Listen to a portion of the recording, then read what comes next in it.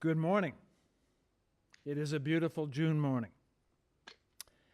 Due to COVID-19, Committee of Adjustment public hearings are being conducted virtually by electronic means through WebEx Webinar, an online digital platform, and streamed on the Toronto City Planning YouTube channel. Participants who have registered in advance will be able to make their presentations to the committee using WebEx Webinar, which is moderated by city staff. Anyone wishing to view the hearing may watch on YouTube. Participants who have registered in advance will be connecting via their computer, a tablet, smartphone, or telephone. Committee members will be participating by video. Registered participants will connect by audio only.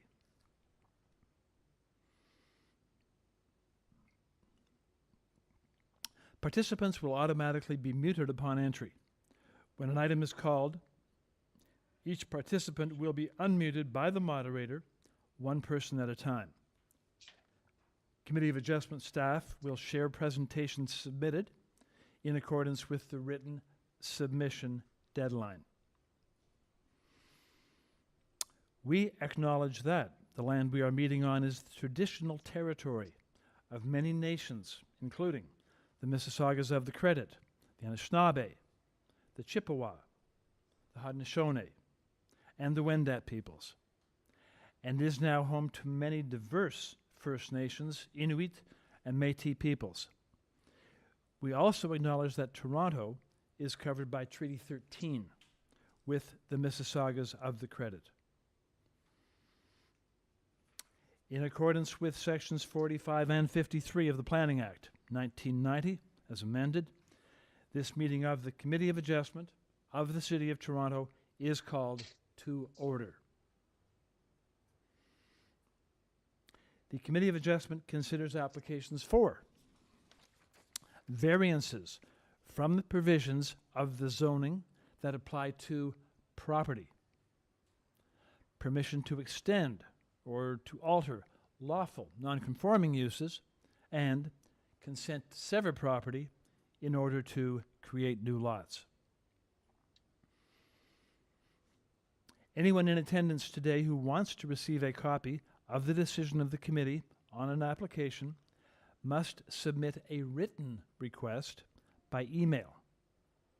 Please ensure that you include your name, address, and email address, because the Committee of Adjustment and the Toronto Local Appeal Body, TLAB, will be sending notifications and appeal updates by email only. You may not agree with the decision of the committee. Decisions may be appealed to the Toronto Local Appeal Body, TLAB, or in some limited circumstances to the Ontario Land Tribunal. Appeal instructions are set out at the bottom of the decision of the committee. I will call each item in the order that it is listed on the agenda. Where an application is uncontested, the applicant or agent may proceed with their presentation if requested by the committee. When the committee does not require a presentation, applicants are to advise the chair should they wish to speak to the committee. The committee may ask questions or take the matter into committee for a decision. Each speaker, including the applicant or agent, will be given a maximum of 5 minutes to address the committee, and I will comment to you when you are approaching the 5-minute mark. When addressing the committee, please state clearly your name and address. Please remember to confine your remarks to the matters outlined in the application. Now, the applicant or agent will proceed first and may be asked to make a presentation to the committee on the application. Please note that the committee may not entertain revisions to proposals at the hearing today. The committee may decide to defer the application if substantially revised. in order to ensure the revised application is accurate and that all those entitled to notice of the application are informed of the changes. Then, individuals either in support of or opposed to the application will be invited to speak. Committee members may ask questions of each speaker after they have finished their presentation.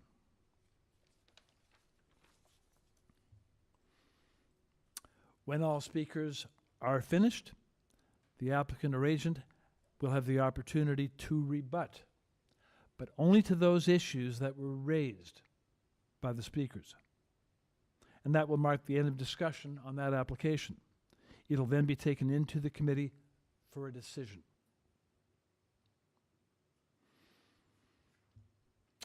Madam Deputy Secretary Treasurer, have the minutes of the last meeting been confirmed by members? Through you, Mr. Chair, yes, there are two sets of minutes. The minutes are from the May 18th hearing and the May 25th hearing. Should we do two motions then, to one on each, or can we do them both? You can do them both at the same time, thank you. Thank you very much. Okay, then I'll look to panel members. Is anyone ready with a motion to approve those two sets of minutes? It is so moved by Mr. Nipfel. All those seconded by Mr. Zahir Bayat. All those in favor, show of hands, please. And that motion is carried unanimously.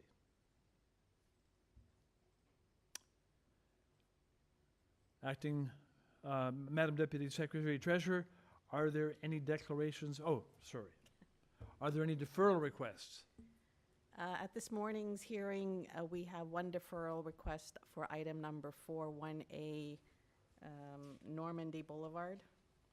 Okay, well, I think we'll come to that one. That's near the top of the agenda. I think we'll do it first because I know there are a number of speakers registered to speak. So we'll deal with that one first in a moment. First, I want to ask both panel and staff whether there are any declarations of interest on this morning's agenda. Hearing none, we can proceed. And one final question for you, Madam Deputy Secretary Treasurer, are there any files to be closed? No, there are none, sir. Thank you. Okay. Okay, then, we shall move on then to this morning's agenda. And as I just explained, we're going to start with number 4, the request for deferral. And we'll ask the speaker on that application, please, to join us by stating your name.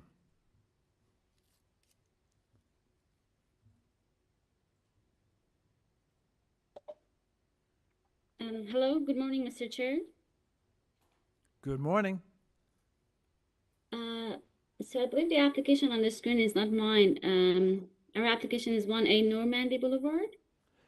Okay, you're a little bit faint, so please speak more loudly and slow down just a touch. Could you state your name, please? My name is Nafisa Zangiabadi, and the address is 1A Normandy Boulevard. Okay, thank you. Okay, and you have made a request to defer consideration of the application. Can you explain to the committee, please, why you want to defer? Yes, we realized that the drawings and the zoning notice that was submitted were in the last version. So we just decided to defer it to go with the correct drawings and zoning notice. So let me get this clear. So the drawings that were submitted with the application, the ones that the committee is looking at and considering, those drawings are no longer they're no longer the drawings that you're proposing? Yes, correct. Okay. And why is that? I think there was just some miscommunication between us and the city. Go ahead. And so the drawings that was submitted was not the final version. So, and so is the zoning notice. So we decided to go for deferral to go with the correct drawings and the zoning notice.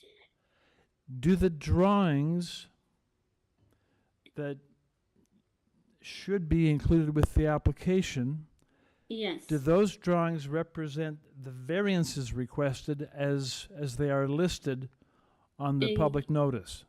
Yes, they do, but the drawings are not the final one. So the final one need more variance. No, I still don't understand you, so forgive me if I'm going to come back on this. You want to submit revised drawings, have the application deferred. Will those revised drawings necessitate any changes to the written minor variance request? Yes, They the revised will. drawings. Yes, the revised drawings will require more variances. We're going to be more variances than the one that are on the notice now. Okay, so boil it all down, and both the drawings and the minor variances that the committee is looking at are no longer what you intend. I've got Correct. to ask you this question. Are the changes that you're wishing to see considered, do they make the application what we call more severe? In other words, is it farther away from the bylaw or closer to the bylaw? I would say a little bit, it's a little bit changed, but yes, we need 2 other variances for that. So it's going to be more. I don't understand. Will those 2 other variances, will they, see, if you're adding variances, it makes me, I just have to ask you about this because I want to understand. I would hope that your request for a deferral is because you wish to make the application less onerous. In other words, closer to the bylaw. Am I correct in thinking that, or is it getting, is the application becoming more onerous? Which one?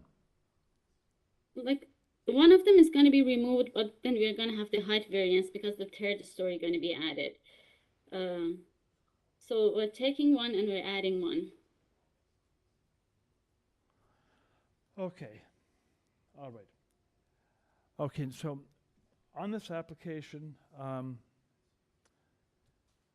both the panel and the registered speakers that are standing by will now have heard the reasons given by the applicant. In this situation, it is up to the committee to make the decision as to whether or not the application will be heard today as it stands with the minor variances and the drawings that we already have, and a decision made based on that, or we might decide to defer. Now, I am very keenly aware of the fact that a number of registered speakers have taken the trouble to pre-register and then to be standing by this morning. So I want to just get their input on this, and again, cautioning them that the actual decision is still that of the committee to make. So staff, can you connect me now, please, with the first registered speaker in opposition, standing by? And I'll just be asking you one question, that is, are you in favor of a deferral, or would you rather hear the application heard now? Go ahead, staff. Who do we have?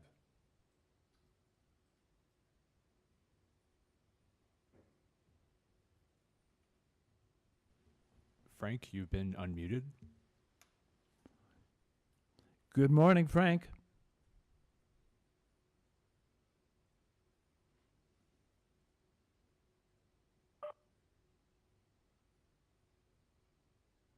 Can you hear me?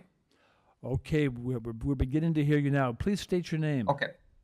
Thank you. Frank Pirello, 3 Normandy Boulevard. Very good. Now we hear you clearly, Frank. Good morning.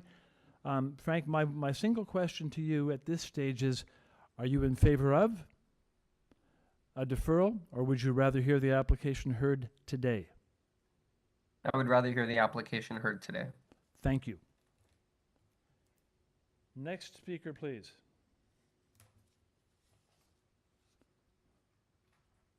Join us by stating your name.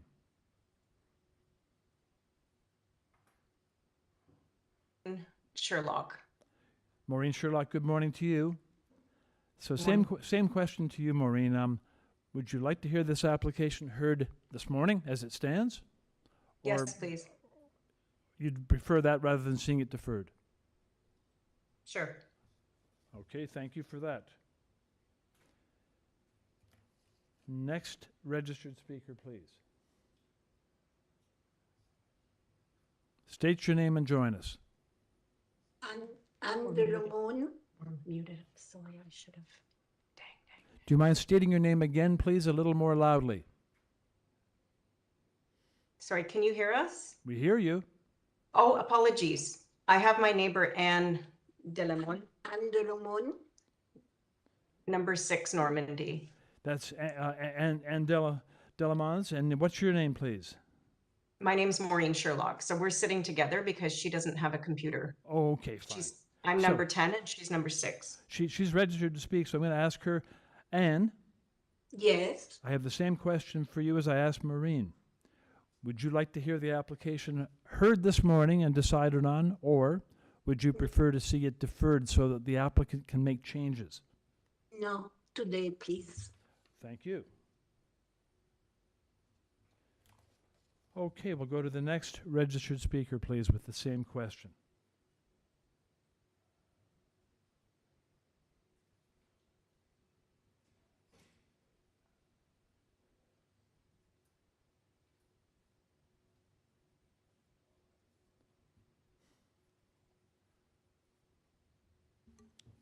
We'll just have to call the next registered speaker.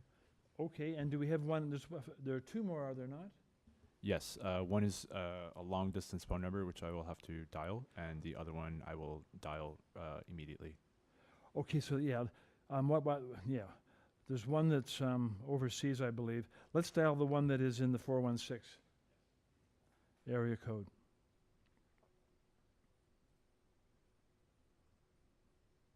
Good morning.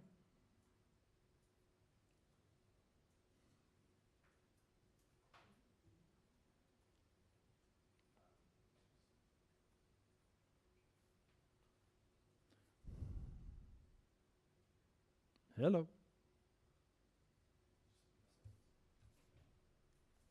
We are still dialing her right now. You're still dialing the 416. We'll give that just a moment. And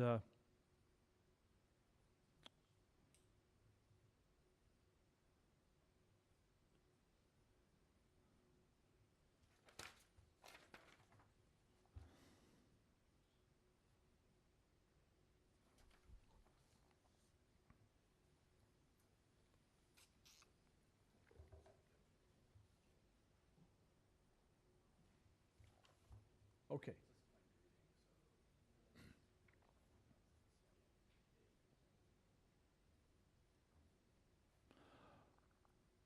We'll just stand by for another minute, instant or two, and see if that phone rings. If not, I think we have a representative kind of opinion from the registered speakers that are standing by. Okay, so I'm going to take that as sufficient time. Okay, panel members, for your information, we've spoken to the 3 registered speakers that are standing by, and you've heard their comment. The 3 of them are in favor of hearing the application exactly as it is today, as it stands before us. Have it heard and decided on that. So, Ms. Chen, you had a question. Go ahead.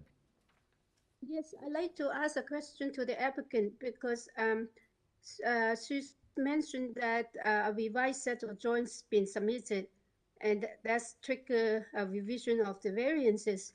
I'd just like to know when did that happen? Did she submit them on time or when she decided to make the changes? Okay. No, that was the problem. We just realized a week before committee that the drawings and the notices that are with committee are not the final ones. And that's why we're asking for a deferral to also get a chance to talk to our neighbors. We didn't have any idea there were objections. So with this new set, that's why I asked for the deferral, because with this new sets of drawings and the new sets of variants, like everything's going to change. The Well, applications. Yeah. The committee member is asking you sorry. what day? What day? It was a week before committee, so I would say it was June 28 or 9. Was that the day that you submitted the changes to the committee, or have you Yes. have you ever submitted the changes to the committee?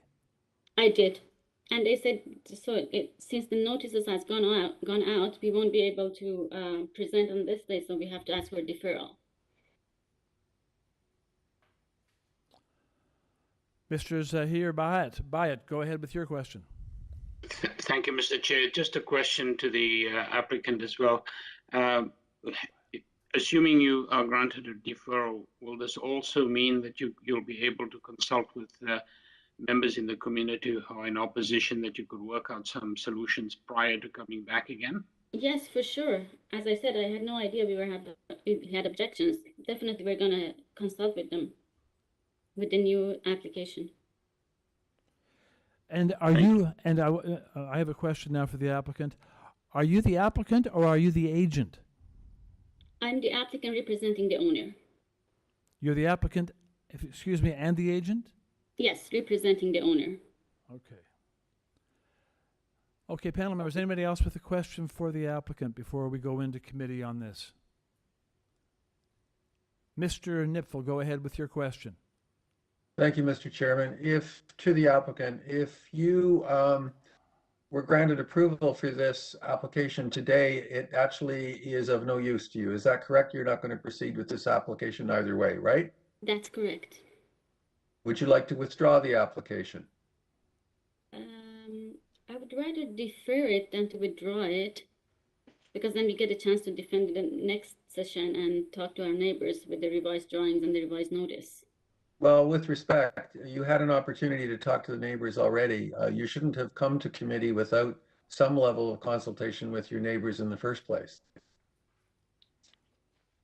As I said, we didn't have any objections. We were in contact with the application technician of the committee, and since we didn't hear anything, he said there were some objections. Would we respond to the letter of him?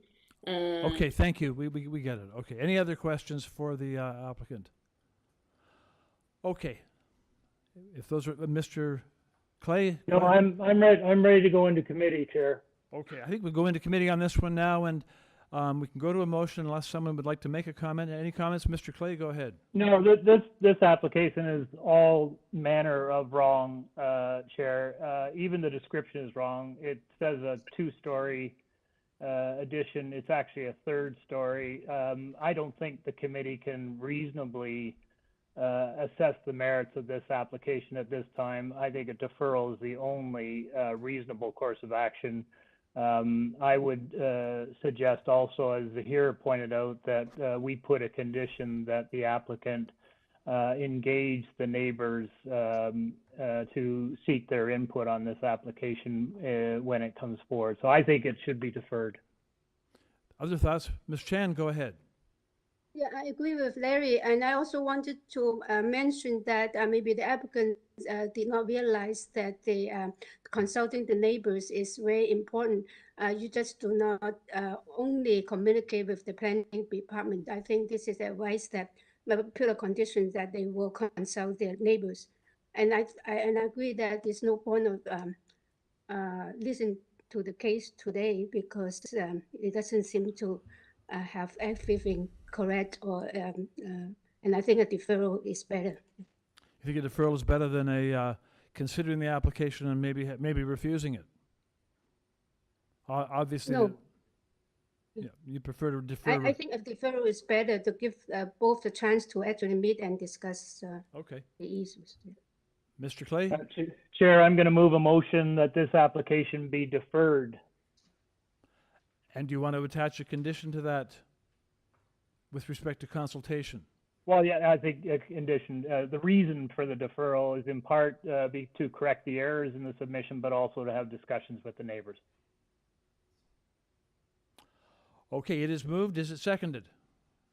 Seconded by Mr. Nipfel. Is that you seconding, Carl? Yes, I am. Okay, so moved and seconded to defer. All those in favor, show of hands, please. And that is a unanimous vote to defer in order to revise the application and to consult with neighbors. Thank you, and with that, we'll go back to the order of the applications on the agenda. That takes us back to number 1, 33 Davisville Avenue.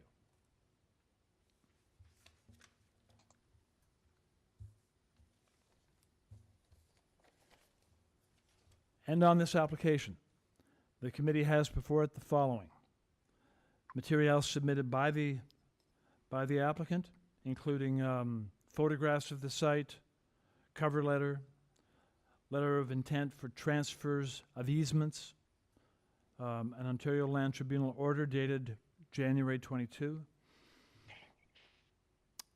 copy of a couple of bylaws, a code compliance review of the underground tunnel,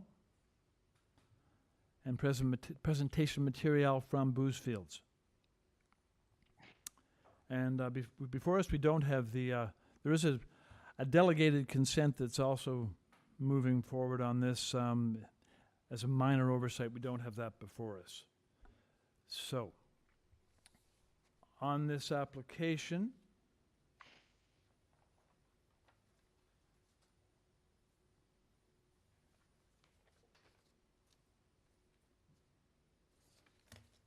we'll ask the agent, please, to join us by stating your name.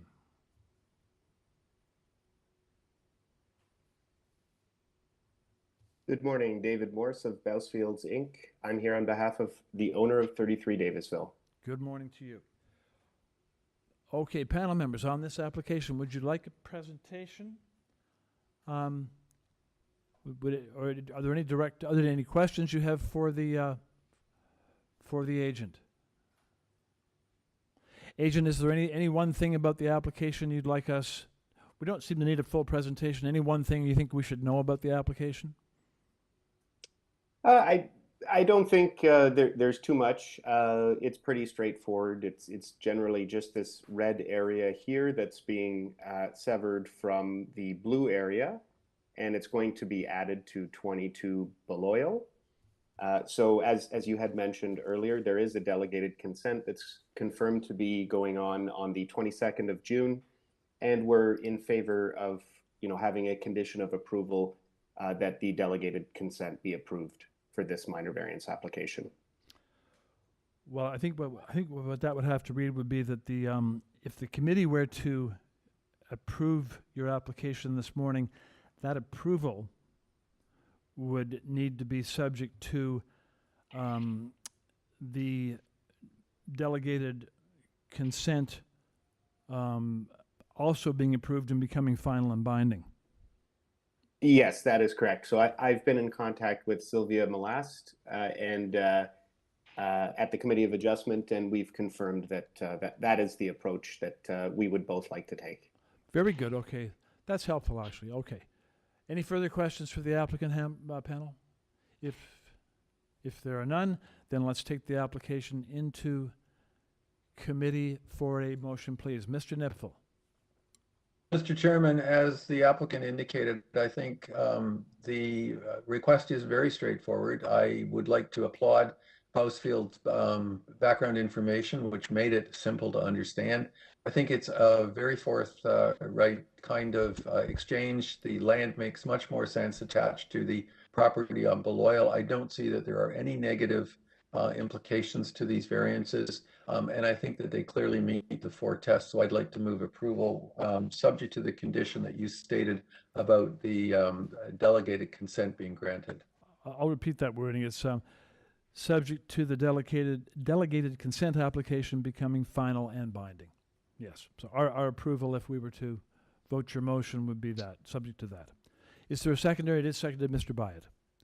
Moved and seconded to approve. Those in favor, show of hands, please. And that vote is unanimous to approve the application. Thank you. Panel moves on to item number 2.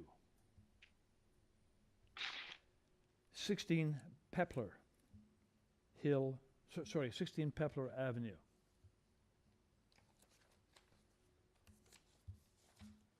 And on 16 PEPLER, the only materials before us are those submitted by the applicant, along with a staff report from Community Planning, received June the 1st. So let's have the applicant join us, please, to state your name. Hello, good morning, Chairman and committee members. My name is Eddie Perez. I'm here on behalf of the owners and the designer. As you can see, we're proposing a laneway house at the back. And we have 5 variances before you. If you can put up the site plan, I can.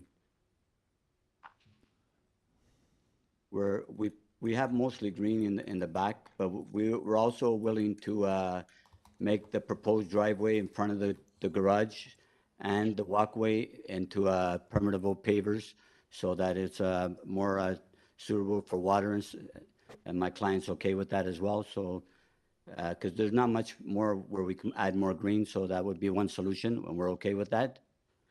Also, if you can put it on the angular plane of the elevation that shows the 45. Planning department was asking us to do the 45, but the way we did the design, we did a door in the middle in the laneway, and we have one garage for bicycles and one garage for storage, and the other one is for a car.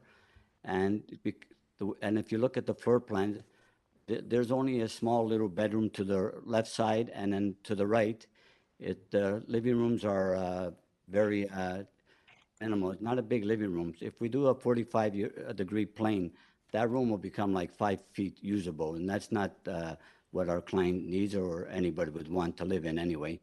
So I feel that planning was asking 45. In this case, it's not a reasonable, and I feel it's very minor in nature. And also, our addition is only a 1-story addition that we have in the house, so it's not a typical 2-story. So it's not. I feel that what we're asking for is very minor, and it's within the 4 tests. And if you look at the floor plans, the rooms are not big, and by doing that, it would destroy our proposal. So, and we can also make the slope a slight more than what's there now, maybe another foot or so, just to give it more of an angle. We can do that, but the 45, if you put it back at that elevation showing that, you can see where it would go and how it would ruin the rooms.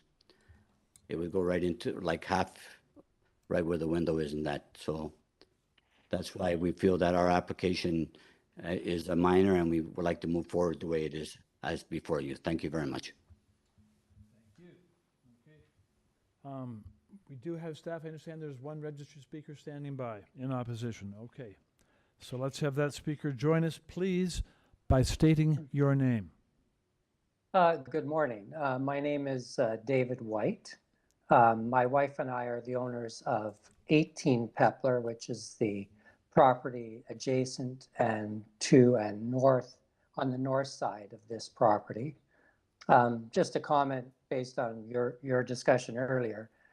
We were never approached by our neighbor with any version of this plan. We only found out when we received the letter in the mail. Our main concern, we appreciate the need for densification in the city, is the height of this structure is proposed at 6 meters. And that is, well, it's 19.5 feet. It would create, because it's on the south side, a 19.5-foot wall over more than half our backyard, and would pretty much put it in shadow through most of the day. So that's the one variance. I believe that's number 4, that we would object to the height, and if there was a way to make it lower. Number 5 in the variance, I didn't fully understand, but I didn't know if it had to do with a building having to have a sloped roof of any sort, because that would obviously admit a bit more light into our yard if there was some sloping on the roof. I understand the presenter's concerns about sloping the roof. The other thing is we looked into 6 months ago, actually, through the city's architect firm. They had on their site the possibility of a garden suite where our garage currently is. And their garage is currently almost on the property line. So this is sort of a question as much as anything, whether if it was built on the existing site and then later we applied for a garden suite, would we then have to absorb extra setback if it was approved? Because there is a minimum setback between two properties that have people living in them. And those are my comments. Thank you very much. I'll see if there are any questions for you, Mr. White. Any questions, panel? I have a question for you, Mr. White. Now that is, sure. You are concerned about the proposed height. The applicant is asking for 6.56 meters of height, where 4 meters is permitted. What impact will that have on your enjoyment of your property?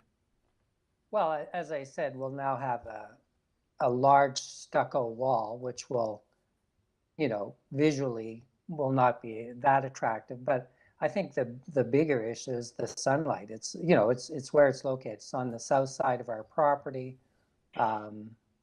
It will, change the whole way our backyard is sunlit. We have a fair amount of garden back here. I can't predict the actual outcome or impact on the garden, but it will affect our enjoyment of our backyard significantly. Okay, thank you. Let's go back then to the applicant, who will have a chance now for rebuttal. An applicant, you've heard the concerns of the speaker. Could you address them, please?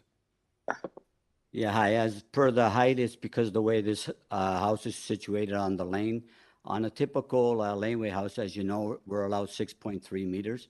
On this one, we're asking 6 meters, so we're under what a typical laneway house would be. And we need that just to get the height for the living space above. And we're not over what generally is approved for laneway houses. It's just the way it's situated on the house, on the lane. That's why they have that 4 meter height stipulation on it. And also for the side yards, and that we're allowed to go there. We don't have any variances for that on our application. So I feel that what we're proposing is minor in nature. The only thing that the planning was the angular plane. That was the only concern that they had. And I explained to them why we're going forward with it, and they still wrote the letter. But I still feel that it's minor in nature, and it's a good development for this property, and it'll help for future all over the place for buildings like this to be built in Toronto for laneway houses. They're all getting approved all over the place. Thank you. All right. Any questions for the applicant panel? Mr. Byatt, go ahead. Just to the applicant, I was just reading the comments made by planning with regard to their recommendation for refusal. And it basically states the proposed two-story laneway suite does not meet the zoning requirements for laneway suites, failing to meet the soft landscaping, setback, height, and angular plane requirements. I'm going to assume that you had consulted with planning and may have had this feedback before you decided to submit your application. Am I correct in my thinking? Yeah, you're correct with that. They also mentioned about the permittable pavers, and I said we were okay with that. And their biggest concern was the angular plane.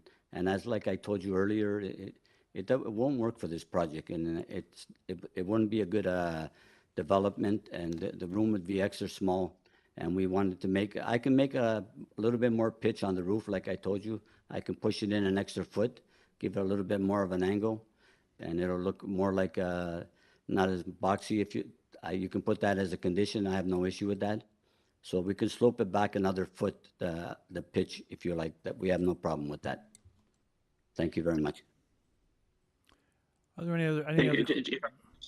Sorry, if I may just add to my question. If planning is thinking that this is not an appropriate project for the site, and you're suggesting it is appropriate, there's obviously a conflict between the two views. And if it's not appropriate, it's not appropriate. That's my thinking. So Yeah, but when, excuse me one second. When I Excuse me. spoke to planning. Is there a question, Mr. Byatt? yeah, thank you. No, that's fine. Thank you. Yeah, when I spoke to planning, she mentioned that in the future we can put a second story on that one-story addition. But I said, my client's not interested in doing that. We only have a one-story addition there. So it's not a big impact on what we're proposing.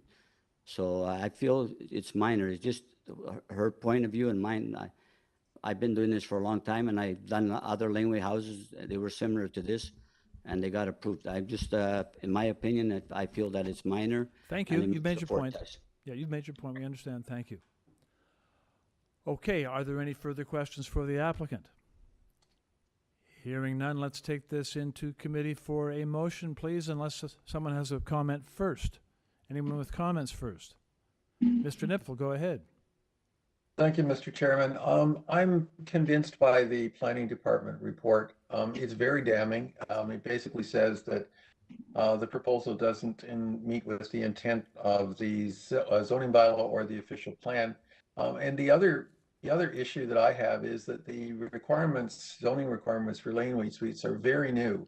And they have objectives about privacy and overlook and so forth. And this particular proposal in the planning department's view, and I tend to agree with them, offends the overlook and privacy issues. So I don't think we should be negotiating minor changes here or there. I think, as Mr. Byatt said, planning seems to say that this is not the right place for this kind of use, and I'm inclined to agree with them. So based on the planning department recommendation and comments, I will not be supporting this application. Thank you for that.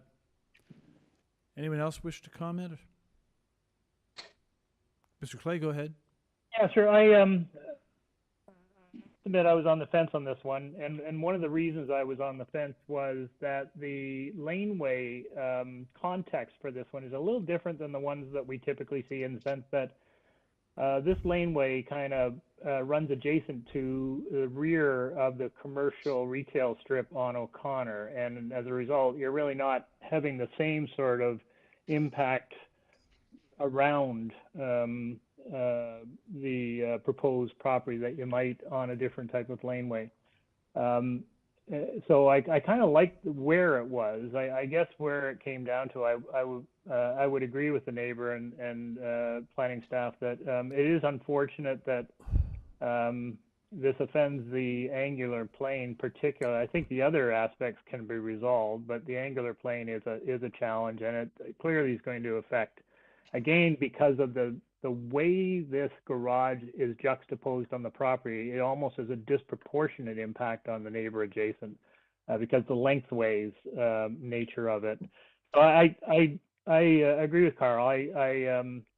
I wanted to hear the presentations first before I made a decision on this one, but I think I would agree with Carl that at this juncture, it's not really supportable.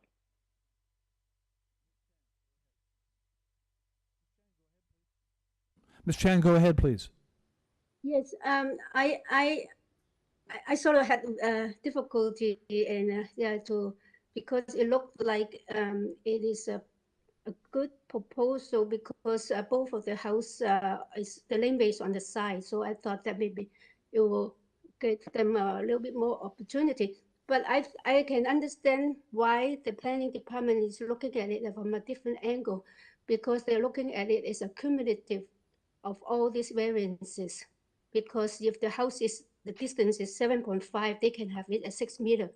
So they do not have that, and then they do not have the setback, and then they do not have the angular plane, and also the landscape. So there is the cumulative thing that makes the planning department probably saying that it does not fit the bylaw. But if there's enough support, I will support it, since that we do not have enough support in the committee anyway. So I will not be able to support this application. Is anyone ready with a motion? Mr. Byatt, go ahead. Thank you, Mr. Chair.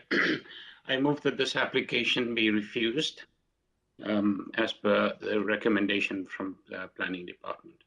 Moved to refuse, seconded by Ms. Chan. So moved and seconded to refuse the application. Those in favor, please show your hands. That vote is unanimous, and the application is thereby refused. Panel moves on to agenda item number 3, 416 Russell Hill Road.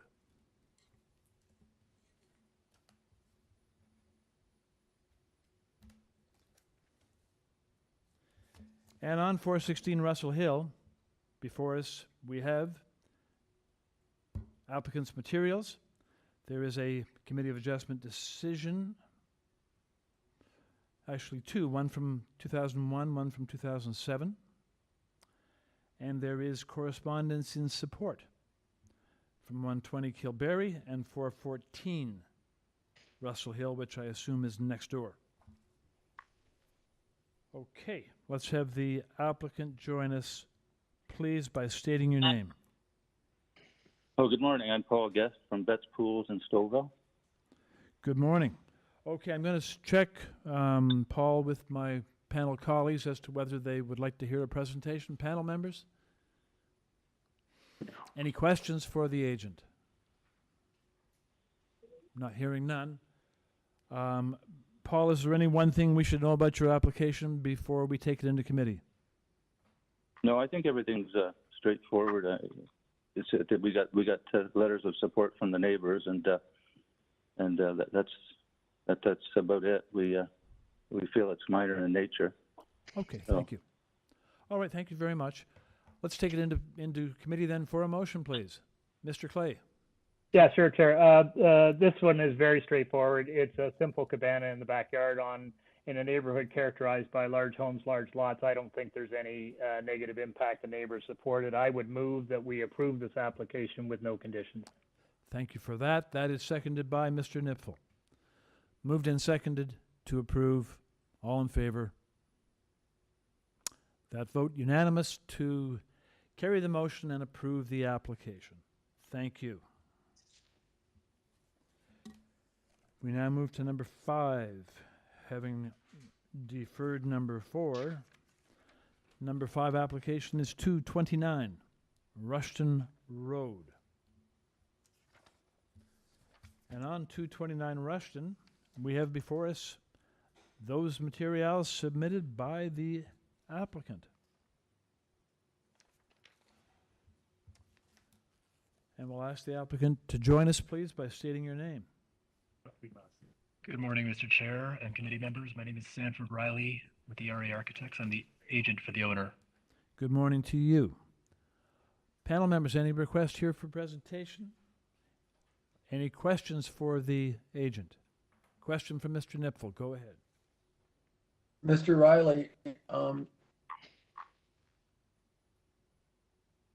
Mr. Riley, sorry, I was just trying to make sure my mic was on. Do you have any comments from the attached semi at 231 Rushton? We don't have anything in our agenda. I just wanted to make sure they were in support. All I have heard from them is from the owner, who has consulted with them, and according to the owner, the other half of the semi is in approval, and agrees as long as the concrete retaining wall is on her side of the lot line, then they're in approval. Thank you very much. I have a question for you. If you could just give us a brief explanation as to why the deck and the stairs can't be made to comply. Yes, Mr. Chair. The owner's intention is to put in a 9-foot wide sliding glass door at the back wall, which is at the rear sort of wall of the house, and that's why it also requires that sort of infill of the existing sort of covered rear door.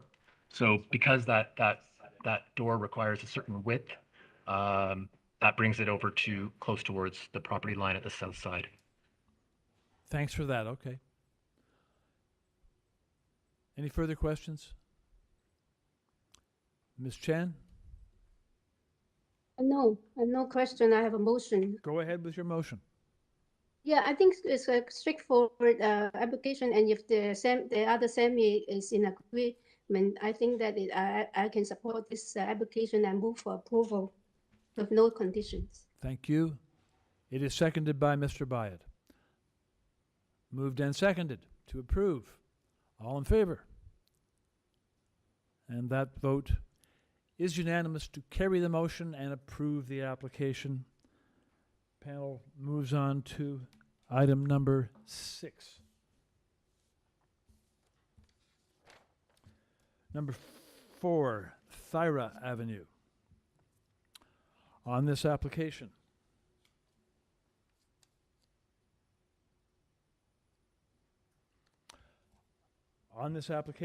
the panel has before it. Hello. Hi, my name is Rakim. Good morning. Just stand by for a moment, please, agent. Just stand by for a moment, please. I want to explain to everyone what the materials we're dealing with on this are. We have the materials submitted by the applicant, which involve the survey, revised site plan. There's an email explaining the revisions, and there are materials from the agent. There's a staff report from City Planning from June the 1st, and there is one opposition correspondence from number 6, THYRA Avenue, which I am guessing is the house next door. So let's just check. Yes. So, okay, agent, good morning again. Hi, my name is Rakim. Okay, Mr. Kim, you have 5 minutes to present the detail of your application to the panel. Go ahead, please. Okay, actually, we've been discussing with the planning department, and then there was comment of the third floor balcony. We are changing the number to 13.2 square meter to 8 square meter with the privacy fence all the around of the balcony. Okay, Mr. Kim, let's go slowly here. You're actually changing number 4 of number the 4. zoning. Okay, let's go slowly so that we carefully capture the change. So right now, number 4 reads, the platform of the 3rd story balcony will have an area of 13.2 square meters. Change to 8 square meter. 8.0. Yes. Okay, that's changing to 8.0 on number 4. Yeah, with the privacy fence around. Thank you for that. Are there any other changes to the minor variances? No other changes. Thank you. Is there anything else you wish to say about the application? Oh, yeah, actually, I want to talk about the, actually, the owner was trying to convince the neighbor. I want to present about that part. Can you pull up the front landscape, the streetscape elevations that I provide a couple of days ago? That's the front elevation of the house.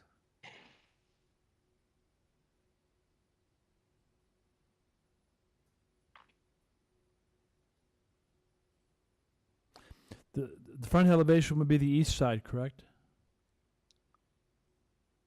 That'd be the front. Yes, that's right. But I shows all the neighbors, 4 houses on the plan. I submit 3 days ago. I don't think we have it. Okay, thank you. If you don't have it, that's okay. No, it's showing now.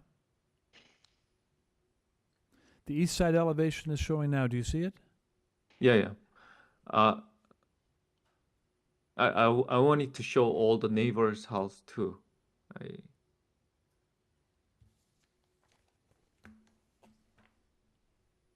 Excuse me. That one? Yes. So the house, existing house, the shaded one is the new house. The existing house, the north side and the south side setback is 1 foot and a 2 foot only, but we are trying to make it 3 foot as per the zoning, the new house. So it's away from the property line more than the neighbors. Yeah, what's existing. And then the height issue on the 3rd floor, if you look at the 3rd floor, that's a roof line, 45 angular line. And then the middle of the window is 8 feet away from the front of the house, so it's not really hard to see from the street line. Perhaps we'll have a look at a side elevation so we can see that front angle better. Yeah. Okay, a little bit more, please, so we can see down at the bottom where the angle is. That's the front angle there. Yeah, the bottom part is the front angle. Okay. Yes. And the back side, there is the privacy fence, so neighbor doesn't really have to worry about the privacy things. Okay. Yeah, that's all for now. If you Thank you have very any much. question, let me know. Okay. Yes. We'll now then move to hear from... Chair, sorry to interrupt. I wonder if I could just ask the applicant a quick question. Yes, you may, Mr. Clay. Sorry about that. Go ahead. I'd always defer to Carl on these architectural issues, but I noticed on the second story plans that there is a master suite in the front, and then I notice on the third story you also have a master suite. I just want to confirm that the third story is in fact a sleeping area, not like a family room or something like that. So you have 2 master bedroom suites in this house, is that correct? No, third floor will be kind of a living room or family room area. Oh, it is a family room. So it does on the plans. It says master. It says master suite on the plans. Yeah, it shows the wrong wording for the third floor. Okay, so this will be family living space on the third floor. That's correct. Okay, thank you.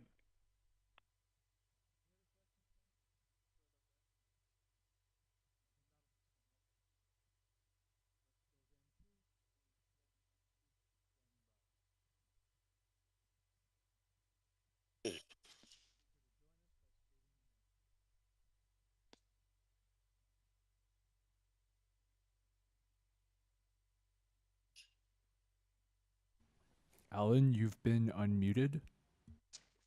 Oh, thank you very much. Hello and good morning, Mr. Chair. And everyone else. Can you hear me okay? Yep. Okay, good. I'm not sure where to begin. I guess I could tell a quick little story and then I'll get more into Alan, just a detail. second, please.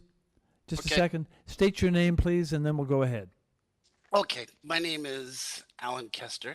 Go ahead. I'm at 6 THYRA, next door neighbor. Okay. So the document that you just saw there, I did submit that. That's pretty well what I was going to talk about, and then we can look a little further at the requested variances to the zoning bylaw. So even with this here, they didn't approach me about the build at all. Just like the other gentleman, I just received a letter in the mail. I've been after him for the last 5 years because just before the house was moved, the property line was moved in a large legal dispute, probably about $40,000, and they put the fence onto the house of my neighbor, number 4. So the fence is actually on there. I gave him property at the garage area. So all this has been moved over. I've said many times over 5 years, please, can we deal with this before one of us has to build? And I always get the line, yeah, don't worry. We'll look at it one day. Thanks. And so then last night, of course, I get the son, the owner, and the architect show up at my house, say, come on, let's make a change now. I said, this is the night before the meeting. Please. I said, we've had 5 years to look at this. I have my lawyer right now actively trying to find the documents that were the amendment to the property line. Alan, So this is important. I'm going to interrupt you simply because I'd like Yep. you, if you could just again explain precisely what the nature of this the nature of the issue regarding the property line is. Okay, I'll read off the document that you have in front of you. I need to enlarge to and verify the property lines. The fence was moved a few feet just before the sale of the property by the last owner, Kathy. She thought she lost room on her fence on the other side and had her brothers move it without my consent. That's the day I went to the Toronto Marlies. I did not sell 2 feet of my property to her, so it needs to be put back. And the drawings enlarged so we can see what they've done regarding this new survey. My lawyer said, Al, did you sell your property to number 4? I said, no, I'm missing like 2-3 feet. I should have sent photos to you because you can see how the fence is attached to their house. And then it jots right over to me. I think we can see a little bit of it in the survey. But the neighbor said, I'll continue to read so we're all on the same page. The neighbor said yes, and we can move it back. but it's not done so.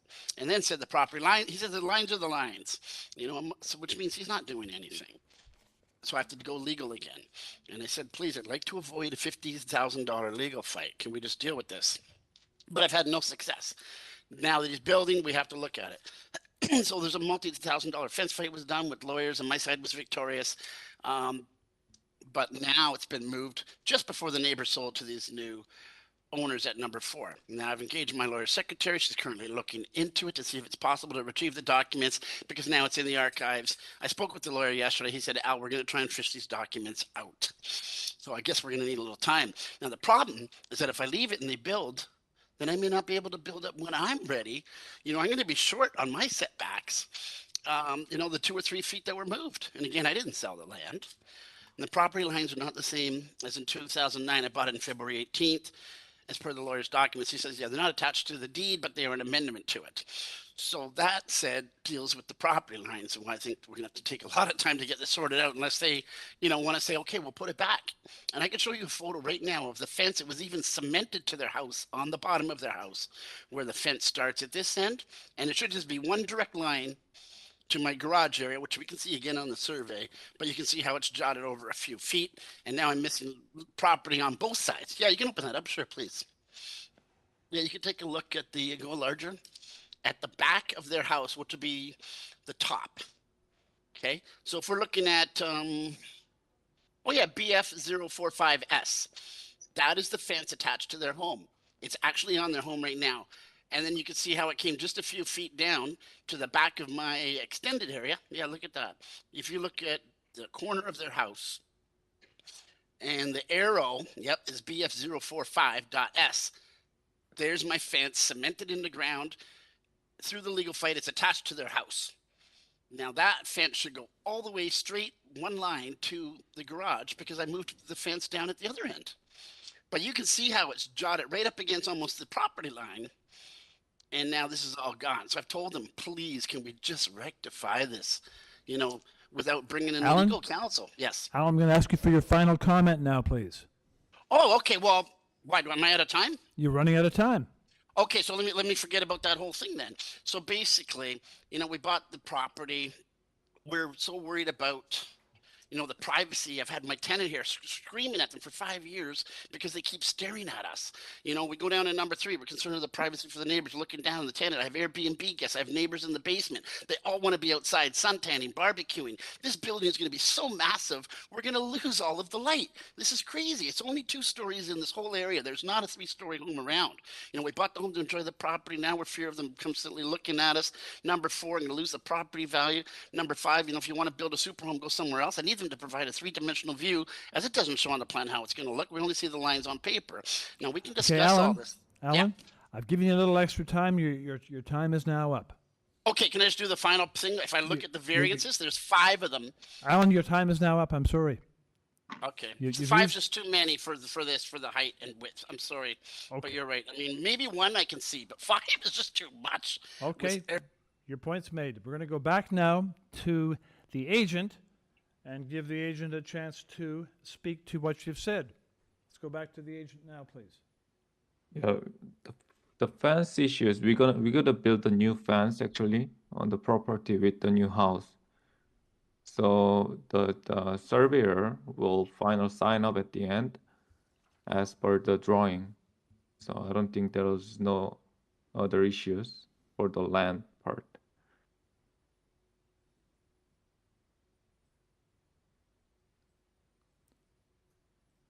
Other issues were raised. Do you want to address those or not? There's no other issues for the land with the fence. We're gonna build a new fence. I understand that. Yes. The applicant And also the said surveyor. that the applicant also said that the 5 variances were, you know, together they're too much. Do you want to respond to that or not? I already explained about the height issues. We're gonna have the front, the angular line with the roof, and then the back side we have the privacy fence. So there's no privacy issues for the neighbors. Okay. All right, let's see if the panel has any questions for you. Panel members? Mr. Nipfel does. Go ahead. Yes, thank you, Mr. Chairman.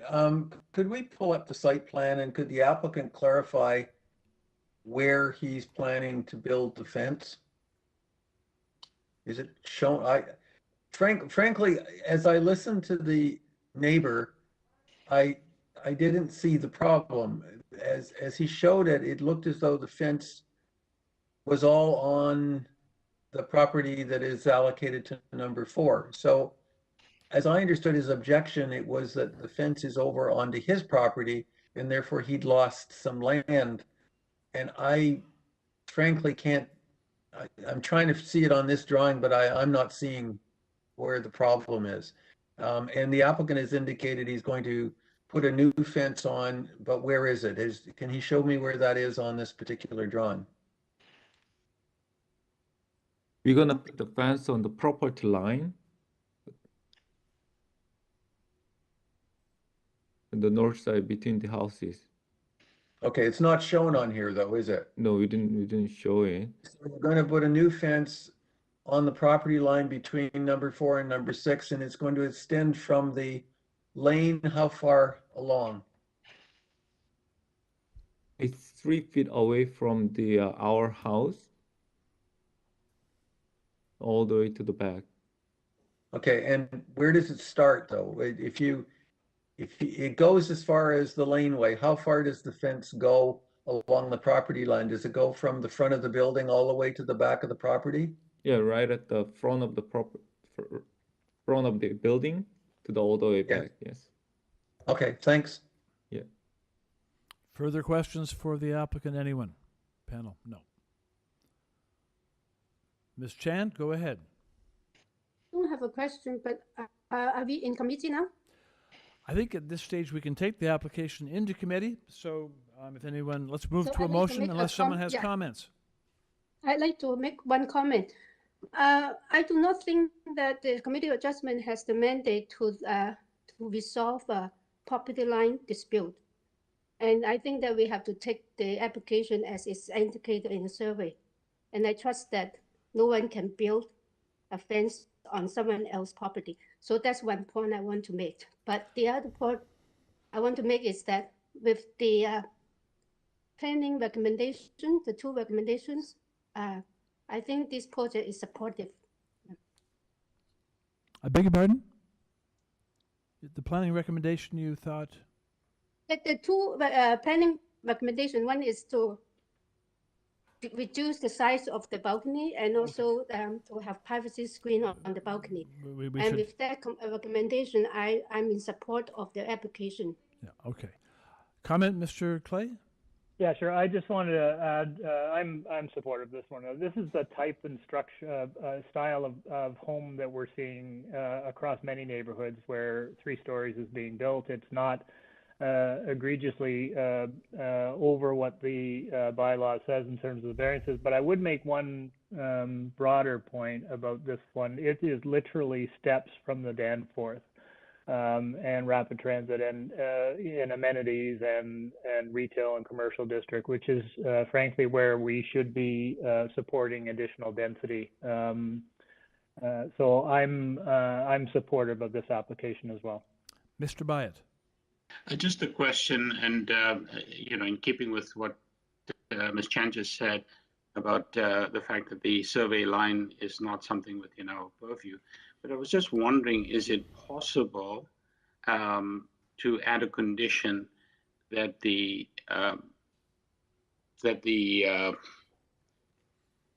survey lines or the survey is conducted prior to proceeding to meet the satisfaction of the neighbor? Something words to that effect? Okay, Well, I think on that. I have a comment on that. I think it's very difficult to put a condition because the property dispute does not lie in our jurisdiction. I think it's in someone else's jurisdiction. Sometimes they can call the property standard committee to look at the fence dispute. They have a committee to do that. And also when they go to the next level is the district court. I think we cannot do this in any kind of reasonable way. I'm going to just refer here to the Deputy Secretary Treasurer and just ask for her comment in this regard. Could you give us some guidelines there and some guidance? No, I think Member Yim Chan said it quite well. We can't tie a survey to be conducted before a building permit be issued. You're looking at the variances for the house. We are looking at the 5 variances. Number 4 has been amended downwards to make it less onerous, but that's what the committee has the authority to look at here and to deliberate upon. Mr. Nipfel, go ahead. Mr. Chairman, with respect, I think there is a way of dealing with the concern, and I agree that we can't deal with a property dispute. But the proposal, it isn't shown on the drawing, but the proposal is to erect a privacy screen along the entire north boundary of the property. The person that's objecting to the north had indicated that that solution would satisfy him, and it appears that it would resolve the dispute. And so I see that there's an advantage in putting a condition like that in, that there be a privacy fence provided along the north property line. The other thing that I'd like to mention further to Larry's comment is I had some concerns about the height in isolation, but as the applicant has indicated with that composite front elevation, his height is actually lower than many 3-story buildings. And the height as he's proposing it, I think melds quite comfortably onto the street. I would therefore think that it would make sense to tie any approval to the elevation drawings that we have before us, because they illustrate a slightly lower 3-story building than might otherwise be the case. Would you like to make a motion, Mr. Nipfel? Oh, before we go, so can I just, I'm just reading planning's conditions. Carl, you said that they are recommending a privacy fence along the line. I see a privacy screen on the balcony. I didn't see on the property line. No, they're not recommending it. Sorry. When the person that lives to the north was discussing his concern, he said what he wanted to do more than anything was to build a new privacy fence along the property line. And then when I asked the applicant, he said, yeah, that's what he intended to do. It just isn't shown on the drawing. So I thought a condition that talked about a privacy fence on the property line would resolve the dispute. Yes, thank you. Thanks for the clarification. Yep, that sounds great to me. Who's ready with the motion then? Mr. Nipfel, do you want to put that into a motion? Certainly, Mr. Chairman, I'd like to move approval of the application subject to the conditions that are in the Planning Department report, subject to forestry condition number 1 and 2. I'd also like to tie the approval to the elevation drawings, and also a further condition that a privacy fence is to be constructed along the north property boundary. For friendly amendment, we are dealing now with an amended application because the area of the balcony. As amended, because they negotiated a reduction through planning. My mistake, sorry. Very good. No, that's good. Okay, let's just make sure that staff have captured the motion. And they have. Is there a second to that motion? It is seconded, Mr. Clay. Moved and seconded to so approve. Those in favor, show of hands, please. That vote's unanimous to carry the motion and so approve that application. Thank you.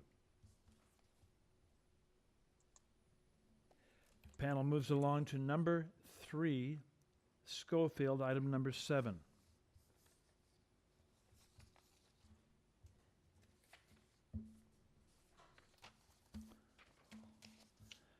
And on number 3, Schofield, the panel has before it a copy of materials submitted by the applicant, 5 photographs of surrounding properties. There is a staff report from Transportation, May 30th, and another staff report from Urban Forestry, June the 1st. We have correspondence in support from number 1 Schofield, and correspondence opposed from 1 respondent with no address given, Patricia Anderson, from 116 Roxborough, John London, and from 5 Schofield, Ted and Noreen Haynes.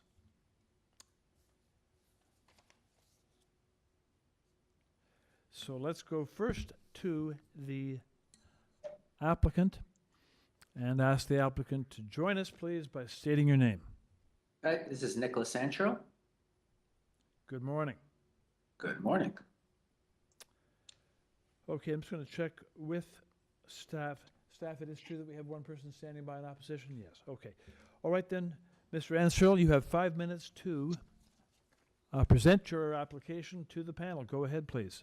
All right, thank you, committee. While our application looks intense with 9 variances, I wish to illustrate the minor impact of our application and how we really only have 3 areas of focus once we remove the parking and existing conditions. If we could go to diagram number 1, you see we are not setting precedents in FSI, and a 0.71 request for FSI is minor considering several in the vicinity are greater, reaching up to the 0.98%. Diagram number 1, it's in our documents. Diagram number 1, it's the site map with everything labeled on it. On that, we also will speak to variance number 1 and variance number 2, which are both regarding heights. We are allowed 3 stories if the roof is officially sloped on both sides. While our application sees the front roof line remain as is, our 3rd floor rear addition has triggered this variance. For reference, I would also like to point out that there already is a 3rd floor as part of the existing condition. To the person on this, it's all the way at the top of this file. No, it's not. It's in the supporting document. It's in the supporting documents. Sorry, the supporting documents. On there's 2 specific addresses to speak to this. 9 Schofield, which is 3 doors down, was allowed a 12.04 height and a 11.78 meter sidewall height. Also, 161 Douglas is a 10.5 meter slope, or flat roof situation where 2 stories was the condition like our house, and 3 was permitted. You don't have the supporting documents there? Excuse me, when was the supporting documentation submitted? It was on time and approved. Yes, it was on time and approved. I don't have that in my files, but I'll keep an eye out for it. It's on the AIC.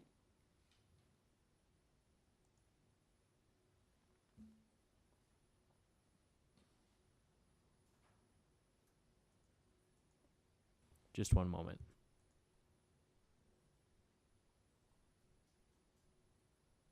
Mr. Chair, do you want me to continue or do we wait?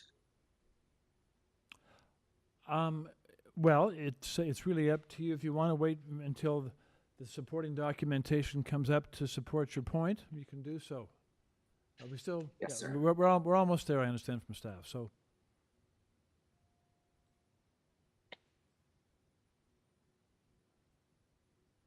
Mr. Chairman, I have a question for the applicant that he could perhaps answer while you're waiting. Because he's on his allotted time, I'm going to ask you to hold the question, please. Just okay. We've stopped the clock on this.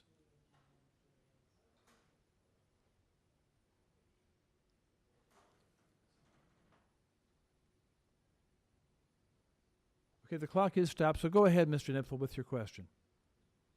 I was wondering, Mr. Chairman, through you to the applicant, could we get you to describe the front yard, the materials that are used? The drawing is very, very complicated. It's hard to read at that scale. So if we could get it blown up, I have it blown up on my agenda. I'd like to know what the paving materials are, and I'm not sure I'm reading it correctly. It looks as though the vast majority of the front yard is paved. Okay, so as we get through this application, what you'll see is there is an existing driveway that runs down the entirety of the house. I'm going to ask you just stop the clock again, please. We're just going to take this one question and then start the clock again. Go ahead. Okay, yes, sir. So the existing driveway will be a permeable, like it will be a paver, like a paver that's laid. Now, we have 2 planters that is all green space, and you'll see later we didn't we were oblivious to it. Transportation did not want us to shorten the planters, so we're going to leave them. So our planters will be larger. This is it.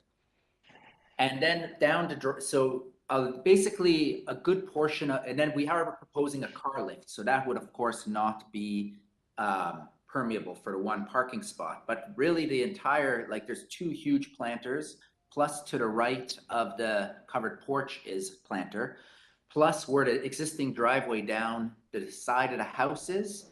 Since we're going to put the car lift in because the garage is not accessible, we are going to be proposing 100% softscaping with trees. And I'll show that in the diagram shortly. What is the portion that reads WRW to be removed? What is WRW? Forgive my ignorance. Wood retaining wall. So that was, we actually proposed to shorten this, but transportation made, I'm going to come to this in the presentation. We were surprised, we were oblivious that transportation would have an issue with that. So we're actually marked it in green on a diagram later, and we will be leaving it to satisfy transportation. Okay, we're going to let you proceed with your presentation now and restart the clock. Go ahead, please. Okay, if you would be able to, yes. So this is just the diagram that I was speaking to about the neighboring houses. We are not exceeding the ridge line of the existing and will remain in character with the neighborhood. This was in part worked on with Heritage to satisfy their standards of how an appearance of a home is impacted from the street. If we can go to diagram 2, you see a photo straight on of the existing. That will not be impacted. The sketch above, if you look down the driveway, you will see the slight bump out, and that represents our addition. Which takes us to variance number 5, where a 1.5 meter setback is required. On the south side, we are asking for 1.32 meters at the rear. We are not setting precedents, and within your file, you will find a letter of support from the neighbor to number 1. I would like to mention that while we have an 1.38 setback noted on the north side, this is the existing positioning of the home. If we can go to diagram number 3, this shows the existing versus the allowed from the side view. If we follow the red line, you will see that the proposed exceeds the red, existing very little, if not at all, like nothing's going above the top ridge. We want to speak to variance number 3 here as well, where we have a 22.87 meter length ask. You will see that we are not exceeding the current length of the building, but rather this variance is triggered by an underground parking spot with lift that is only visible when loading and unloading. The reason for this request, the narrow point of the drive is 7'7", and a couple of winters back, the homeowner slid and damaged their car on the neighbor's retaining wall. So they have never attempted to go back there again. If we can go to diagram number 4, this just highlights in green what the addition is to the house. It's a very small addition, and the red mark there represents what we will be removing. And finally, if we can go to diagram number 5, this will speak, sir, to a number of the points that you mentioned. So in blue, variance 6 speaks of the inaccessible garage. This is an existing condition. The 7'7" in red represents the width of the existing drive, as I mentioned. In green, which is zoomed in there on the planter, while we worked with transportation for the car lift, and in their report you can see they are satisfied, we were oblivious to there being an issue reducing the planters. We will not be removing it, and we are aware that transportation satisfaction is a condition that the committee will put in place, and we are happy to oblige. In orange, variance number 8 speaks to the width of the driveway. This is an existing condition. Variance 7 makes mention of no parking spot on front pad. This is currently where they park in an existing condition. And variance 9 refers to the official width of a parking spot. Our spot in the garage down below cannot exceed the proposed width of 2.9 meters, which is ample space. This is a result of the positioning between the lock line bay window and planting area. We cannot alter any of these in order to respectively appease the neighbor, heritage, and transportation. And finally, in yellow at the side, this represents the current driveway that will be converted Your to time is up. 100 You'll need to make your final comment now, please.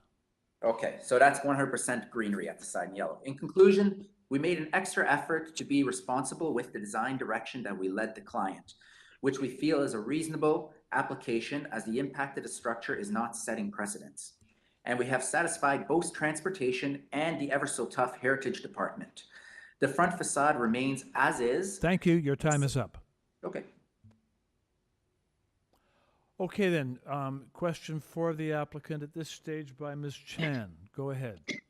Yes, I have I just need some clarification. I'm Yes, reading the transportation, the recommendation.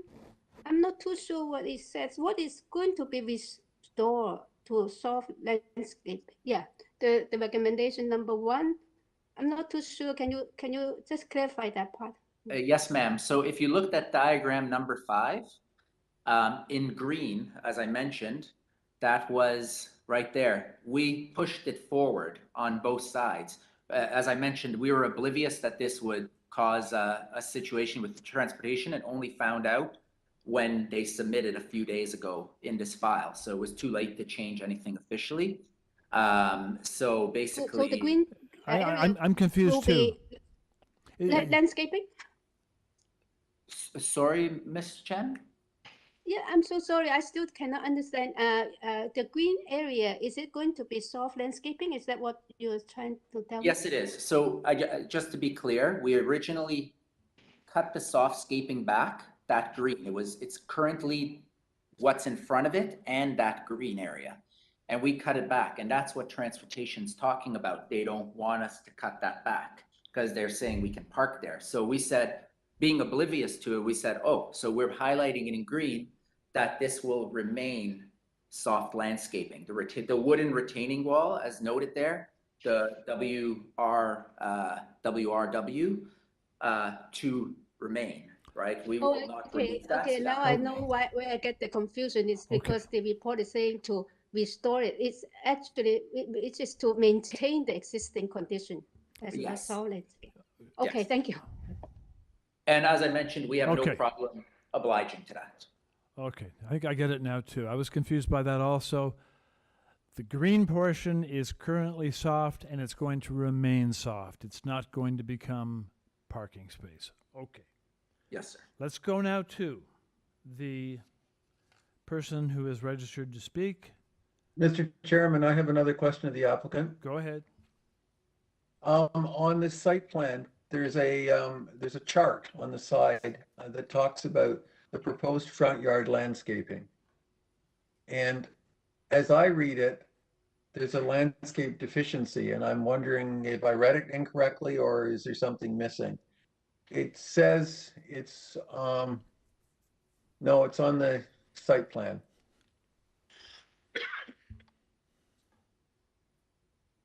There. Proposed front yard landscaping, it says that the minimum softscape required is 75%, and it says the area that you've provided is 39.29%, which would suggest that there's another variance. Am I missing something, or is there a variance missing?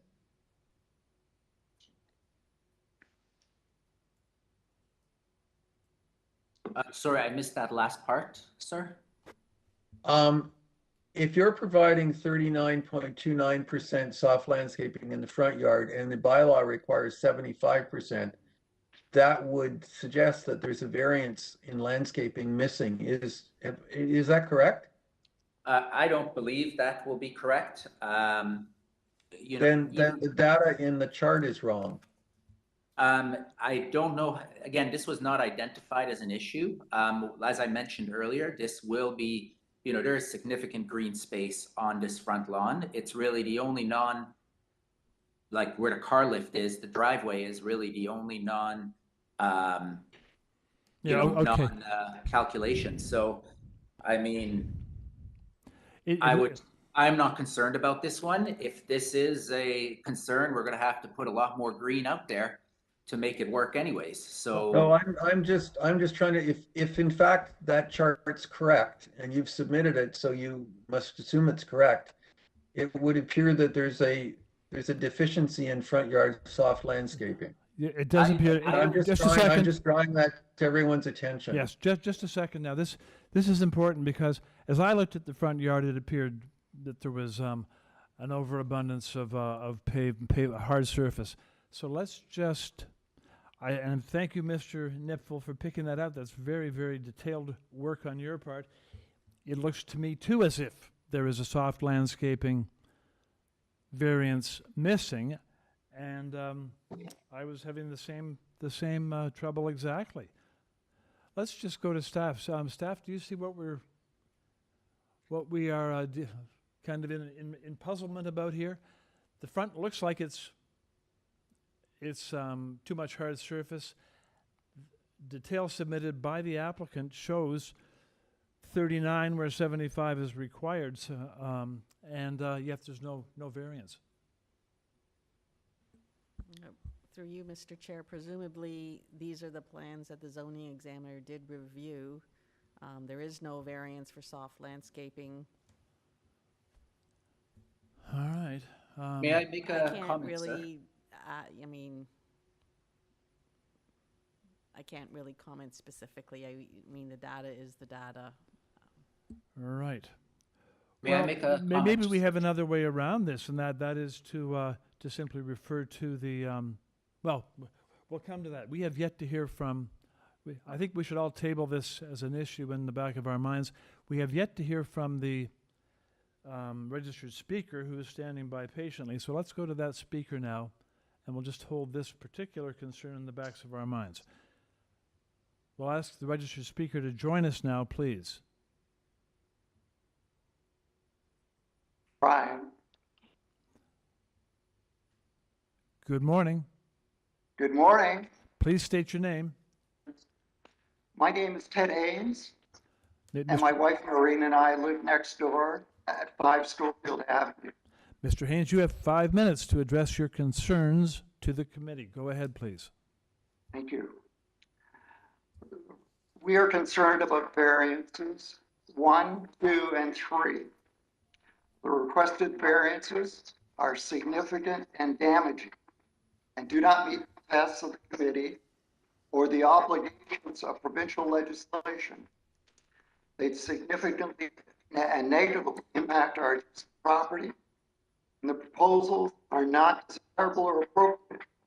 I'll walk you through how that's the case in 3 areas. 1, the proposed changes are major, not minor. A priority concern, proposal farm kill a mature, healthy butternut tree, an endangered species that is protected by provincial legislation, as well as the city's official plan. This rare category tree is located 60 centimeters from the fence line. It projects 9 meters over into 3 Schofield. The tree enjoys a competitive crown position above the existing roof line, which is the key to its success. The proposed 34% increase in roof height and overall massing of the dwelling would block direct sunlight. It's critical for rare tree 5. Butternut trees and their habitat protected by the Endangered Species Act. The applicant's submission does not address the requirements of the legislation. A butternut assessment by a certified butternut arborist has not been conducted. Ministry approval in writing has not been received. Regulation 830 of the Act prohibits heavy machinery, soil disruption, or construction staging within 25 meters of a healthy butternut tree of this size. The applicant has provided no plan to address this. Potentially killing or harming an endangered species tree is a major issue.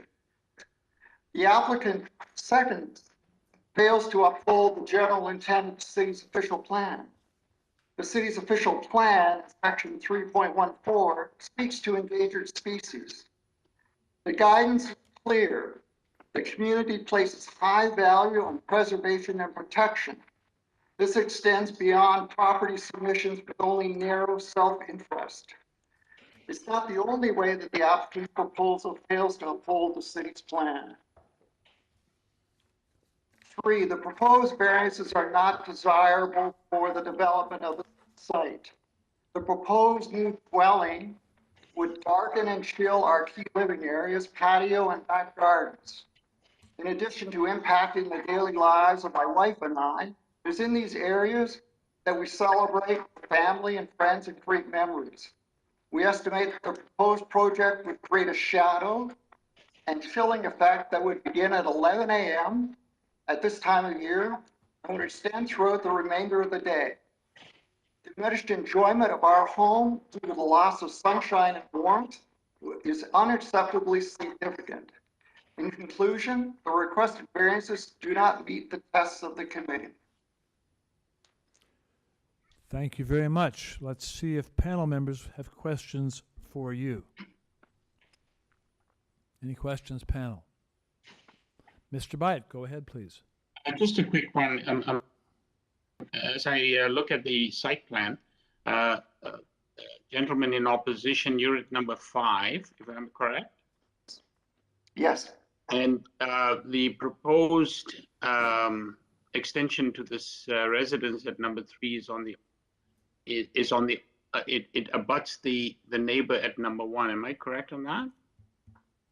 The proposed extension of the house projects directly into the tree, and the roof line then intersects with the crown height of this rare tree.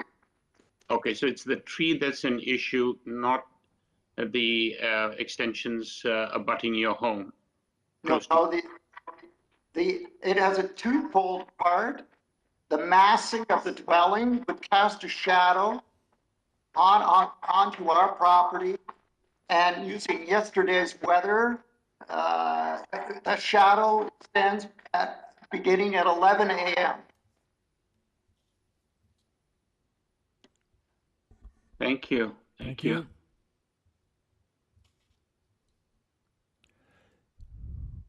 Okay. If there are no further questions, we'll return now to the applicant, who will have an opportunity to rebut and to speak to issues raised by the speaker. Great, thank you, Mr. Chair. Regarding the butternut tree, we have recently had a butternut assessment analysis and report by an arborist on that tree, recently completed. It was discovered this is a hybrid butternut tree and is not classified as an endangered species. That said, we will of course work with the arborist and urban forestry to ensure the tree is protected. And this is of course a condition of attaining a permit. We don't get a permit if we don't have proper tree protections and all that in place. Last point on this, there's also at the back of the house, there's no digging at the back of our house. If, sir, you could bring up diagram 5 again. That's the existing structure that goes back there. Lastly, I would just like to go, this does not impact, our addition is to the south of the neighbor here. And, the sun travels from the bottom left over the house to the top right. So the shadow effect will be minimally affected on the side. And while it actually shows on this site plan, I don't know where the surveyor got that from, saying wood deck. If you scroll down, sir, to the first photograph after the car lift, that's it. You'll see that there's just, that was it. You'll see that they just have a driveway there between. So if you recall back to number 3, our diagram number 3, our roof is only a few feet lifted beyond the ridge line at the back. So the impact of sun is basically minimal to them. Going back to diagram number 5, their backyard exceeds, and their length of the house exceeds far beyond the house at number 3. So it's really, unless, this direction the sun changes, we are not going to get a situation where this will affect their backyard and their living situation. I would also just like to point out, with the car lift, we do have on May 25th, we had a notice of decision with the exact same situation. We have that, if you scroll just past diagram number 5, and there is also an image so you can see what a car lift looks like. No, I'm sorry. The issue of a car lift was not raised by the speaker next door, so we're not going to go into that now. It's just the issues that were raised. The butternut tree, the shadow effect. I think you've covered The point why I wanted you to see the image is because we want to talk about. I'm going to go to your point now about the softscaping. Well, just hang on a moment. What we're doing right now is responding to the issues raised by the registered speaker. Period. Oh, so sir, now I've excuse me. concluded. Excuse me. Now we're going to open up questions to you by the panel to you, the applicant. So the panel will now be invited to address any questions on any element of the application. And so let's go ahead. Mr. Byatt, do you have one? Yeah, this is just coming back to the front of the home and our concerns about soft landscaping. The area that's just, I'm looking at the site plan, the same one that you've got there, except I don't have your modified colored version. But there's an area just in front of the bay window. Just a sec. Well, zoom in on that, please. Zoom in on the front area, the parking and planters and so on. Okay, good. Right, thank you. yeah. Perfect.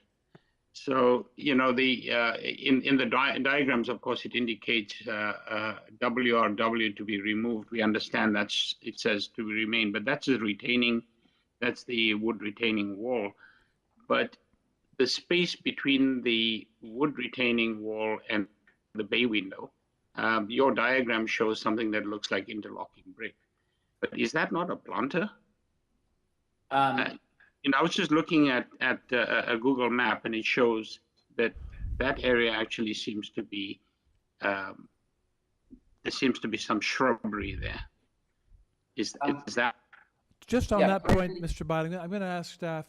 In those photographs we have, is there a photograph of the existing front at number 3? That's number 5. I take it. If you do diagram number 2. Okay, let's put that photograph up and leave it. Of the front of number. If you scroll down, sir. There we go. This is the one? This would be the winter scene. Okay. No, that's all right. So it looks like that area that is. Tell us about that area then that we're talking about. This is the interlock area between the bay window. But on the site plan, it looks like interlocking brick. So we would be placing, like, the whole drive will be a permeable, like a dry laid permeable paver. Now, going back just to what you were asking about the permeable drive, usually in calculations, the city does not include the driveway. So I'm thinking in that calculation, there is an error at some point. We are tied to 75% softscaping regardless. But what you see here, to your question, sir, the bushes in front of the bay window, the idea was that, yes, those probably would be cleared in exchange for, I doubt that we would have just pavers running up to it, but they would be in general removed. However, what I would like to mention again is at the side of the house, that entire driveway that's existing just asphalt currently will be turned into softscaping with trees. This is helpful. This photograph, I think, tells me the story I wanted the answer to. And I was a bit confused there because I think you had said that interlocking area between the planter and the bay window was an existing condition. I can clearly see here that I must have got that wrong because it is soft landscape as it stands now. Yes. And so it's soft landscape now, and that's what you have proposed there. That, I assume, is the reason for variance number 7 with respect to the front parking. You need that variance in order to put interlocking in there between the bay window and the planter. Variance number 7. Parking space may not be defined. Oh, yes, that's because of the car lift. Well, I think it's because, no, it doesn't, a parking space may not be located.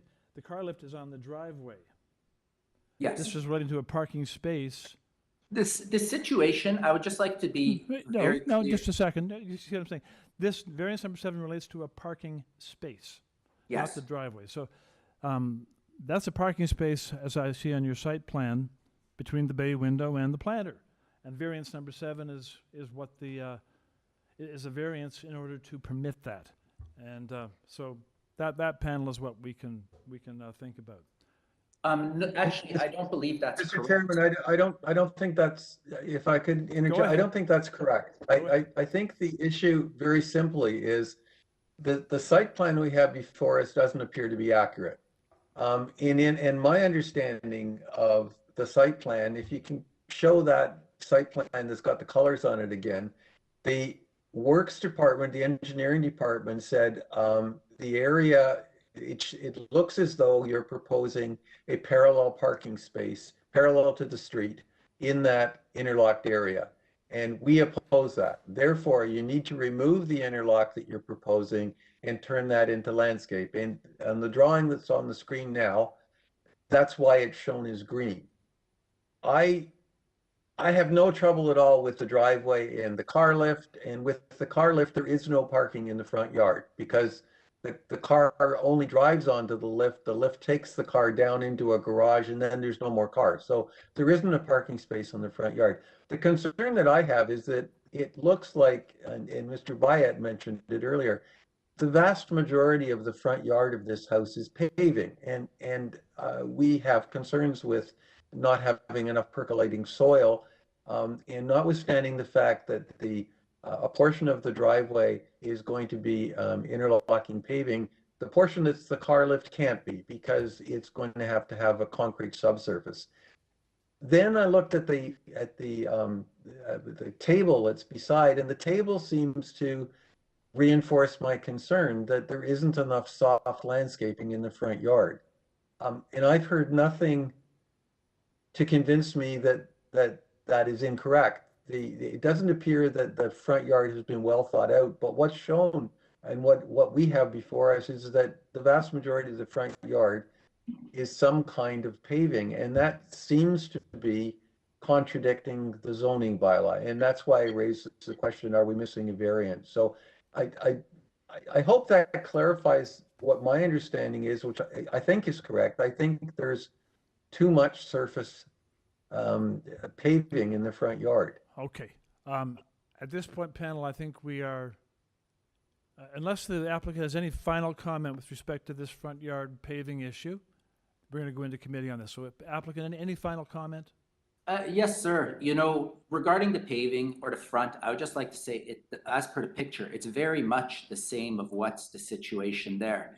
And if the committee wants to tie us to permeable pavers, so on and so forth, we would be happy to do so, which I know we've been tied to in the past, because that is part of the plan around this.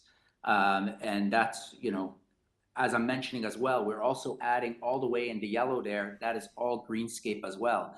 The purpose of this was really to greenify, just having that driveway off to the side and the walk path to the house. Thank you very much for that. I am now going to take this application into committee for a motion, and unless there are comments first. So any panel members' comments on the application? And it is a little tricky how we're going to deal with this. Ms. Chan, go ahead, please. Essentially, I still have a question about the variance number 7 you mentioned before. So if there's only a car lift, it means that, is it going to be a parking on when well, you see, on driveway, or there's additional? What is variance number 7 referring to? That's what my question is. Well, I think we can deal with that inside the committee. We know it's not the driveway because the driveway is not the same as the parking space.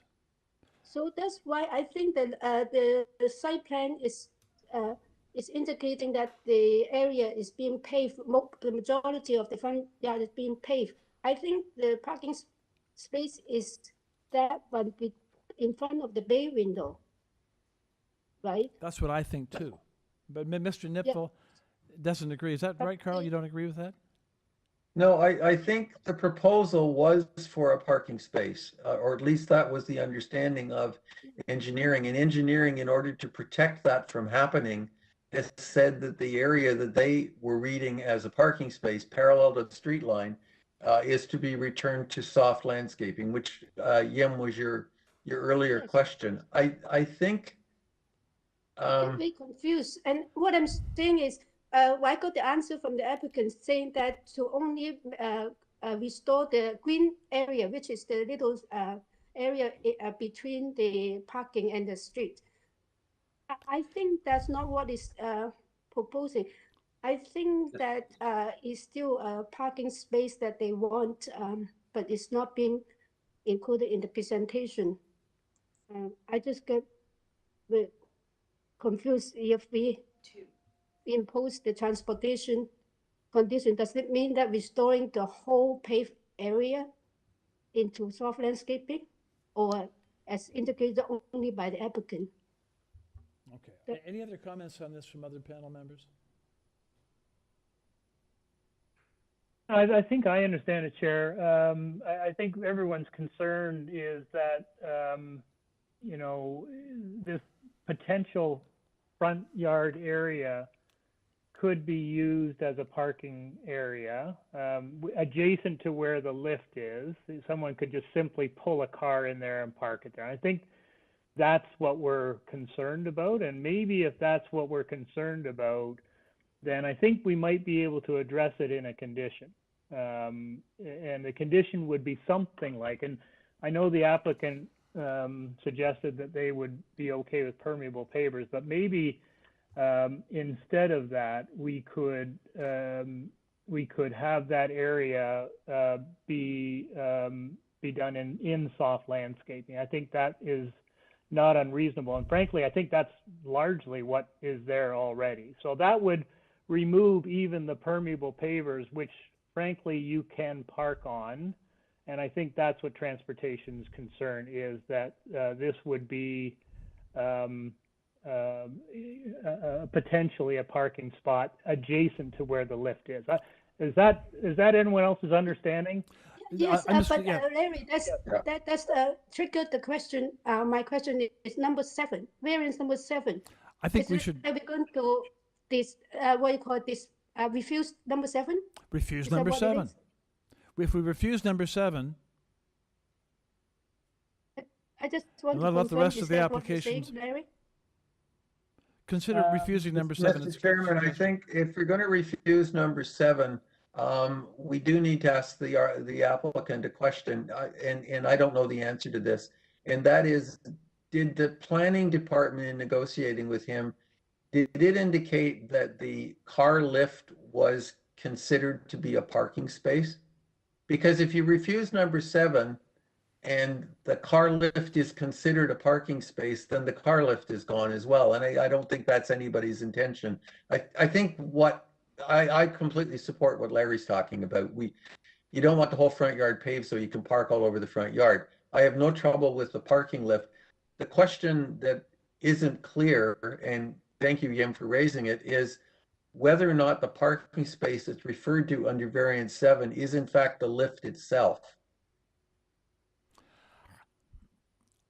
Yes, that's a really good question. That's what I want to make sure, because I'm not. Do we want to put that? We approve. Okay.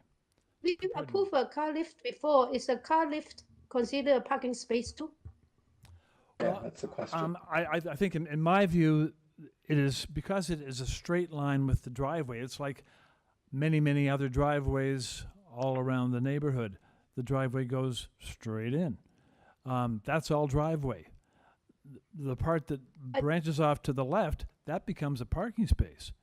In my view, if you want to, we'll put that question to the applicant. Let's go out of committee for a moment. Applicant? Applicant? Yes, sir. Can you hear me? Yes, we do hear you. Thank you. So Mr. Nipfel's question is, in your discussions with planning, was the area that is the lift ground level, was that referred to as a parking space or as driveway? May I read from transportation's thing, one little paragraph that might clear it? Go ahead. Okay. For variance number 7, the existing and proposed condition of the site illustrates a driveway connected to Schofield Avenue with space within the front yard contained entirely on private property, allowing for the provision of a legal parking space. In addition, as per submitted plans, this parking space within the driveway is labeled as a car lift pad, providing access to an underground car storage. As such, Transportation Services has no objection to the location of the proposed parking spot. So it's basically saying that it's an underground spot there. And what I want to talk about the front part there quickly is 19'9" is the whole white area. A car couldn't fit there without overlifting. The gentleman who suggested to put a condition for softscaping in that area, we have no issues with that. And then lastly, sorry, Mr. Knipfel, the way he described it is actually the correct way. That's how we understand it as well, that the parking is straight through. That was my question. We're not Okay. considering that spot. Thank you. Thank you. That was my question to you. We're going back into committee now. There's the answer to your question. Yeah, so maybe, Chair, maybe what we do, I think we'd all be satisfied if we just put a condition that that area that we're all concerned about is returned to soft landscaping. I think that would satisfy anyone's concern about that being used as a parking spot. Notwithstanding, it would be a difficult turn into that area. But I think that would also help address the overall soft landscaping concern or confusion in the front yard. Let's put the site plan up again, please, zooming in on the front. I agree with you, Mr. Clay. It's just a question now of kind of our wording here that defines that area between the bay window and the planter as distinct from the area on top of the lift, which I understand now is was part of of planning's discussion or transportation's discussion. So we have to identify that somehow, but I think we just say that that's got to be soft landscaping. Yeah. Well, the one thing that we need to mitigate, there is a legitimate opportunity for a walkway. You have to have a walkway, I think, from the existing driveway and a walkway that goes from the porch to the road. So I think you'd have to have it crafted in a way that allowed for that in terms of not being soft landscaping. Makes sense. I don't know how to describe it because it's difficult from the site plan to make it, but maybe something along the lines that the area between the existing front of the house and the planter area be returned to soft landscaping, save and except an area for a walkway. And I don't think we want to get into describing the width and everything else, but I think if we leave it like that, that should provide enough flexibility to get the soft landscaping back in and allow for a walkway. Thank you, Mr. Byatt. Yes, yeah, with the exception of the walkway, yeah. Chair recognizes Mr. Byatt. Sorry, thank you, Mr. Chair. I was just going to, I'm just wondering if the Transportation Services condition that reads the restoration of the landscaping and walkway as per the existing condition. So would that perhaps cover what we're trying to do? Because the existing condition is not what is depicted in the site plan. The existing condition, from what we seem to understand, is that below the bay window, for example, that's shrubbery. And on both sides of the house, there's shrubbery. I think that's probably simpler because there is right now no walkway between there's a walkway up the center to the front door, but there's no walkway connecting that walkway to the driveway. So maybe that'd be exactly. There is a walkway there. Oh, there is. So there is Okay. Yes, there is. Ms. Chan, Excuse go me. ahead. Yes, I'd like to make a comment. I agree with the condition that Larry suggests better because, Sahil, you know why? Because the existing condition is not being represented by any drawings. We just assume it is, right? What if under the snow is actually paved areas? We do not know. And I think that I rather go with Larry's suggestion that make sure that area, except with the exception of a walkway, be restored to soft landscaping. Okay, I'm going to hear from Carl, then I'm going to look for a motion. Carl, go ahead. Mr. Chairman, I agree with Larry's wording as well. The only change that I'd suggest, Larry, if you're open to it, is instead of saying the space between the bay window or the front of the building and the planter, it's actually, I would say, the street line, because that's the area. And 5 years from now, no one will know what planter we're talking about. The street line's the street line. Very good. Fair enough. That's actually an excellent suggestion, Carl. Let's go for a motion. Mr. Clay, I'm going to put it to you to make one. Sure, I will. I did want to acknowledge one thing before. The neighbors concerned about the butternut tree, and I think I take some comfort, and I'm sure all the panel members do, that there is a requirement to get forestry's approval. So if there is concern about any kind of damage to the butternut tree, I think it would be addressed through forestry. I will move condition. Sorry, approval. Larry. I'm sorry, Yes. Larry. I have some question. If it's to the street line, is it to the curb? But that's the concrete walkway. Well, I'd say to the maybe to the property line. To the property line, I think it's safer. Yeah. Front property line. Yes. Okay, go ahead. Carl, does that make sense? Sure, it's fine. Okay, I will move approval of this application, subject to the transportation conditions and subject to forestry 1 and 2, and a condition that the area from between the front of the house to the property line be I don't want to say retained, but be required to be soft landscaping, with the exception of an appropriate walkway and access to the driveway.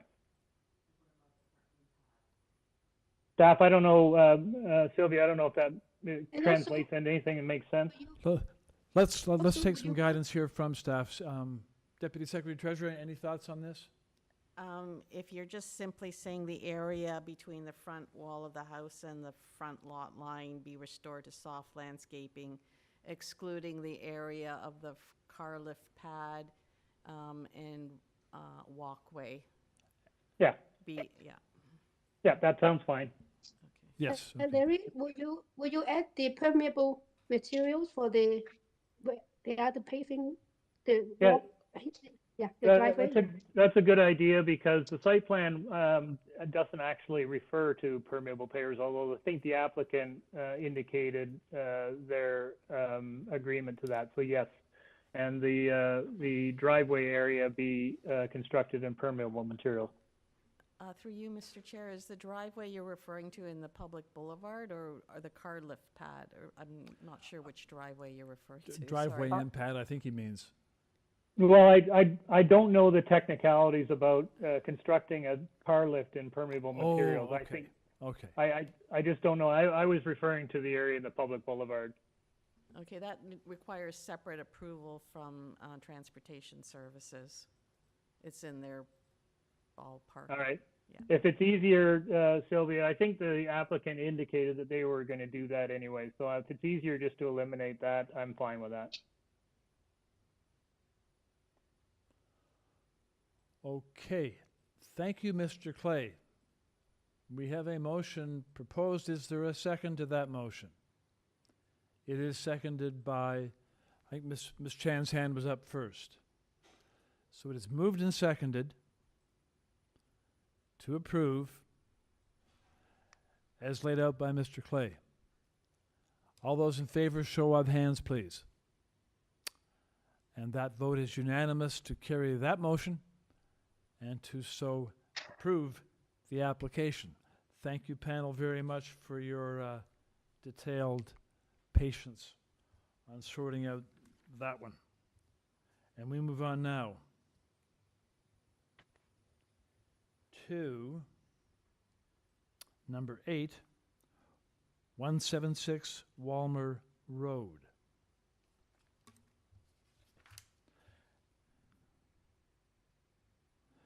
In fact, at this stage, we have been going for 2 hours, so just before we go to 176 Walmer Road, I am going to allow for a 10-minute recess because we have a long way to go yet on this morning's agenda. So we'll take a 10-minute recess at this stage, resuming at 11:46. Thank you.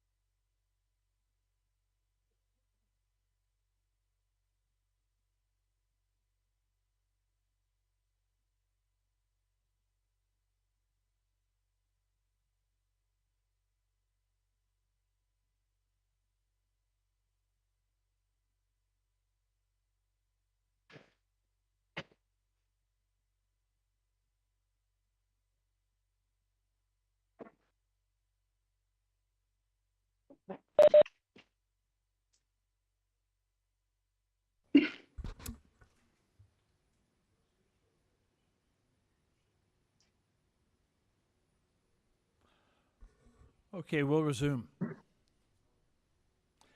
And we resume with number 8, 176 Walmer Road.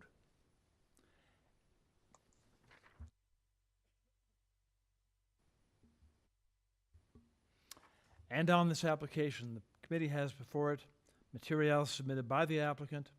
There's a cover letter from the agent, May 19. There is an order to comply, which affects the property. There is support correspondence in the form of a 3-signature petition signed by owners at 178 and 180 Walmer. And there's opposition from Mark and Mona Coulivan, address not provided.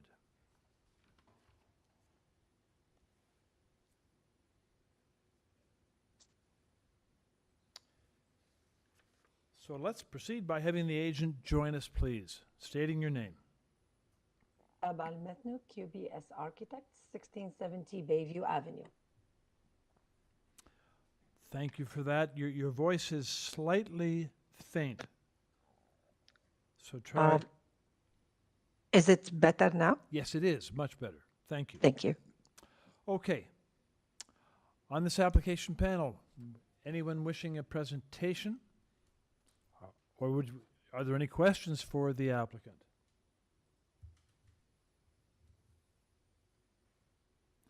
Mr. Nipfel, go ahead, please.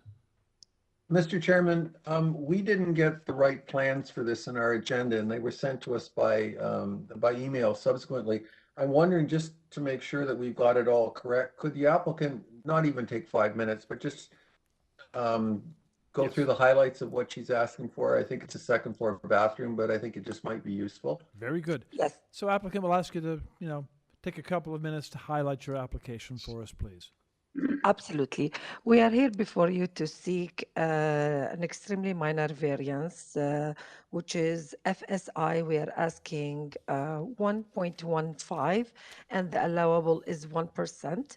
The reason for this addition in the FSI is because our client previously had a building permit in 2020. They were doing renovations in the house. The contractor, without knowing, to fix a leak, he extended the third floor bathroom, and hence the increase in the square footage happened. And then there was an order to comply, and we are trying to legalize this extension. Thank you very much. Mr. Clegg. Thanks, Chair. I was just looking at this extension, and I noticed there is a fence around the balcony off that upper story. And there is a letter from a concerned resident raising issues about noise. So it looks like from the image I'm looking at that there is a 1.5 meter fence around that. Is that correct? Correct. This is existing. When my clients purchased the property in 1999, and the deck is existed since then. And we do have the support of both neighbors, the other part of the semi and the other adjacent neighbor. I understand it. So I just wanted to ask about that fence. Does that go around the entire perimeter of the deck, or is it just on one side? It's around the perimeter. Okay, thank you.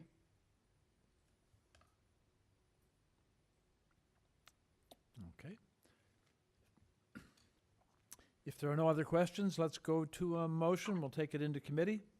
Unless there are comments first, Ms. Chan, go ahead. Unless there are other comments, I think this is straightforward, and then I have no problem supporting it. I move for approval if there aren't any more comments. Is there a second to that motion? It is seconded, Mr. Byatt. So moved and seconded to approve. Those in favor, please show hands. And that vote is unanimous to carry the motion and approve the application. Thank you. Mr. Chairman, might we add our normal condition about not encouraging or condoning development without appropriate permits? Yes, we certainly can, and thank you for that. And just for the, yes, so we'll add that if we may, Deputy Secretary Treasurer. So the Committee of Adjustment does not condone building without permits, but people should understand that we are not actually charged with disciplinary or punitive powers. Our mission is fairly clear. It is to look at the variances that appear on an application. So in a situation like this, we have to look at the application and ask ourselves, if this had come to us prior to construction, would we have looked at it and approved it, or would we have looked at it and rejected it? So that's the approach that we have to take. We move on to number 9.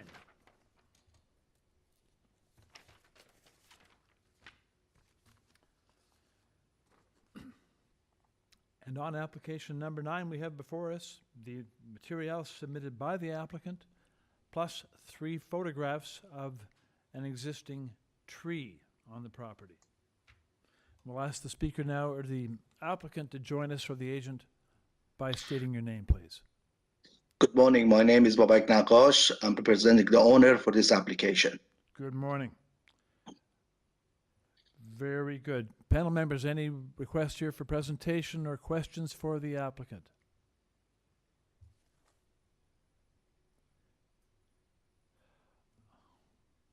Applicant, I'll just have one very quick question. Just need a brief answer. You're requesting an FSI of 0.9 where 0.69 is permitted. Just give us the reasons why you need to make that request. Yes, thank you. Thank you for the chance. The client is proposing a rear addition to the family room, a 1-story rear addition, which is include 14.4 square meter of additional GFA or FSI. But there's an existing condition on the property which inherit 36.78 square meter, which is existing condition. So that's why the number seems to be high, but the application is basically for the rear, for the family room addition on the main floor. So you're saying the existing FSI is already something like 78? Yes, correct. Thank you. Okay. Mr. Nipfel, go ahead, please. A question through you, Mr. Chairman. Is the 3rd floor deck an existing condition? Yes, it is an existing condition. Thank you. Further questions? Mr. Clay?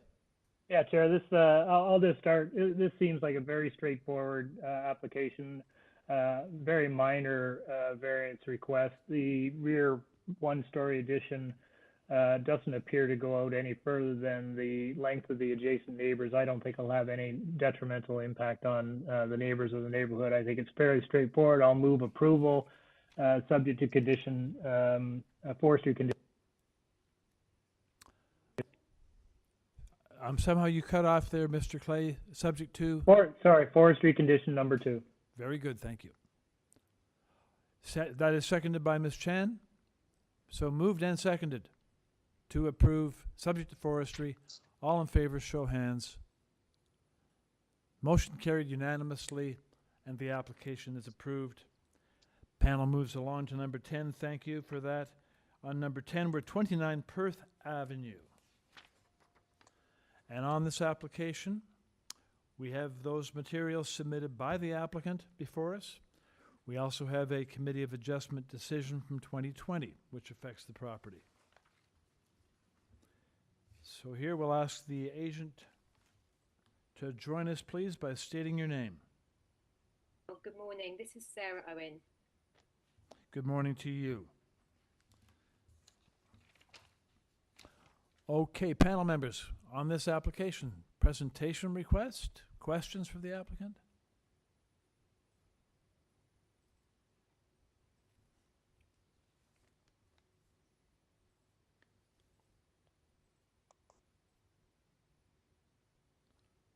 Hearing none, applicant, is there any one thing we should know about your application before we take it into committee?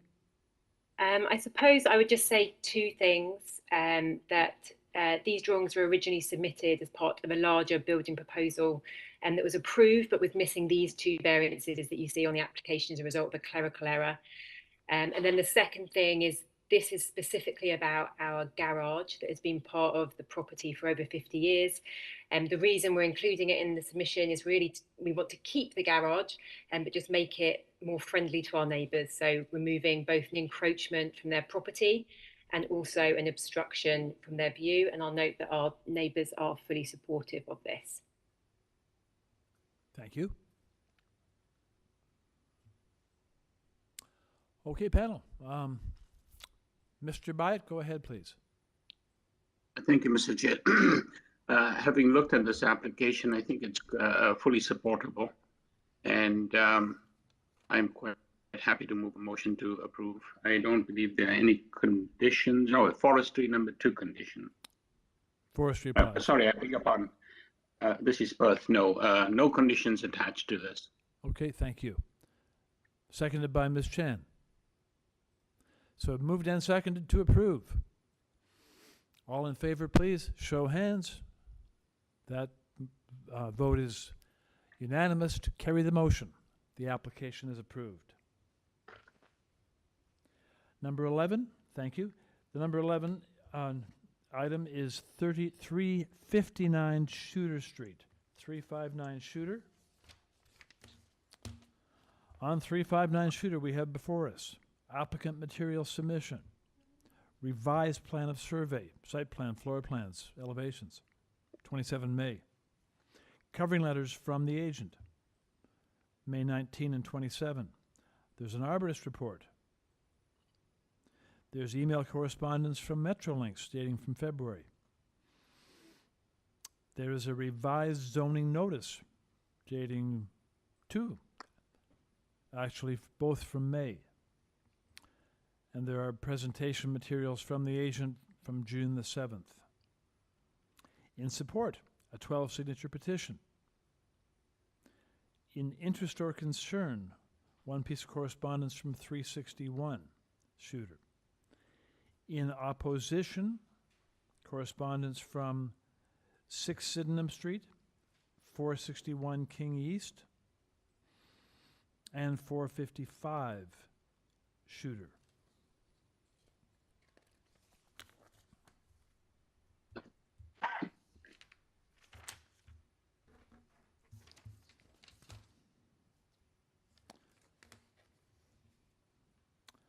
Okay, and let me just check first on this with staff. Do we have someone standing by to speak on this in interest? Yes, this is Joel Tanner with the Office of Simple Design Studio, here to speak on the project. Okay, well, thank you. Okay, but staff, is there a person standing by? Okay then. All right, let's go then back to the agent. I'm sorry, please state your name again. Yeah, sorry, Mr. Chair. This is Joel Tanner with the Office of Simple Design Studio, 15 Colburn Street, Hamilton, Ontario. I also have Lindsay Bruce here with me, who's the application on the file. Very good. Okay, you'll have 5 minutes to present your proposal to the committee. Go ahead now, please. Thank you so much, committee, for hearing us today. If we could pull up our presentation that was sent through. Just want to reinforce that indeed we do have 12 letters in support of the proposal. Our clients have lived in the neighborhood for a number of years and have great relationships and are not looking to create something that opposes what's happening in the neighborhood. So if we could just pull up the SMPL presentation.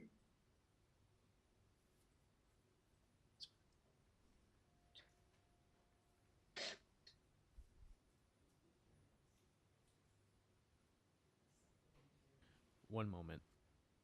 No problem.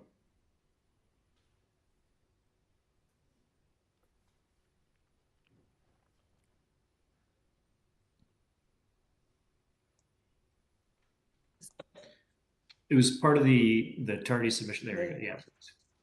Fantastic. So 359 Shooter here in Toronto. Next slide, please. Just overall planning framework of the existing areas, fairly dense development in the surrounding zones. Next slide, please. This is the existing red dwelling is 359 Shooter. To the left of it is a blue dwelling, which we're going to be connecting to with the proposed new single family home with basement rental apartment. Next slide, please. This is a very good overview and neighborhood context of what's happening in the neighborhood. So we have a mix of 1.5 story, 2 story, 2.5 story, 3 story, multi-unit small apartment buildings, as well as townhomes, etc., which we feel is in keeping with our overall proposal. Next slide, please. So 3-story dwelling with a basement rental apartment. We are looking to do rear yard parking via Patterson Place. We do have an updated zoning notice based on clarification that was made via the community planning staff about a week and a half to 2 weeks ago, which brought down the overall FSI. Next slide, please. Variance 1 and 10 is related to the front landscaping requirements. We are just a hair under on variance number 1. Requirement is 50. We're sitting at 47.9. And item number 10, we're sitting at a 71.4, whereas the required is 75. Again, very minor in nature. Next slide, please. Second requested variances related to the rear yard landscape. We do realize that minimum 50% is required. We would prefer to propose a rear parking stall with a permeable paver solution, which would indeed allow the moisture to saturate the parking stall and access the soil below it, thereby reducing the overall impact of water onto the neighboring laneway and streetscape. Next slide, please. Requested variance number 3. Currently, the allowable overall sidewall height allowance is 9.5. We're sitting just a smidge over at 9.8, which is about 12 inches. Next slide, please. Requested variance number 4 relates to the FSI, which I had previously mentioned. So allowable is 1.0 on this particular property. We're sitting at a 1.58 ratio. We did scale down the overall magnitude to that 3rd floor on the rear in order to try and diminish that overall FSI index. Agent, next slide, Agent, let me interrupt you there for a moment. So that's Sure. important. So that number has been reduced to 1.58 from, I think, an original 2.34 or something. So panel variance number 4 is to read 1.58 as we consider this application. Through you, Mr. Chair, could the agent just go through the changes that he's proposing? Because I believe there's another one as well.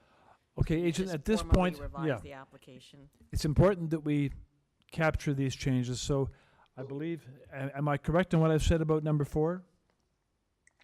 You are correct. Yeah, originally the city was calculating the basement to be included in the FSI, which was an incorrect calculation on the zoning department's end. So they had a revised clarification to us that brought that number down to that 1.58 ratio. And do you have another variance to alter?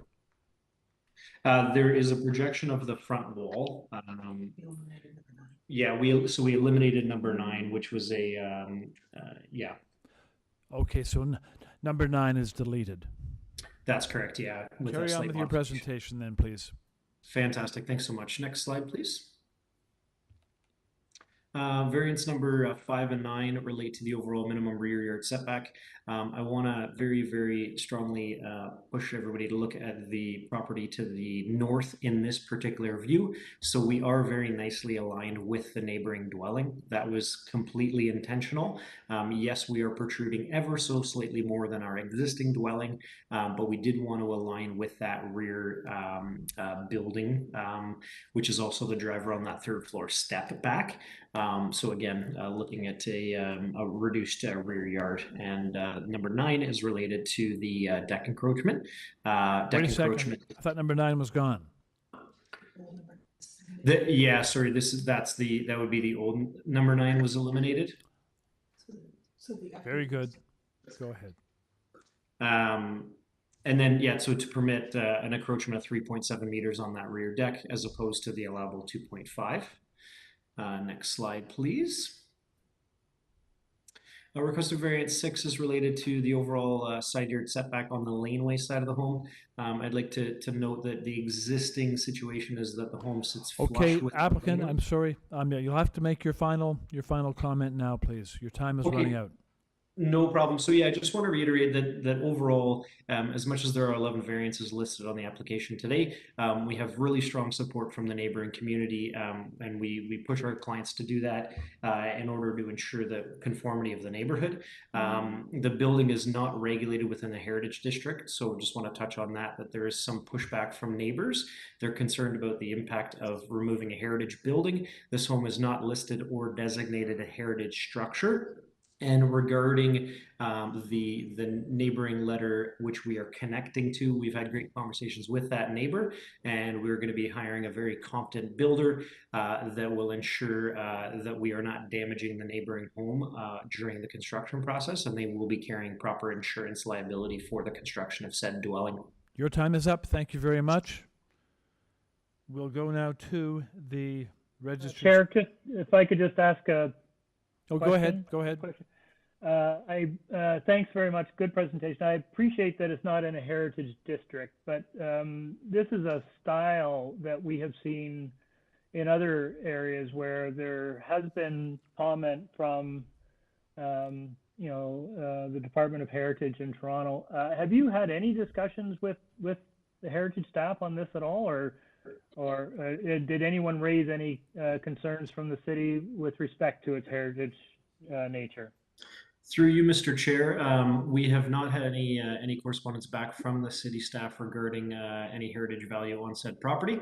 And the main driver on the removal and replacement instead of a renovation addition is just due to the poor construction of the building and the requirement for having to rebuild the entire foundation and main floor system of the home. Okay, thank you. Mr. Nipfel, go ahead.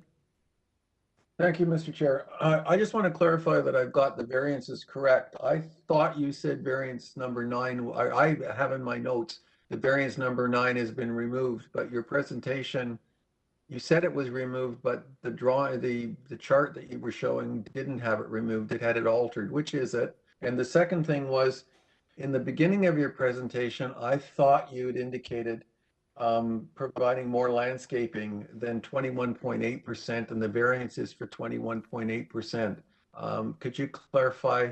So it seems that your presentation and what we have before us are at odds. Through you, Mr. Chair, the zoning certificate review that was issued on Friday, May 27th, that is the most up-to-date zoning notice, which is the driver on the variances that we are requesting today. In relation to the highlighted landscape item of the rear yard, you are correct. We are seeking a substantial variance from the landscape requirement from 50 down to 21.8. What I mentioned was that for the actual parking stall, we are proposing a permeable paver. So just want to let the committee know that we are doing everything in our power. As much as it a 21.8% calculation, the permeable pavers help substantially in allowing that moisture to filtrate through that parking stall. You didn't include the permeable pavers in the 21.8% though, is that correct? No, that is correct, yeah. Okay, and then is number 9 in or out?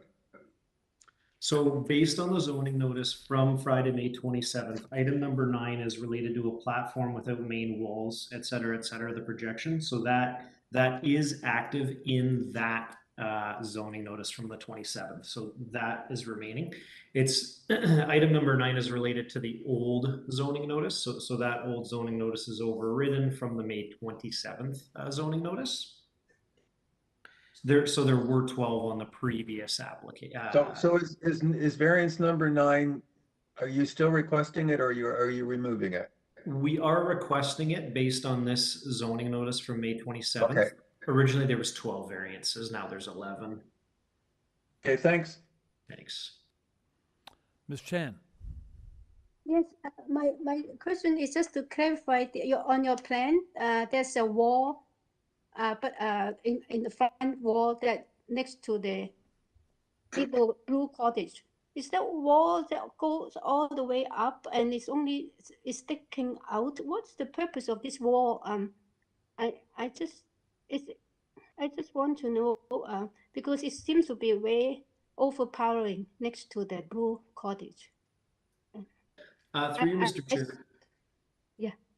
Yeah, I through understand you. I should not question the style, but I just thought that is in terms of the next door neighbor, it seems that it's a very overpowering element. Through you, Mr. Chair, to Ms. Chan, absolutely. So that is an architectural feature wall. It has a dual purpose. So it's an architectural feature, but it's also acting as the firewall prevention between the proposed new structure and the dwelling next to it. So we do require full fire protection. And so what we did is we took the requirement of fire protection from the Ontario Building Code and we built it into an architectural feature wall. There was commentary back from community planning staff in terms of its projection, but we had some pretty good resolution with community planning staff, and that resolution is built into the zoning notice from Friday, May 27th. I hope that provides clarity. Yes. What is the solution? Sorry. Through you, Mr. Chair, to Ms. Chan. So in this rendering, the original proposal, it was more substantially projected towards the streetscape.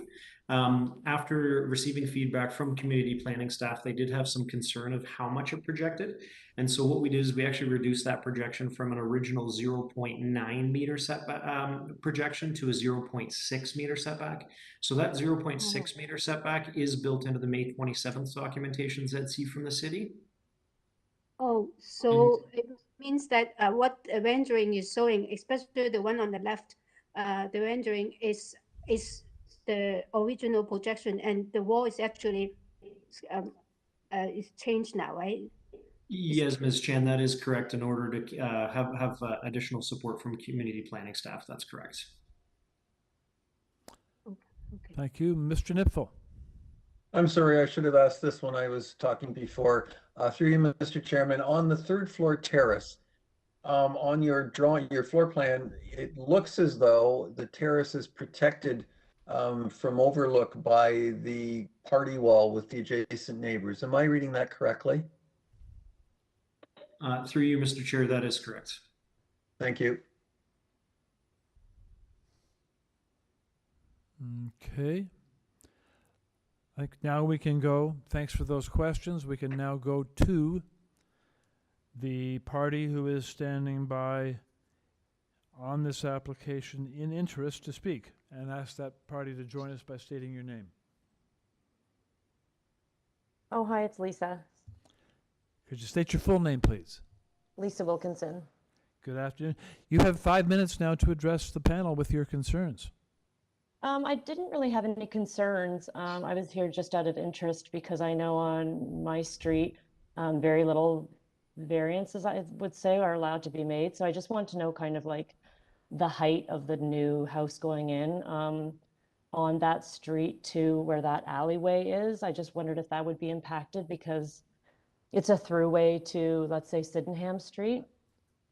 This plan, now that I've seen a picture, is also quite large in comparison to all those row houses on that street. So it was more out of interest in just seeing how long this construction would be and if it impacted that alleyway at all. Very good. We'll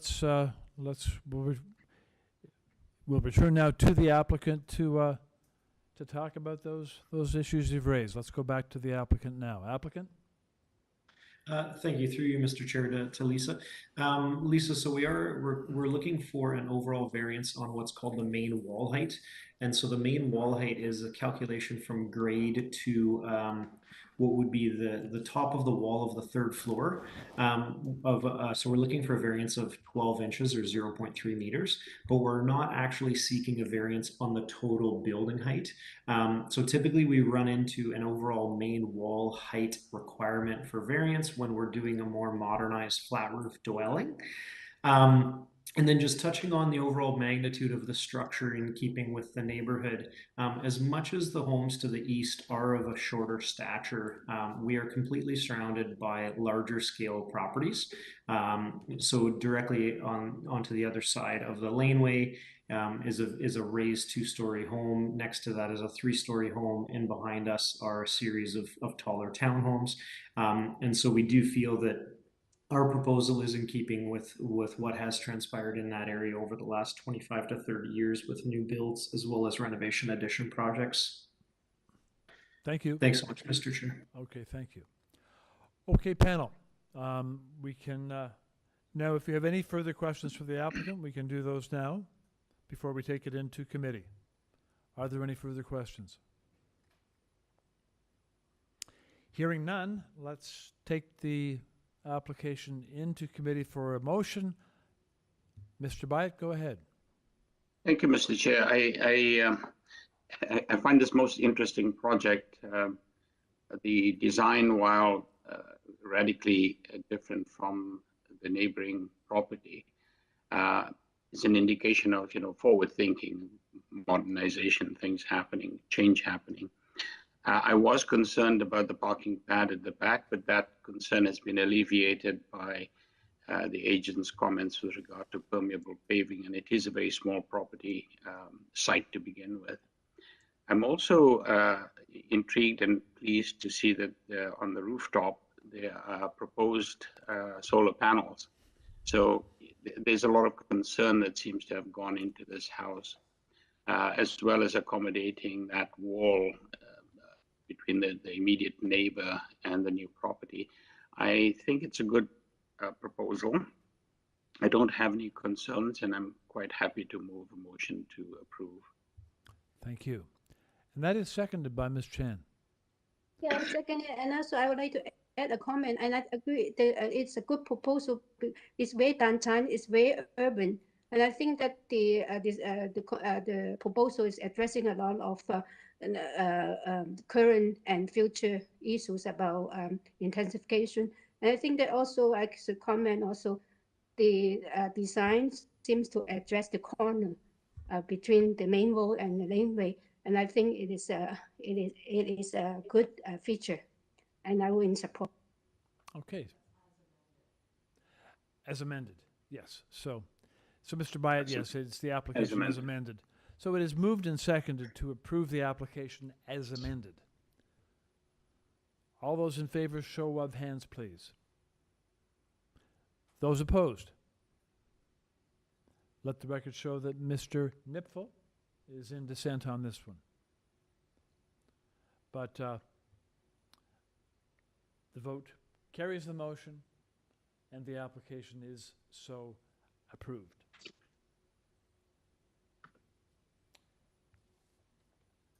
And with that, we move to item number 12, 208, LINSMORE, Crescent.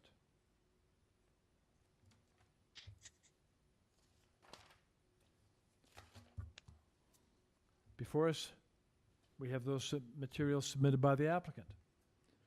There's a staff report from Urban Forestry. There is support correspondence from 212, LINSMORE. And there is correspondence in interest or concern from 206, LINSMORE. And we shall ask, so we have someone standing by to speak in interest? Staff, thank you. Okay, let's go then to the applicant. Join us by stating your name, please. My name is Mike Gallia, and I'm the agent on behalf of the owners. Mike, good afternoon, or good morning, good afternoon. You have 5 minutes to present your application to the panel. Go ahead. If I may briefly, I did submit a presentation. It has been placed in the late documents. Is it possible to put it up? The file name was 208 LINSMORE-C of A. Apparently so.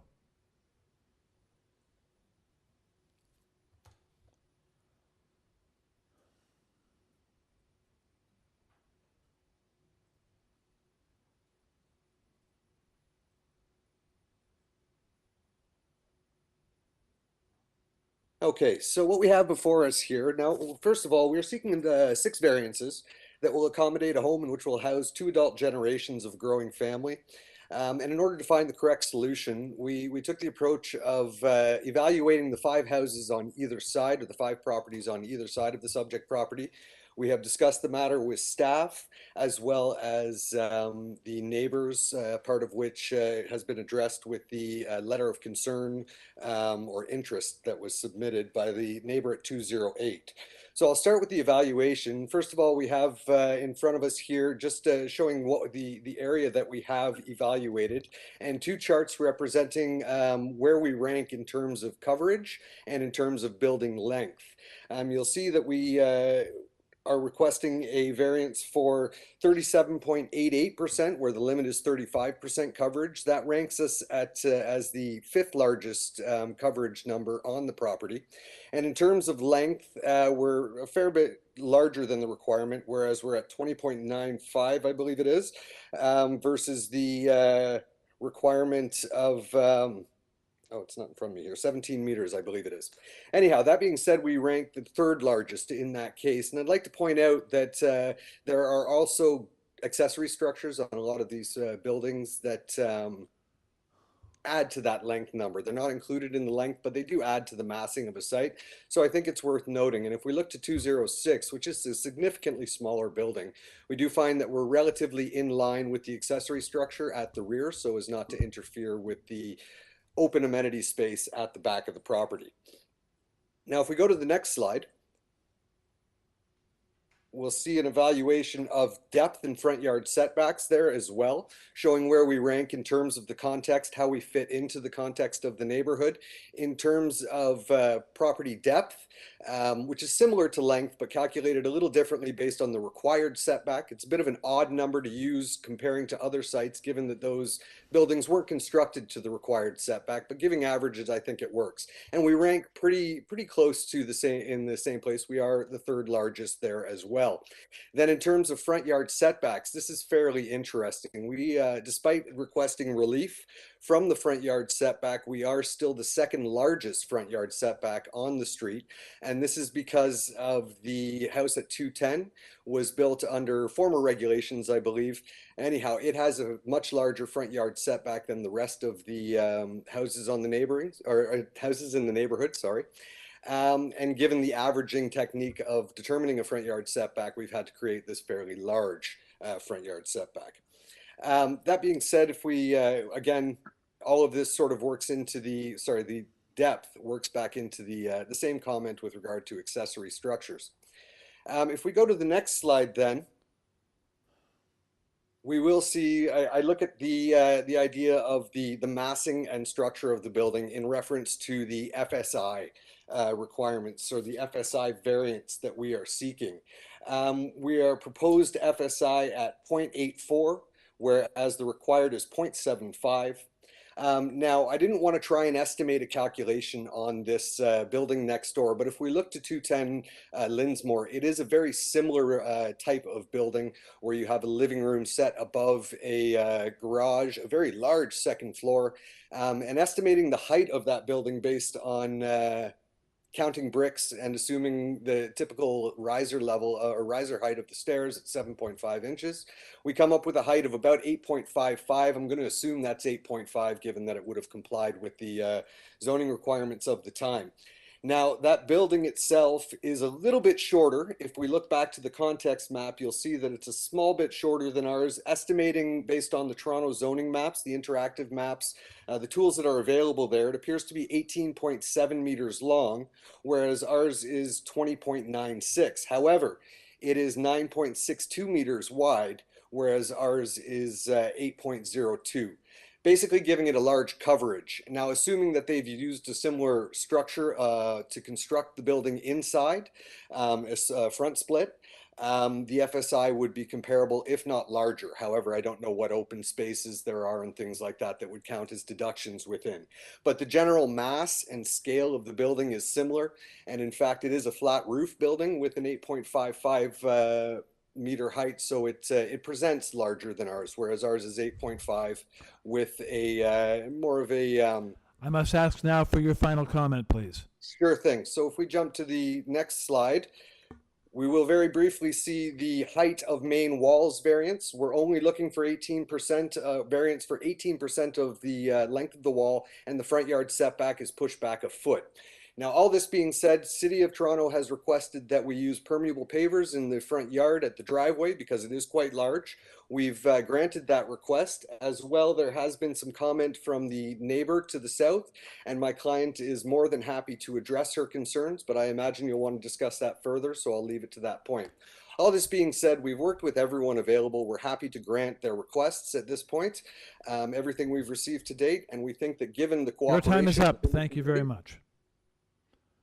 Okay, we'll go now to the person standing by, the registered speaker, and ask that speaker to join us, please. Through you, Mr. Chair. I've attempted to reach out to the party of interest for this file via email and phone calls, and they have not responded to any of our invites. So Okay, thank you very much. So that was Matthew Thomas? that is correct. Yes, okay. Okay then, thank you very much. All right, panel, questions for the applicant? Mr. Nipfel, go ahead. Thank you, Mr. Chairman. Could you pull up the site plan, please? I just wanted to clarify a point that Mr. Gallia that you made.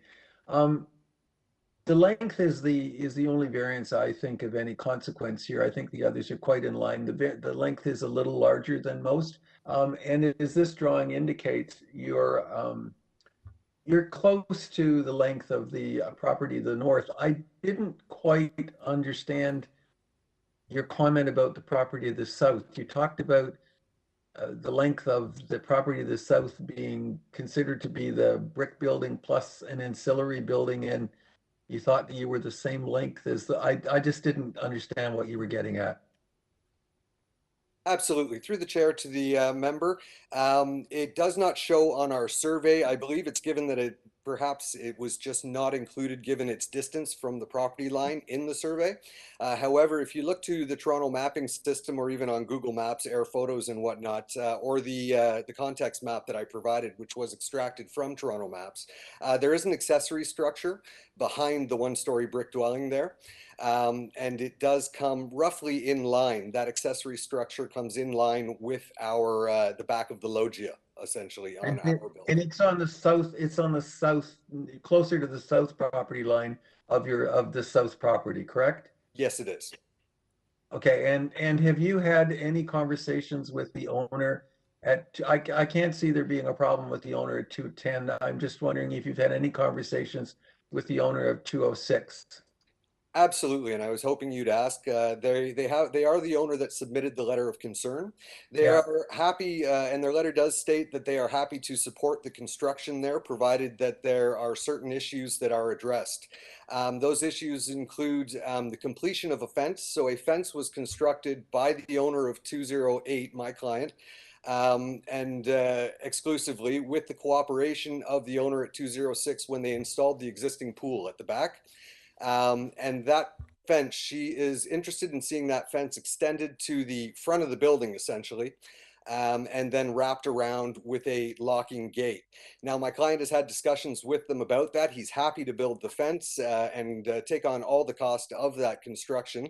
There was one comment in the letter about a locking mechanism, a general statement that she made about including a locking mechanism and a gate that apparently wasn't a part of his discussion with her.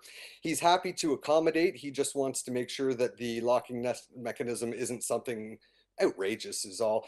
And he would hope that perhaps she'd be happy to pay for whatever lock if it was something non-standard, and they'd be happy to install it then at that point. Her other concern was she has some window wells on the north side of her building that are made of masonry or block, and she's worried that the excavation will cause them to crack.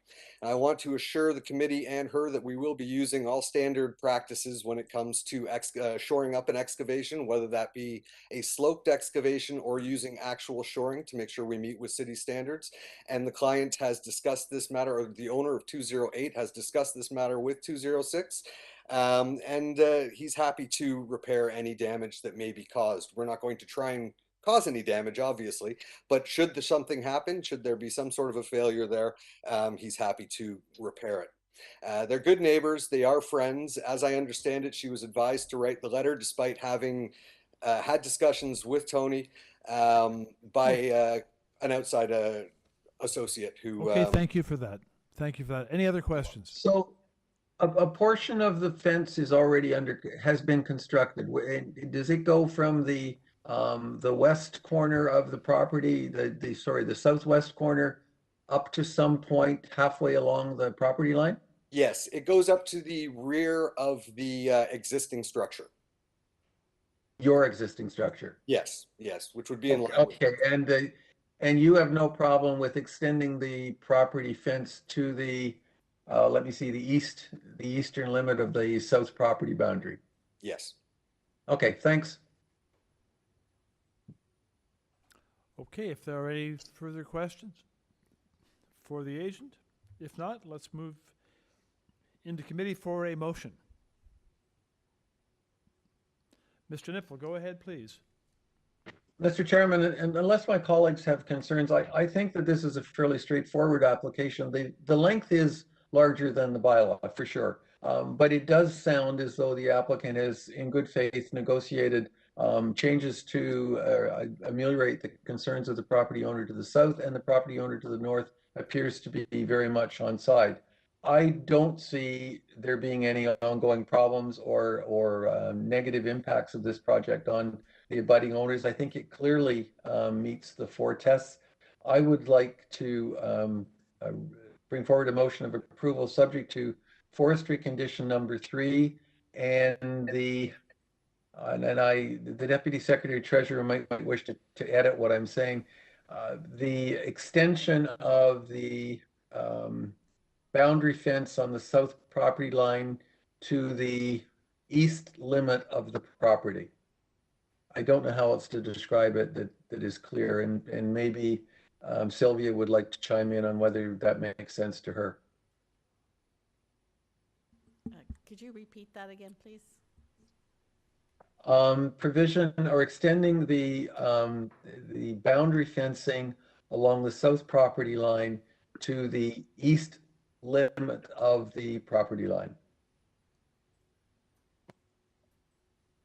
Kyle? It sounds as though it's half built, hold on for a and the moment, suggestion please. was. I'm just going to ask Ms. Chen to hold on for a moment while we finish this, capturing this wording. Okay. My understanding is that they've negotiated an extension of that fence, and I didn't want to say to provide the fence because it's half there. So I was suggesting that we extend the fence to the east, which is the east corner, the southeast corner of the property. Maybe that's the better way of saying it, Sylvia, to the southeast corner of the property. Extend the existing fence. Yeah. And southeast corner, sorry, that's at the front property line? Yes.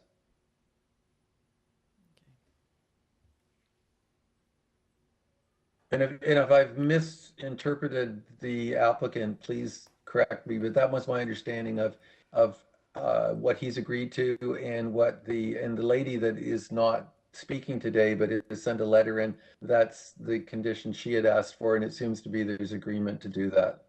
Okay, good. Ms. Chan? Oh, yes, I just want to know whether you would like to add another condition is to tie to the site plan, because that's the only place that permeable pavers are mentioned. Sure, that's a good idea. Thank you, Yim.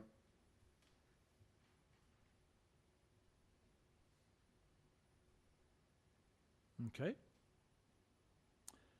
Is there a second to that motion? It is seconded, Ms. Chan. So moved and seconded to approve as described in the motion. All those in favor, show of hands, please. And that's a unanimous vote to carry the motion. The application is so approved. Thank you. Number 13 is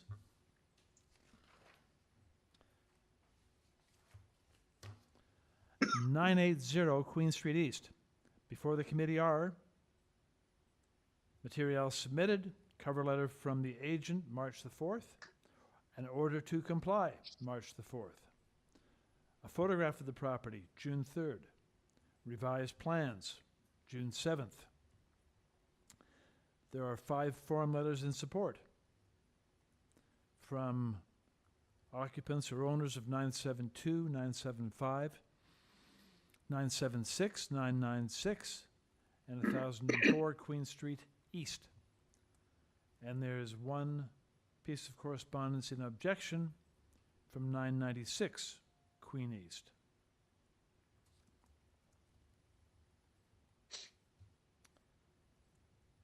So on this application, we shall ask the agent to join us, please, by stating your name. Hello, good afternoon. Thank you to the chair and committee members. My name is Tom Zabowski from W&D Associates. We are the applicant and planners on this application. Very good. Good afternoon.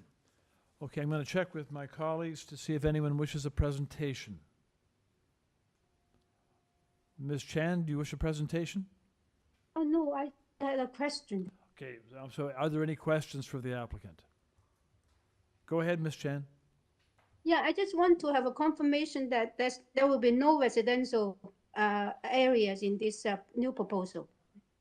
Yes, that's correct. So presently the building is vacant. It does contain 1 residential dwelling unit on the 2nd story.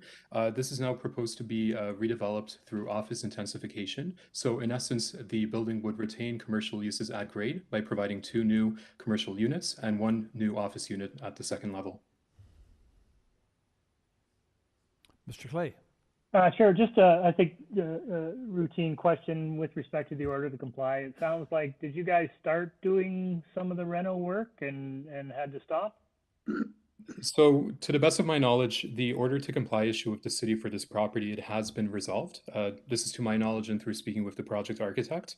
The order was in relation to repairs and modifications of an existing ground floor opening along the northern elevation. There was no increase in the GFA as a result of this work. A building permit was issued by the city on November 17th, 2021. That's the information which our architect provided us. So it is not expected that any work took place which would impact the variances being considered today.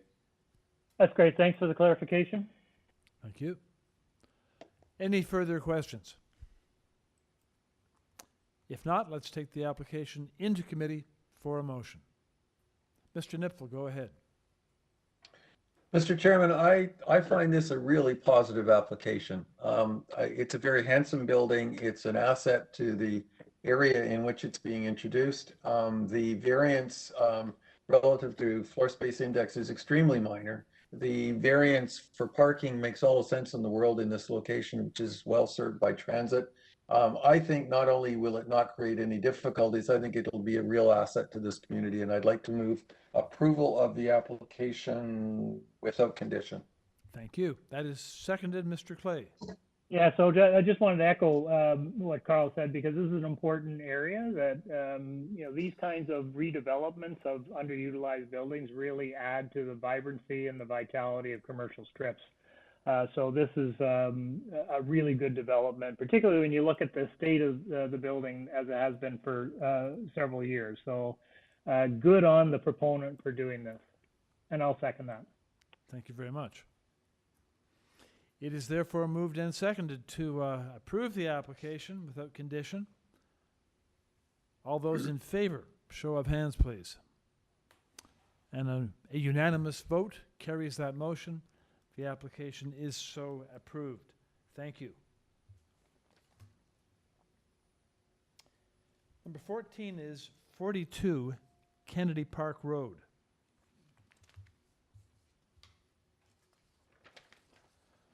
On this application, we have the material submission.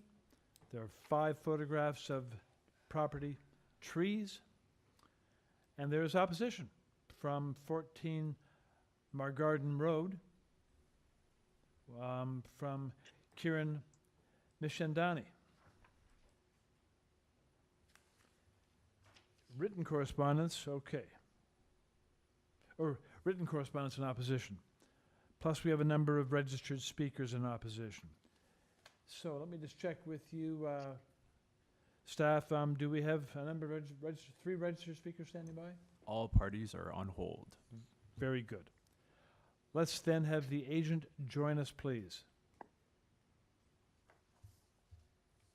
Good afternoon, Mr. Chair. My name is Curtis Van Kulen, the agent for the file.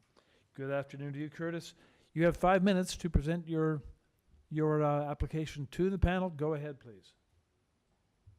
Yes, if staff would like to start with the site plan or survey.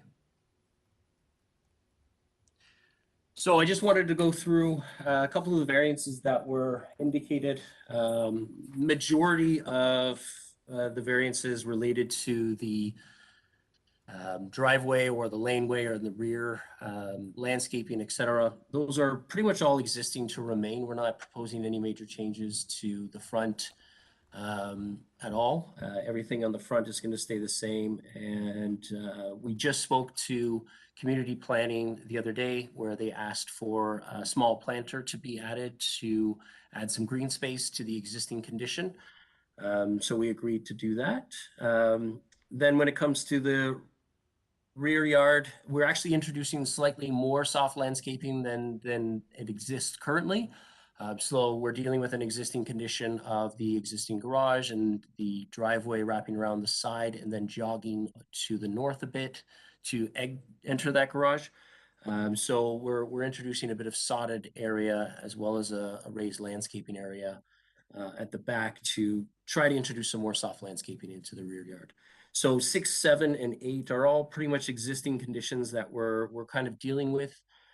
So the main variances that we're looking at is to allow for us to have the 3rd floor addition to the house. The 3rd floor addition to the home is relatively in keeping with the 2 properties to the north and predominantly 2 of the 4 properties to the south. Including the 1 letter of opposition, number 14 Marigold. We're doing pretty much the same thing on the 3rd floor that all these other houses have done already or have been originally constructed with, adding the 3rd floor living space. And then just to address, it is not proposed to be a multi-unit building. It is going to be a single family building. There might be thoughts of, doing something in the basement in the future, but other than that, right now, it's just intended to be a single family dwelling. And, I want to note that we are steps away from Bloor Street West with a lot of access to public transit and everything. So intensification in this area is, I think, a really good idea. But overall, the main scope of work is to add the 3rd floor, which is in keeping with most of the surrounding buildings on the street.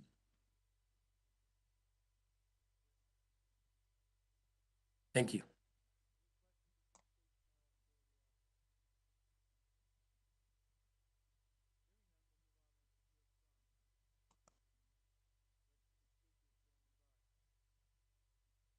Can we ask questions? I can't hear you. Sorry, Ms. Chan. Yes, I'm sorry. Can I ask a question or we want to wait? If you have a question, you can ask it now or we can wait until there's 3 registered speakers. Do you want to ask your question now or later? I will wait then. Thank you. Let's go to the first registered speaker, please.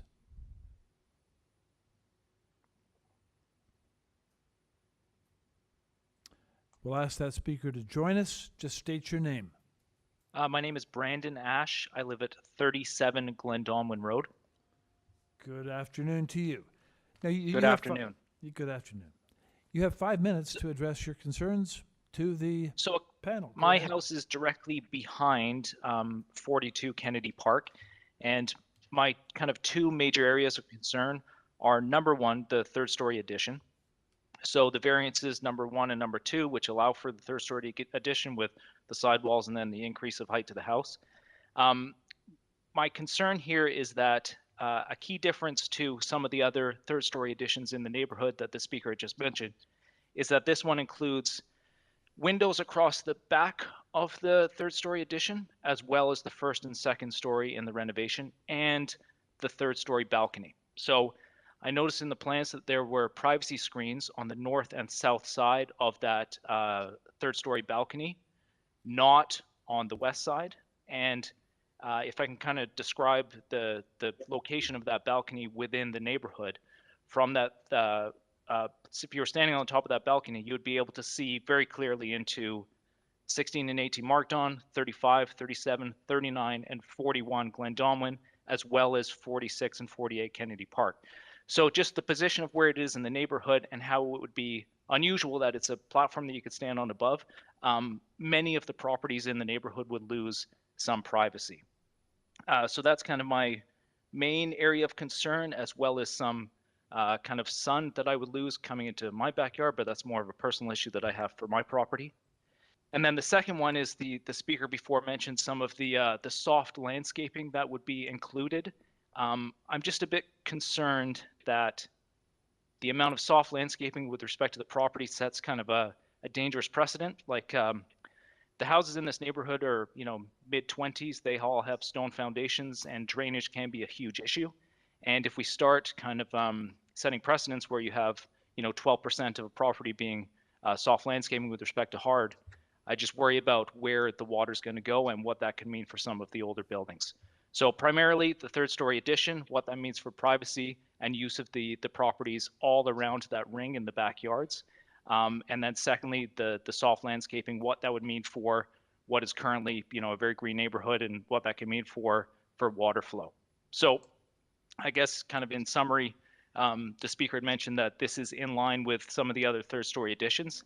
It's not in terms of the third story balcony. And secondly, if you do a Google Street View, or if you were in the neighborhood, the building is high and big, and the third story addition is going to make it higher and bigger. We are removed from the a busy Bloor Street where there are bigger buildings by a park, some easement for the subway. So if you are in the neighborhood, it feels like a different neighborhood. And even now, this building is bigger and taller, and this addition would make it even more so. Thank you. Thank you very much. Let's just see if any panel members have questions. Not seeing any. Okay. Let's go on then, staff, to the next speaker, please. Hello, my name is Matt Fountain, and I live at 44 Kennedy Park Road. I have two concerns, one with the size of the building and two, the balcony. So I will echo everything that Brandon mentioned about the privacy issues. This balcony will go right to the property edge. They are only 35 inches, or 35 feet wide, these properties. And so this balcony will go right to the edge of my property and give a prime view looking down on all our activities. And that's concerning to me. But I will move on to size because Brandon did a good job with the balcony. I have issues with drainage. This property has a retaining wall all the way across from my property, from 44 Kennedy Park Road to 42. At the street, it is 39 inches high and tapers down to 0 for where the house begins. And then where the house begins at the back, it goes out. And at the far end of the property, it is a 35-inch retaining wall all the way across. Drainage has been an issue all the time with this house. I had pictures to present today, but I am now realizing I had to submit those earlier. I guess that's my fault. But there is significant water damage at the front of the property on the property line. The front yard is all gravel already. But when it rains or when the snow melts from the roof and it comes down, there just isn't enough property to sustain the amount of water that comes rushing off that house because of the large size of the roof. And what happens is it drains onto my side, it pushes the concrete. There's concrete damage and there's wood damage as well for the retaining wall. And then it forms ice. And I can get 2 or 3 inches of ice on my driveway right on the side there where I need to get into my car. Becomes very dangerous. And my attempts to have it resolved with the neighbors were futile in the past. At the back, again, it's raised, and I am worried about water coming onto our side with the additional space in the back, creating a larger roof and less space for the ground to actually, take the water. So yeah, that's where I'm at. Thank you. Thank you, Matt. Matt, I have a question for you on this drainage issue. Concerns me. So at the front, it's gravel. That's right. The surface Gravel is and softscape, yes. gravel and softscape. So at the rear, as this drawing that we're looking at shows, the rear is existing concrete. It looks like almost the entire backyard between the garage and the house is concrete. Is that your take on it? Absolutely, yes. It's 100% concrete. And the driveway too. Yeah. Do you get drainage onto your property from this property at the rear as well as the front? Yes, not as much as the front, but yes, we get some at the back. Okay. And the rear is a fairly large area. Do you think that drainage issue could be mitigated if that was soft landscape? I think it would potentially help.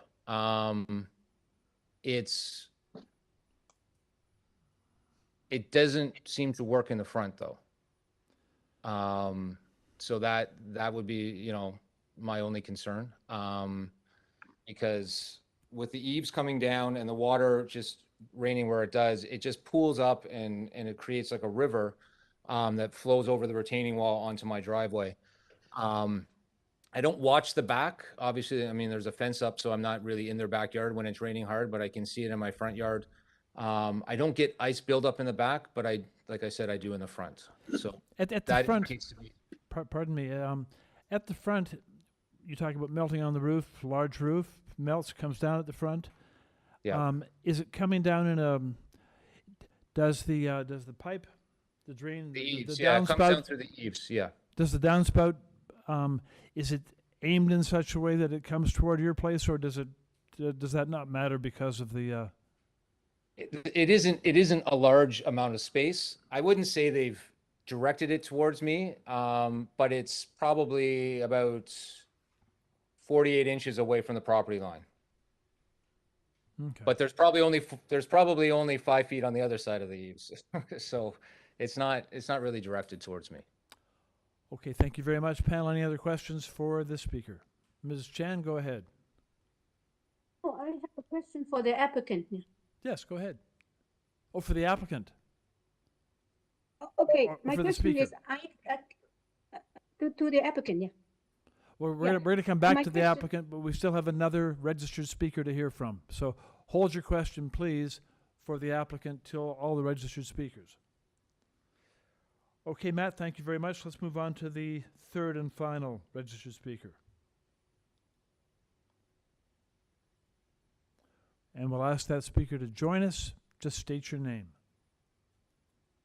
Hi, this is Nancy Isozaki on behalf of Nancy and Steve Isozaki, and we live at 12 Martin, which is south of the proposed building. Very good. You have 5 minutes now to address your concerns. Thank you. I'll try not to repeat what Brandon and Matt have already focused on, but many of our concerns are similar. We do have a concern that to get confirmation that the proposal is a conversion from a multi-tenant to a single-family dwelling, and concern that there may be intent to finish the basement in the future for multi-tenants. And this is a clarification was requested because there are historic multi-tenant issues with laneway foot traffic and garbage bin overflow and traffic, which 14 Martin has noted in their letter of concern also. The second major concern for us is the building size, which Brandon and Matt have spoken to. and the reduced privacy concerns, the 2-meter height variance on the sidewalls and the additional windows on the sidewalls. We also have share the same concern about the 25% larger floor space variance and the 2-meter height variance, that it creates a precedent-setting building size in terms of the largest, the tallest and the longest house in the immediate neighborhood. And Brandon has spoken to that. A third issue for us is potential noise from 3 external decks and porches, especially the 3rd floor deck, because noise carries and it carries down. And there's no similar front deck in the immediate neighborhood. So this would be very different, very unique to this neighborhood. Our last concern is the soft versus hard landscaping in the front and the rear yard. The rear yard minimum 50 to be reduced to 12%. The front yard minimum 75 to be reduced to 42%. To us, this is not minor variances. And the concern is that the reduction in the soft landscaping raises the natural drainage issues that Brandon and Matt have spoken to. And the example was yesterday's river of rainfall coming off of the roof and down the front of that house. Also a concern is managing the additional snow removal. The request for an expanded driveway and a new side door that will require a winter access path. With expanded driveway and a new front porch, there'll be snow. Where will the snow be removed to? The expanded driveway will also reduce the road space where snow can be removed to without blocking the driveway. And snow removal is already, especially onto the road, is already a major issue in this neighborhood. Thank you. Thank you very much. Panel members, any questions for this speaker? Not seeing any. Okay. Let's return now then to the agent. And agent, we'll ask you to, you have an opportunity now for rebuttal, to comment on these issues raised, and we'll ask you to confine your remarks to the issues raised by the 3 speakers. Go ahead. Yes, thank you, Mr. Chair. So to address the 3 speakers, Brandon, Matt, and Nancy, thank you for your input, your time today.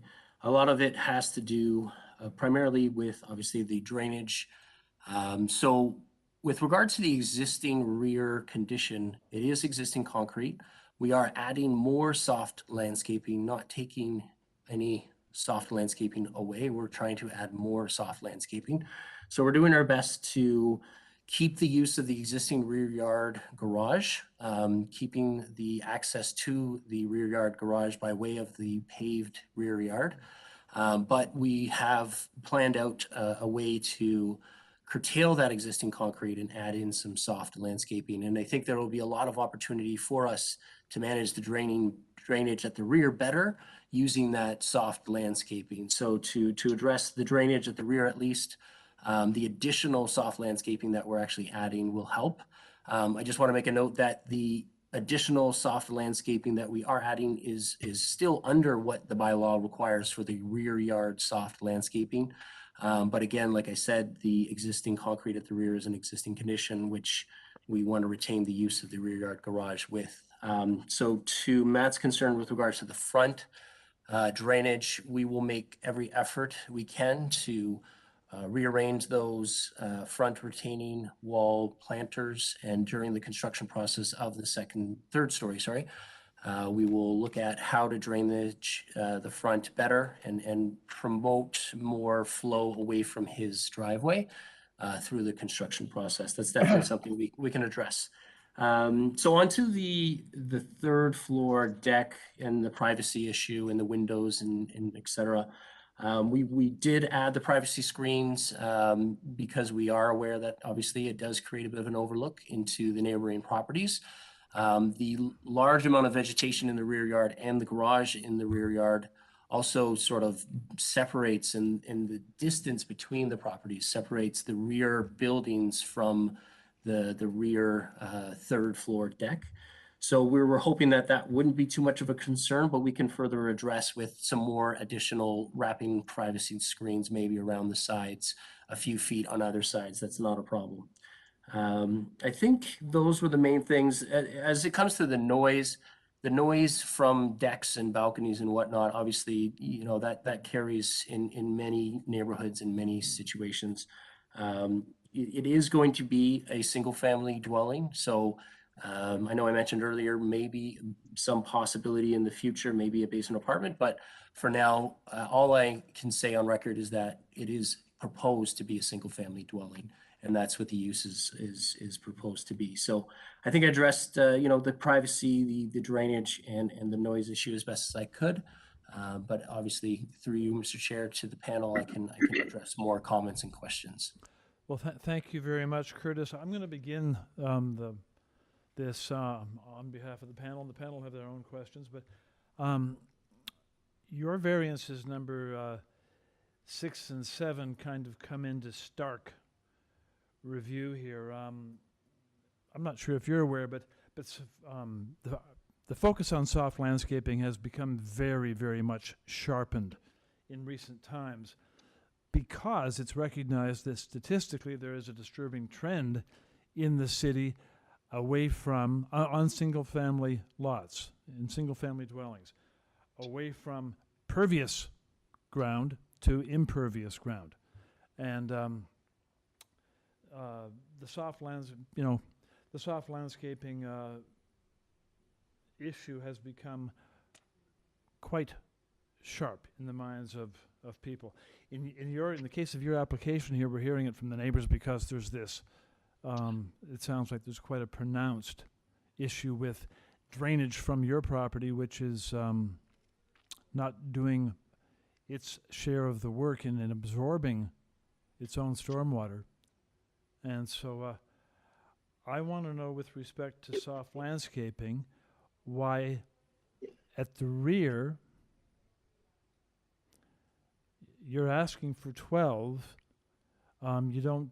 You're asking for 12 where 12% where the requirement is for 50. If you need a walkway to the garage, that's one thing, but to have the whole backyard essentially concrete, can you comment on that, please? Why do you need it so very low at 12%? Yes, Mr. Chair, thank you for the question. I stated earlier, it's right now it's an existing condition, and the garage is a double car garage. I don't know if you can see that on the site plan there. It's an existing garage to remain, and the existing concrete in the rear allows us for the access to the double garage. So we've carved out a piece of sod and a raised landscaping platform right in behind the structure. So we're doing our best to both maintain access to said existing garage whilst adding in some soft sod and soft landscaping. If we curtail that even more, we won't have vehicular access to the existing garage. So that's the struggle, and that's the balance that we're trying to tread there. Okay, I'll open it up to questions. I'm still of the opinion that a simple walkway from the rear of the house to the garage would get you to your garage just fine. But I'll open it up to questions by my colleagues. Go ahead, Ms. Chan. Yes, I have two questions. The first one, if you look at just the drawing that's up on the screen, the front parking, you proposing a front parking space, which is halfway is in the municipal property. Is that the case? And also, is on variance number 8, the driveway width is 3.45 but where is it? Where is it the gray area? The widest part is 3.45. That's one question. The second question is at the back. You're proposing a raised landscape.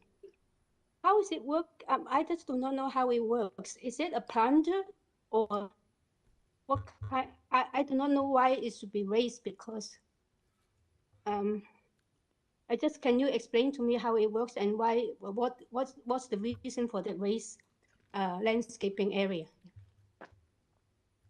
Yes, thank you, member. Through you, Mr. Chair, to Member Chen. The front proposed driveway parking, that's actually a mistype on the site plan there. The front access to the rear yard is being maintained as is. It's not proposed. We can't actually park there, as Member Chen pointed out. We were not actually able to park there at all. So that's not a parking. It is just the driveway, the existing driveway access that comes in. So that's just a highlighted area that shows where the existing driveway access comes in. The term proposed should not be there. It is going to be remaining existing as is. The widest point, sorry? Why do you need it so wide though? If it's not a parking space is proposed, so why do you need it so wide? I mean, you're asking variance number 8, right? Right. So through you, Mr. Chair, I think the widest point of the driveway is actually more so to the rear of the property, but I can't read. It's very hard to read right now. But the existing condition at the front is something that's going to remain. And I just want to add now, with respect to my concern about soft in the rear, now I see that that existing concrete it's being used as access to the garage. Now I get it. I thought the garage was being accessed by a laneway. Now I've got that down. Thank you. Other panel questions? But the question about the raised landscaping area, why is it necessary? What's the reason for that?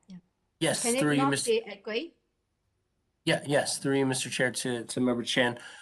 We wanted to have a raised platform there, and all it is a stone perimeter with filled in sod and then obviously grass on top, or filled in soil and then grass on top. So it's almost like a little raised lawn, if you will, with a small little stone retaining around the perimeter of it. So you can step out of the back of the house very easily onto sod in the rear yard. And that's what the proposed raised landscaping is. Thank you. Next question, Mr. Nipfel, and then Mr. Byatt. Thank you, Mr. Chairman. To the applicant, you've indicated that the site plan drawing we have is incorrect, and that instead of parking, it's just the driveway and it's going to be the existing condition. If you look at the survey, the existing condition is, and I'm following up on Ms. Chan's question, I don't see any reason for that paving to be so wide. You have a deficiency in soft landscaping. I would think it should be narrower. And if you look at the existing condition as indicated on the survey, it's even wider than is shown on this site plan. The existing condition has it looks, just eyeballing it, as more than 50% of the front yard is concrete, and I don't see the reason for that. The only reason for the paving is to provide a connection to the driveway that goes along the side of the building, and possibly a little side connection to the front porch. But you've got serious deficiencies in landscaping, and I. Following up on Ms. Chan's question, I have real problems with the amount of front yard that you're proposing to put in hard landscaping.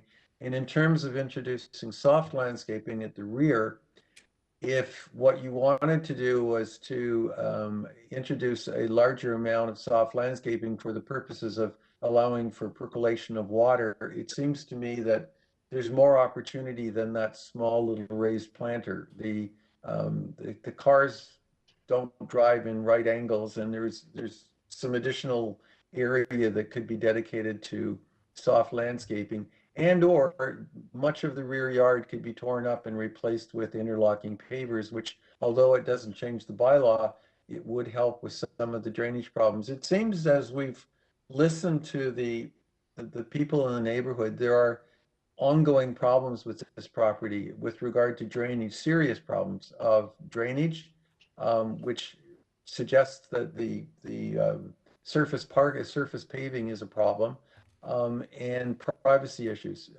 I have real concerns with the application as it's before us. Very good. Any comment on that, applicant? Yes, through you, Mr. Chair, I agree. We could do a lot more in the rear yard. We could introduce permeable paving, et cetera, which we can definitely explore and put that in. As you can see from the photo in the front yard, however, too, the way that the front yard is paved and the concrete is laid out, you could really only drive and access the rear yard. You can't really park or anything in that front area there. So it wasn't the intent of the homeowner to alter the front yard too much. There's some minor landscaping that will be done and some additional planting beds that will be introduced, but the retaining wall that you see to the right of the driveway access was going to stay. And then thus it's just going to be the driveway access and nothing more than that. So, I mean, if it pleases the committee, we could push this to another date and work with the surrounding neighbors on the privacy concerns and then propose more soft landscaping by way of permeable paving in the rear and see how we can add more drainage in the rear. Well, that may be a good idea. We'll just see. Are there other questions, Mr. Clay, for the applicant? Go ahead. Yeah. So I think it's fair to say that we collectively have basically the same concerns about this application. Either this gets deferred, or I think I'd have trouble approving variance number 7, for example. And I don't think we can deal with on the run trying to say whatever percentage in the backyard might be adjusted to satisfy our concerns. And frankly, it's entirely paved over with concrete in the back. And while permeable pavers might be appropriate for a route right to the garage, it seems to me, looking at the site plan, there's opportunities if you're going to rip that concrete up and while there could be a pathway, there's a whole bunch of land back there that could be returned to grass or some sort of soft landscape. I think there's a real opportunity. I don't have major problems with the application subject to the privacy concerns, but I think we all have great difficulty with the landscaping. And I think there's lots of opportunities to to revise this application in a way that satisfies, if not all, certainly the majority of those concerns. So my view would be, I think we could maybe consider deferring this one so that those issues can be addressed. Let's at this stage then take the application into committee, and we've actually probably had some of our in-committee discussion already, but let's take it into committee so that we can deal with it in the form of a motion. And any further comments of this kind? Ms. Chan, go ahead. Yes, I agree. I think I agree to a deferral only because they get another opportunity to address that our concern if it's just soft landscaping. But the secondly, I think the site plan is not accurate because regarding the front condition, it did not indicate there's a retaining wall, and that what is indicating is a parking pad. So I think that they should correct that for the next hearing. Okay, so I think what we're talking about here is a deferral in order to improve both front and rear soft landscaping percentages substantially. Yeah. Chair, I'll move that motion to that effect, and also to continue to have discussions with neighbors with respect to privacy issues. Go ahead. I just did. Thank you very much. All right. I bet you get a seconder. You do, Mr. Nipfel. Okay, it is moved and seconded to defer the application as described by Mr. Clay. All those in favor, show of hands, please. So that motion is carried. The application is so approved. Or the application is so, pardon me, the application is deferred for those reasons. Thank you. We move along to number 15, 37 Hopedale Avenue. Before us we have submitted materials, 2 photographs of trees on the property, and a staff report from Urban Forestry, 1st of June.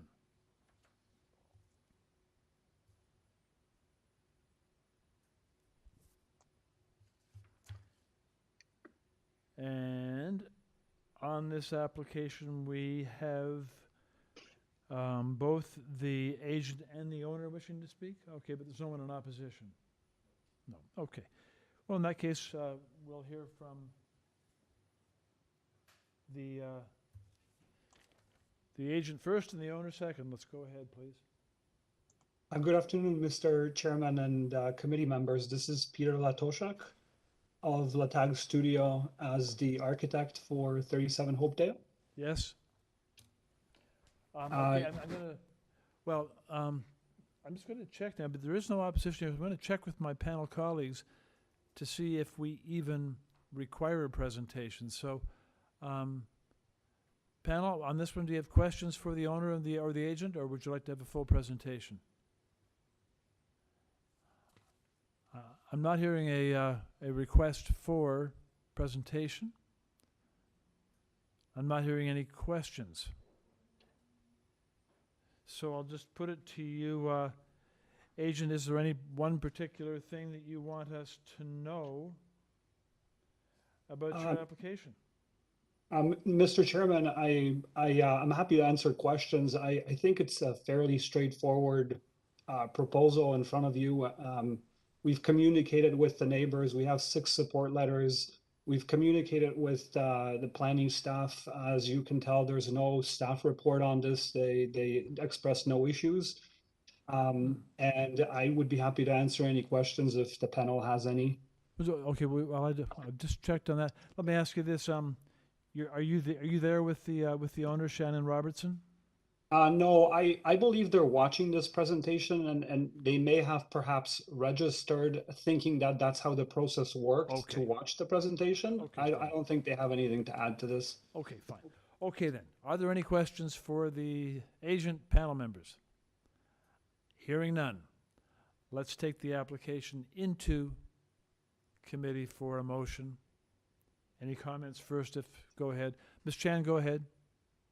Okay, my comment is that I do not think the proposal will create any sort of negative impact. I think that the site can support the proposal, and there are 3 variances. I consider them that the site can support this increase. So I move for approval subject to forestry condition number 2. There it is. It is seconded, Mr. Byatt. Moved and seconded. 2. Approved. Those in favor, please show hands. And that vote is unanimous. Motion carried. Application is so approved. We're on to number 16. 188 Gooch Avenue. Before us are the materials submitted by the applicant. There's e-correspondence from Infrastructure and Development Services, received back in February. And we have 7 form letters in support. From addresses on Gooch: 180, 182, 184, 186, 190, 192, 194. Okay.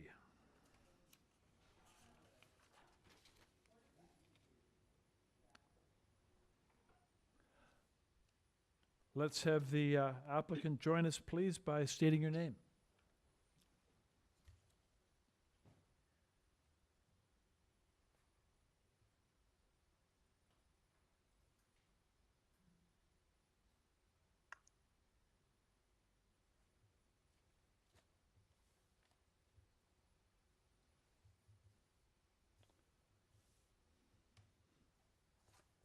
Mike, you have been unmuted. Hello, my name is Mike DeOliveira. I'm here representing 188 Gooch Avenue, and I'm with Replacement Design, located at 911 Davenport Road. Good afternoon, Mike. Okay, thank you. Panel members, we have the agent with us. Any questions for him? Not hearing any. No? Mike, is there any one thing we should know about your application? I think it pretty much speaks for itself. We have 7 letters of support, most importantly from the neighbors on either side. And really the setback here is because of the minimum width requirement for a parking space on the interior garage. If you look at the floor plan, we have exactly 3.2 meters for the interior dimension, which is exactly the requirement when you have an enclosed parking space such as this. So that's kind of why we're forced here with this setback, as well as the awkward shape of this lot, making it narrow as it gets further to the rear. So I think that's about it. Thank you Any very much. questions you might Yeah, have? yeah, okay. I think it's pretty clear what you need, what you want. Okay, panel members, let's take it into committee for a motion. Mr. Byatt, go ahead, please. Thank you, Mr. Chair. I think this is a very straightforward request. There's only one variance, and with the explanation that we just heard, I think it's a completely supportable application. So if colleagues are not don't have any comments or objections, I would like to move a motion to approve. Thank you very much. Does he have a seconder? Yeah, He no does. Mr. condition. Nipfel seconds. Moved and seconded to approve. Those in favor, please show hands. Unanimous vote to carry the motion. Thank you. And the application is approved. Thank you very much. Have a good day. Thank you. Number 17.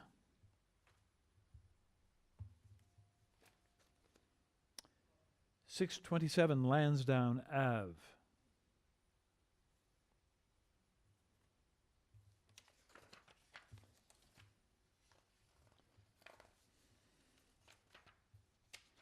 On this application, we have materials from the applicant. There's an arborist report, covering letter from the agent, plus presentation materials May the 31st. Commenting reports from Transportation Services and from Urban Forestry. There is correspondence in support, 3-signature petition, signed by owners occupants 400 and 402 St. Clarence, 494 Lansdowne. Correspondence in opposition from 627 Lansdowne, another from 627, the Swansea Area Ratepayers Association.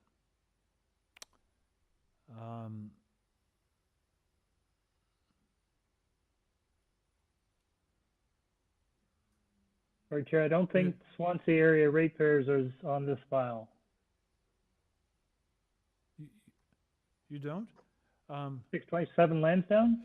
Well, it shows you on my list of materials. Perhaps it's. I think they're on the next one, number 18. Yeah, that's right. Okay. Thank you very much. Appreciate that, Mr. Clay. As they say in baseball, good eye. Okay.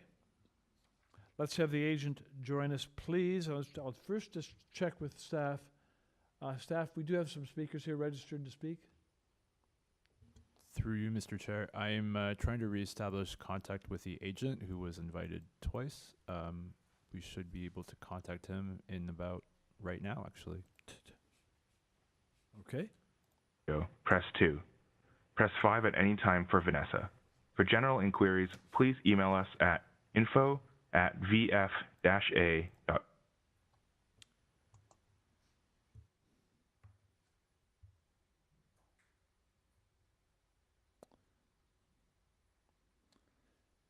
If you would try it again, please, moderator. Matt, you've been unmuted. Hi there. Thank you. Sorry for the technical difficulties. Okay. Can you hear me now? We do hear you, Matthew. Good afternoon. Thank you. Good afternoon to you as well, Chair. Okay. Just stand by for a moment, please. Do we have one person in opposition, moderator? Yes, they are registered and on standby. Thank you.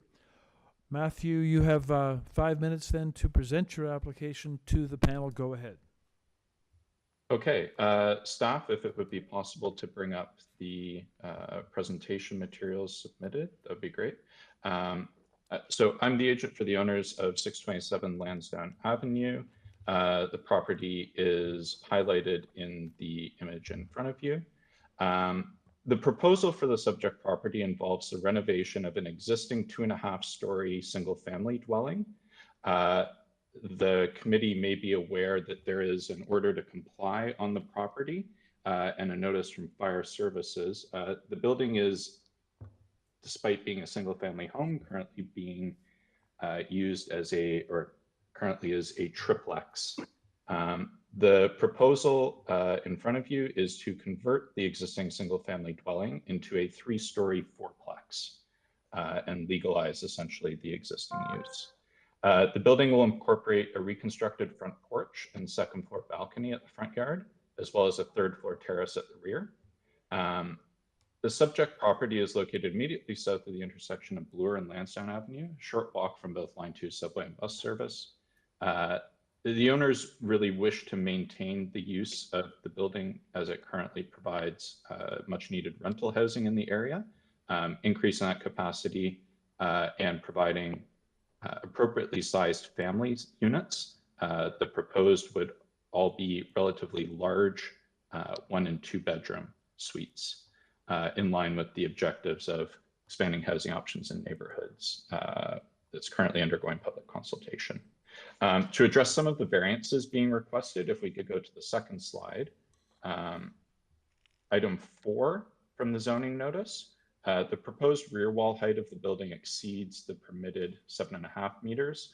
The proposed maintains the pitched roof at the front of the house, but in order to essentially facilitate a 3rd floor unit, we have proposed that the rear wall of the building be, I guess, contiguous and exceed that permitted 7.5 meters.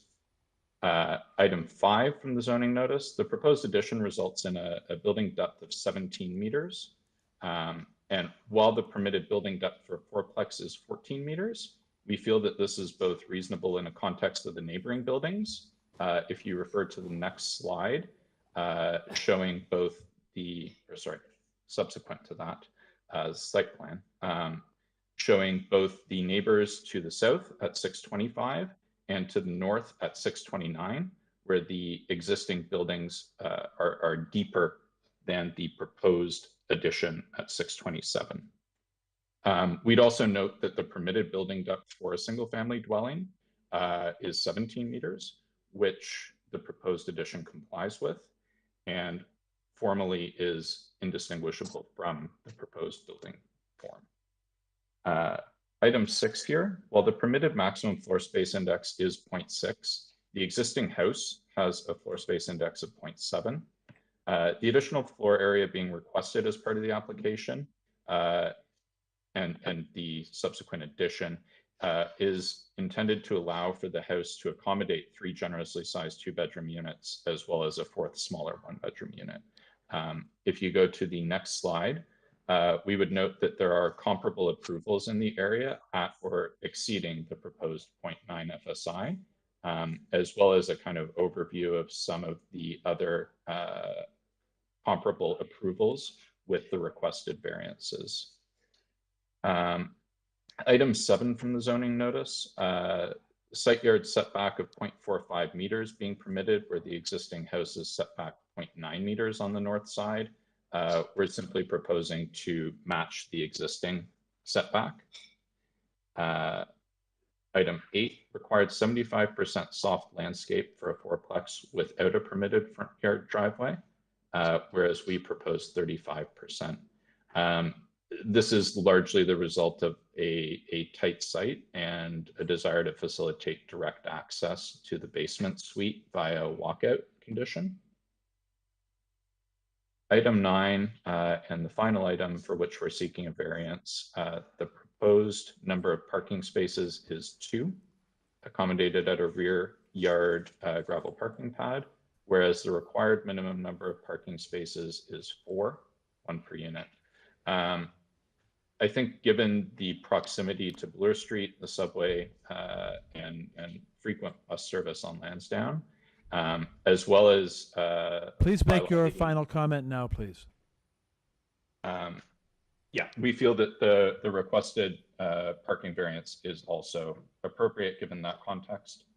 And as a whole, we feel that the application is minor in nature and appropriate for the context. Thank you very much. Okay. Moderator, we have a person standing by.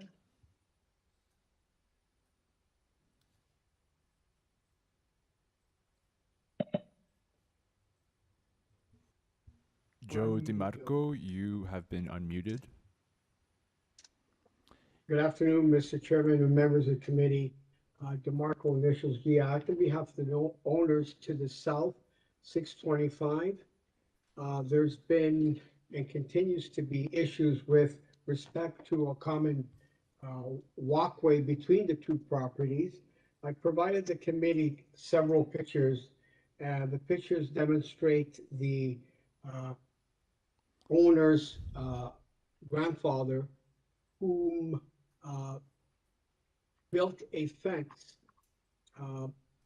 in between, built a fence right over the natural right-of-way.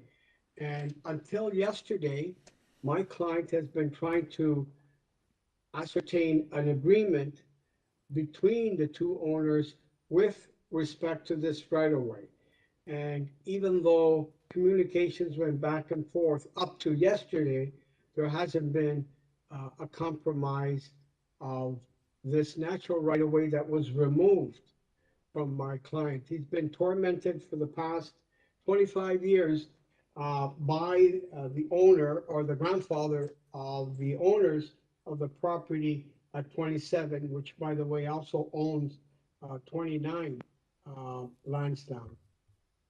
We really don't have an issue with respect to the project, but unless this right-of-way is resolved, then we're just going to proceed to the next level, unfortunately.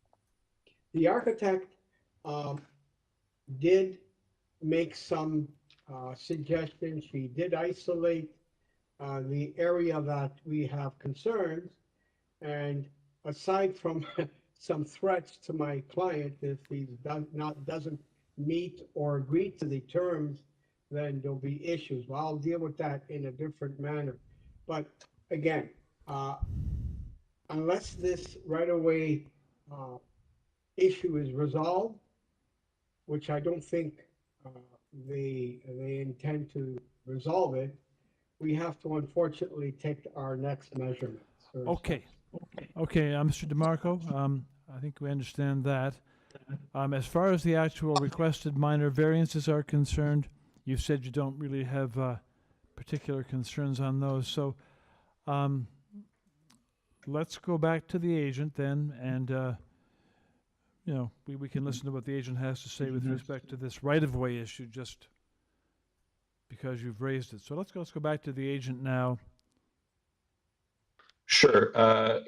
Does committee or staff have access to the survey that was submitted as part of the application?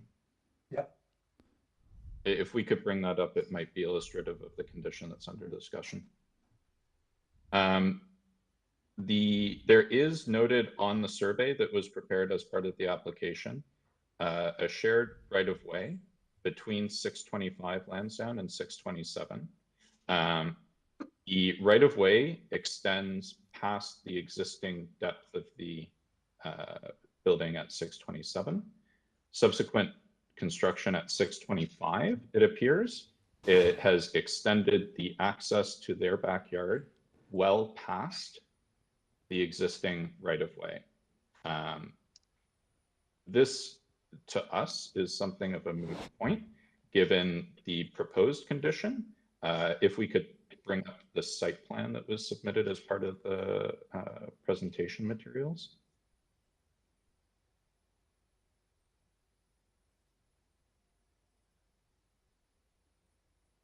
In this submission, the gate was proposed to align, to the backyard at 627 was proposed to align with the rear face of the building.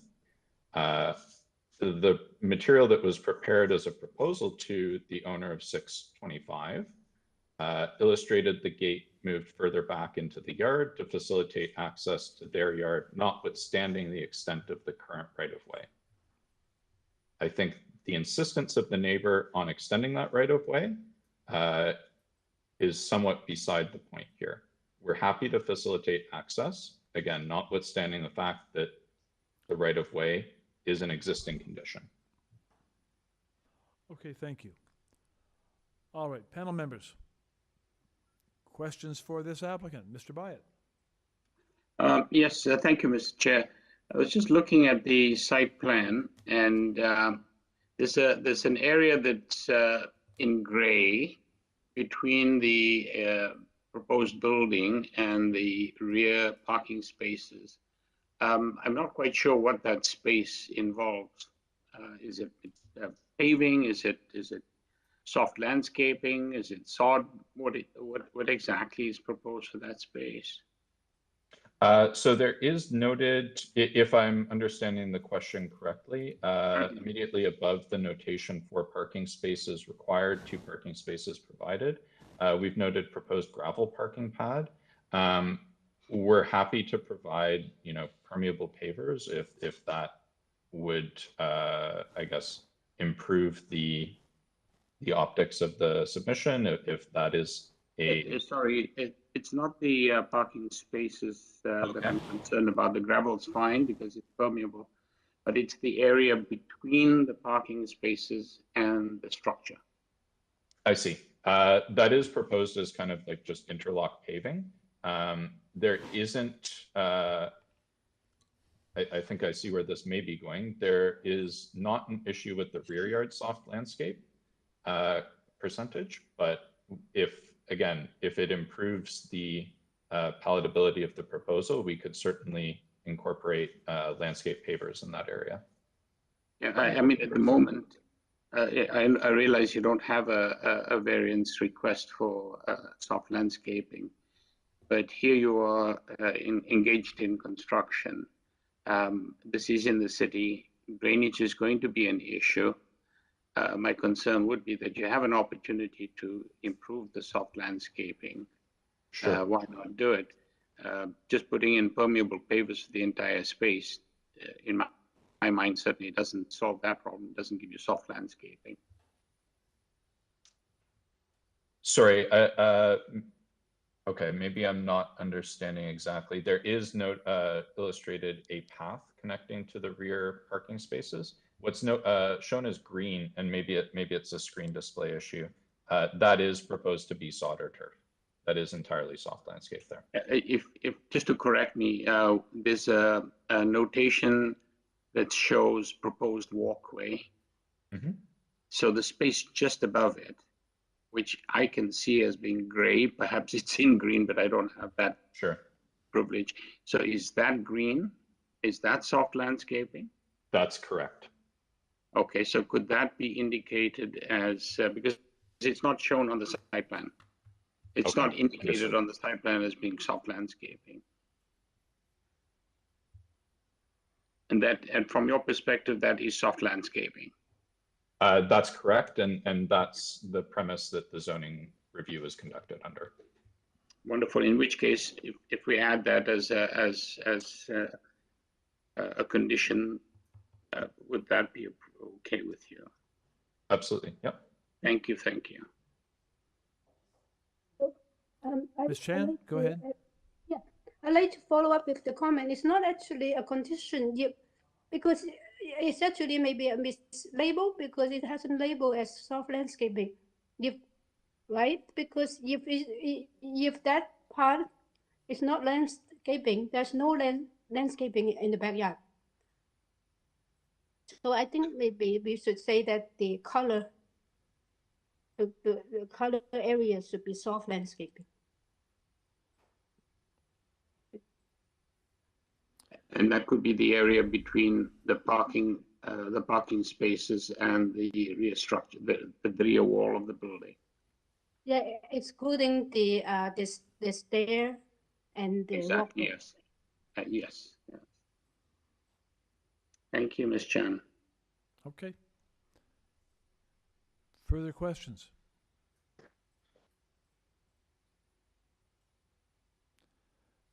Okay, then let's take this one into committee for a motion. Mr. Byte, go ahead, please. Thank you, Mr. Chair. I'd like to propose approval of the application. There's a condition, a forestry condition 1 and 2.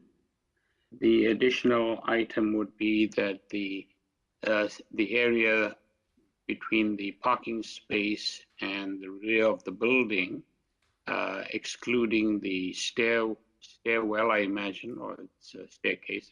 Oh, it's a staircase going up, and the proposed walkway, excluding those two items, that area be soft landscaping.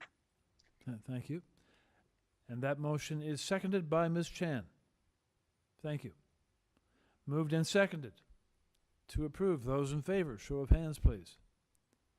And that's a unanimous vote to carry the motion. Mr. Thereby- Chairman, I'm wondering if, in order for that condition to make sense, might we put the site plan in as a requirement that it's tied to the site plan?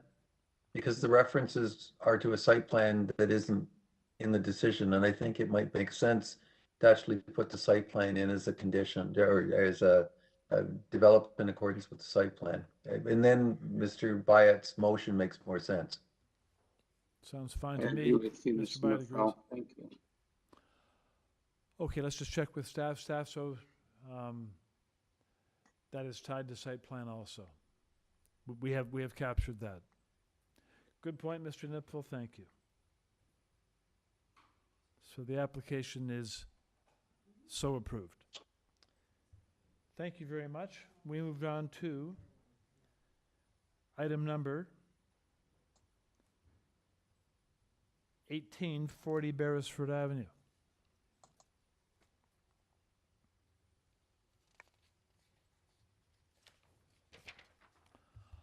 On 40 Beresford, we have submitted materials, photograph of the front elevation. We have opposition correspondence from 42, 50A, 38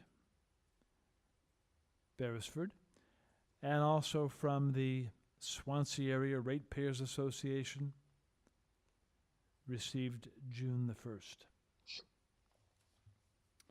Let's go to the applicant now and have the applicant join us, please.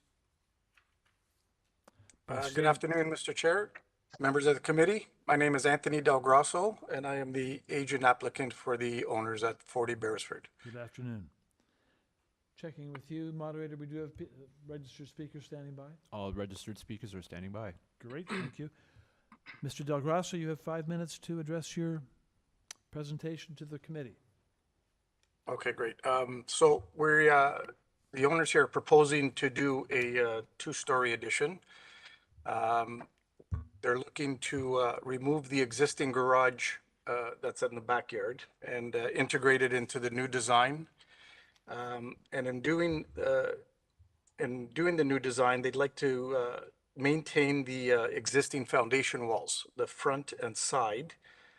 And because there is a right-of-way on the south side that they want to maintain, and the addition will be built, or the main floor will be built over the new garage and the second floor, and therefore causing the I guess the variance of the height that we have on number 1 and number 2 and number 8.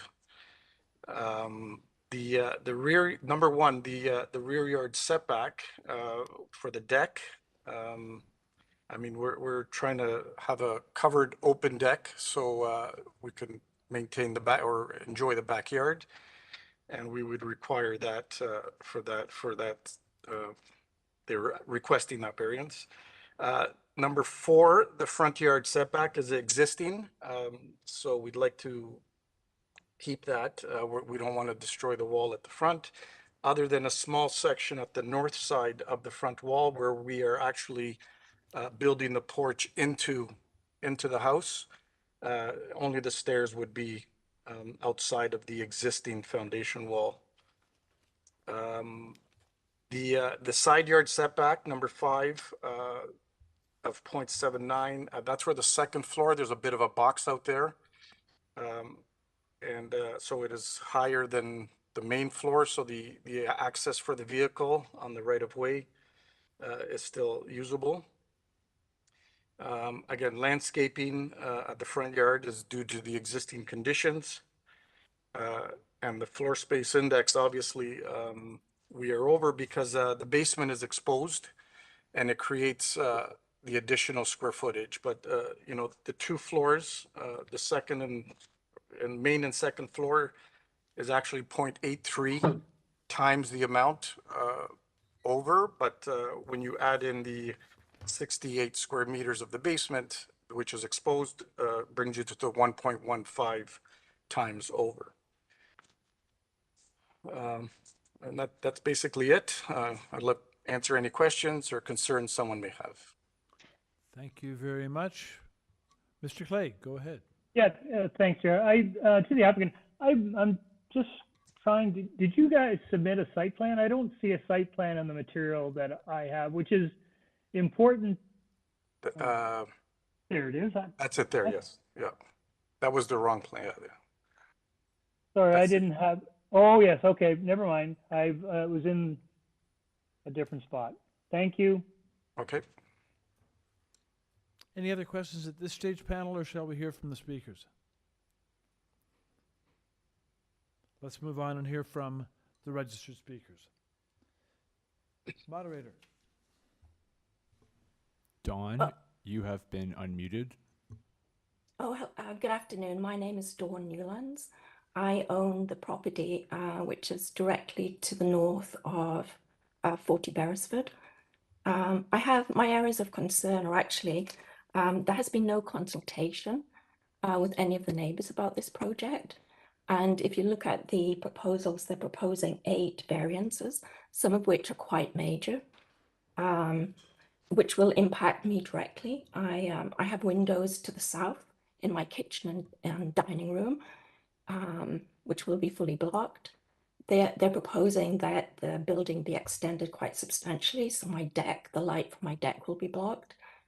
The concern I have is that soft landscaping, that they're actually filling most of the smallish lot with building, and thereby losing, you know, not only am I going to be losing privacy and right to enjoyment, but I'm going to be looking out on a concrete wall, and the garden's going to be mostly covered with building.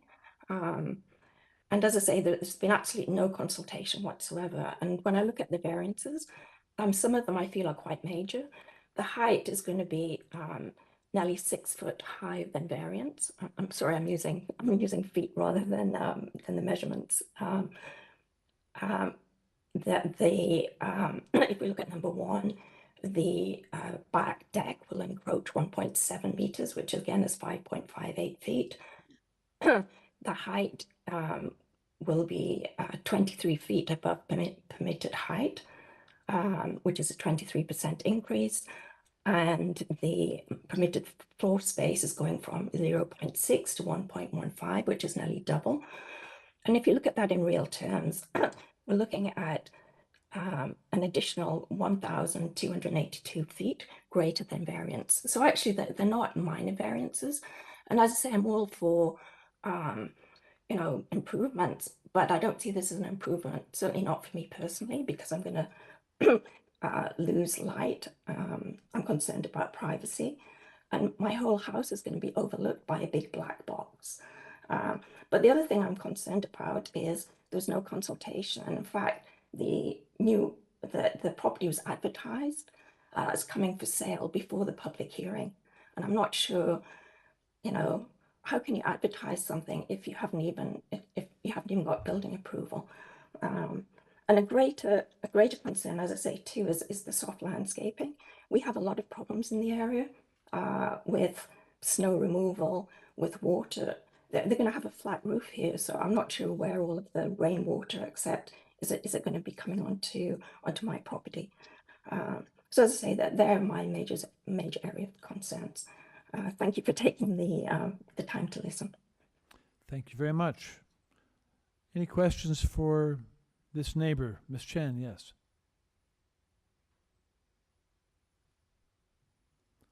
You're muted, Ms. Chen. No, I tried to unmute, but I have so many things on my screen. No, I don't have a question for this speaker, but the applicant. I wait till. I would ask you. I'm sorry, and last time I forgot to come back to you. I'd ask you to hold your question for the applicant until we hear the other speakers. There are 3 more listed. So hold that question, please. If I and Okay, just thank you. raise it when we open up to panel questions. Let's go to the next registered speaker, please. Dan Chen, you've been unmuted. Hi, my name is Dan Chen. We're the owner at 38 Beresford. We have concerns on the variance 3 and 5. So for variance 5, our property is sitting on the south of 40 Beresford. And in between our building and their building, there is a very narrow driveway, and that allows our car to go in and out. Currently, because the driveway is so narrow, we have about 2 inches on each side of our car when going inside. And we see that on variance 5, they propose to extend to the south side by 0.11 meters towards us. And that, if that extension is on the 3rd floor, on the ground floor, it's going to narrow our driveway even further. And if it's on the 2nd floor, we don't know how high that is going to start from, and then we don't know if we want to bring in some small trailer, if it's possible. So we do want to clarify on that. And also, if our car cannot get in, that's definitely a big problem for us. And our concern on variance number 3 is that we have, at the rear yard of the building of our houses are connected. And there is a small area in between us that is designated for the cars to make turns and to reposition itself so that we can get into our garage, our rear garage. And with this proposed extension to their backyard, which Don has mentioned, it's probably double the size of the length of the entire house. And it's going to build over that designated area for our cars to make turns. And we don't know with this change if it is even possible for us to even get our cars in and out of our garage in the future. Thank you. We do have a picture posted on the, I'm not sure if it's on the attachment, but we did send an email with the pictures, so you guys can refer to that as well. Let's put up the site plan. Oh, okay. Here, very good. Okay. Yeah, so you can see that they actually do have a small garage before, and then when they're building it, if they're extending it based on the external wall on the south side, you can see it's completely building on top of the concrete area right now, and that's where we're going to make a turn to get our car into our garage.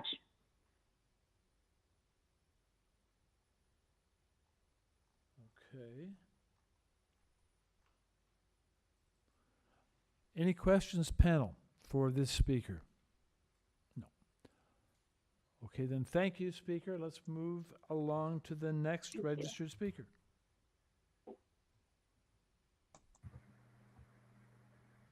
Sabrina McCleskey, you have been unmuted. Hello. Hi. Hi, thank you. Can you hear me? We hear you fine. Just state your name, please. Thank you.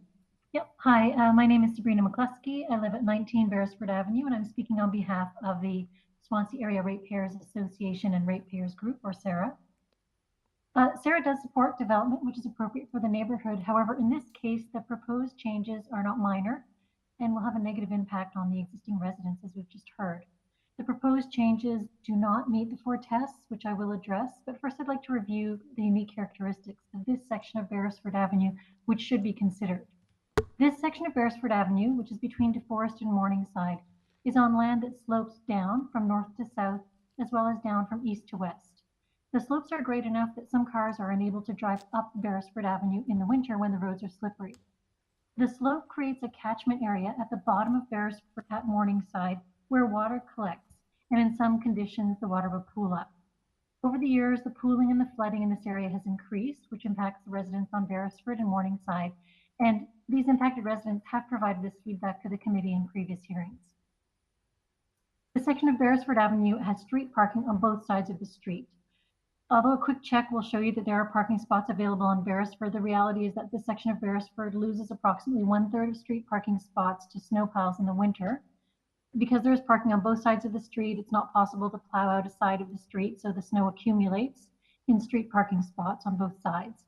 Also, many homes don't have street level front yards. The east to west downward slope means that front yards are raised above sidewalk level, so snow can't be shoveled off the sidewalk onto the yard. Sidewalk snow also gets piled on street parking spots. So the street becomes a challenge in the winter due to accumulation of snow, the slope, and the lack of parking spaces. And this is worsened when we add large homes with greater parking requirements. These two factors, the slope and the drainage issue and the parking, should be considered when we look at new variance requests for this section of Beresford Avenue. In terms of the 4 tests, number 1, this is not a minor variances. While some of the individual variances appear minor, collectively they are not, and to the extent they interrelate, their impact is both on the neighborhood and on the adjacent properties. The large structure will block light and create a shadow on the neighboring backyards, and it will block existing windows at 42 Beresford. In addition, it will prevent use of the existing actively used shared driveway at 38 Beresford. This is not an appropriate change since the variance will impact soft landscaping, drainage, and parking for an area with known drainage and parking issues. This change does not meet the general intent of the zoning bylaw. We have had a lot of development on this strip of Beresford. We have existing residents whose backyard enjoyment has been dramatically reduced because their yards are now enclosed by tall stucco walls, which affects light and airflow. We know this happens. And we have worsening drainage issues and parking challenges.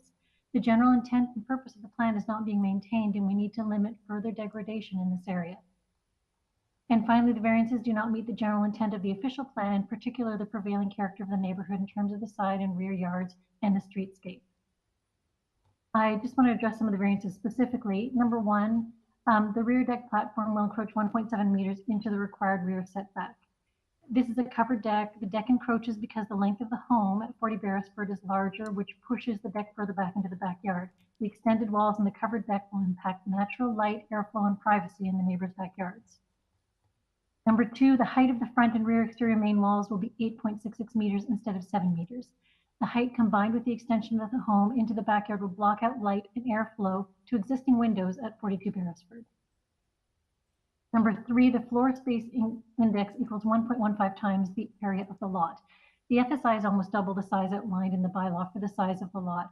This additional space is taken at the expense of loss of light and airflow to neighboring properties and loss of permeable land, which will affect water drainage. I'm going to skip to number 5. The new dwelling will be located 0.79 meters from the south side of the lot line. This impacts the shared drive, which we heard, which is actively used by the residents at 38 Beresford, and therefore should not be allowed. The change affects the current and future use of the shared drive and could potentially add another car to street parking, which is a problem. Number 6, 36% of the front yard will be landscaping. This is a loss of 2.95 meters of permeable space, almost 29% lower, again, for an area with known water drainage issues. This will just add to the problem. And finally, number 7, 54% of the front yard will be soft landscaping. Again, it's the loss of permeable land in an area with known water drainage issues. This is in addition to the larger home, which removes more permeable space in the backyard, further contributing to the problem. I'll ask you to make your final comment now, please. Yeah, I have like 30 seconds. Variance requests will generally cite previous approved variances as justification. However, the unique conditions of this section of Beresford Avenue, including drainage and parking, should be considered for approving any further variance. The proposed change doesn't meet the 4 tests. While some of the individual variances appear minor, collectively they are not, and to the extent they interrelate, their impact is material to both the neighborhood and the residents in the adjacent properties, and we respectfully request that you reject the application. Thank you. Thank you. Questions for this speaker, Mr. Clay? Just quickly, you mentioned drainage and parking, and I thought I heard you say that there was available parking on the street and there is parking on both sides of the street. Is that correct? Yeah, so there's street parking on both sides of the street. And if you went and Google, if you and tried to purchase a parking spot, you would see that there is availability. But the reality is that in the winter, we lose a lot of spots because snow gets piled in parking. So I just wanted you to know, the reality of it versus looking, because you can look now and you could probably find a spot. But in the winter, we're all kind of clamoring and locked into our little spots because we do lose little spots because snow just gets piled up in them, and there's no opportunity to clear it out until the spring. Okay, thank you. Yep. Okay, let's return. Okay, now we have, Moderator, we do have one further speaker. Sorry. Viola, you have been unmuted. Good afternoon. My name is Viola Karupis. I live at 50A Beresford. Go ahead, Viola. You have 5 minutes to address the speaker or the committee. Much of my concerns have already come to light, but what I do want to stress is consultation. I think that's very important in a neighborhood such as ours, that we get the right to speak to what is being built before it actually comes to committee. We've not had this opportunity other than a Mylar image on the face of the building saying coming soon. I would think that at this point, if we had consultation, I would have asked the developer to prepare a sunshade study in advance so that we are fully aware of how much light, how much sun is going to be taken away from the neighbor to the north. We have a right to light, we have a right to fresh air, we have a right to be able to look out our windows and see trees, not walls, not create this canyon-like building. And unfortunately, on our block of Beresford, that's what's happening. We have 3 new developments, and not many of them are liked by anyone that come by and are amazed that this was actually built or allowed to be built. There are 2 more in preparation coming to committee. Again, each and every one is bigger. The footprints are bigger, the boxes are taller, the windows are less, the greenscape is gone. We're a neighborhood of front yards, excuse me, and front porches and gardens, and now we have driveways, now we have concretes. We're sort of like starting to look like Mississauga of the 80s before they planted trees, with permeable or non-permeable. Soft landscaping is extremely important for the cooling of our streets.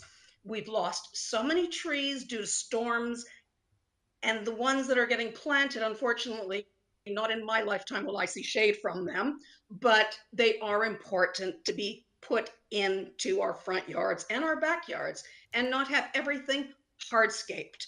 So for me, it's too much of a building for that small site. There is not enough green space or soft landscaping. That's basically what I have to say. Thank you. I thank you for taking my time. Well, thank you. Questions for this speaker panel?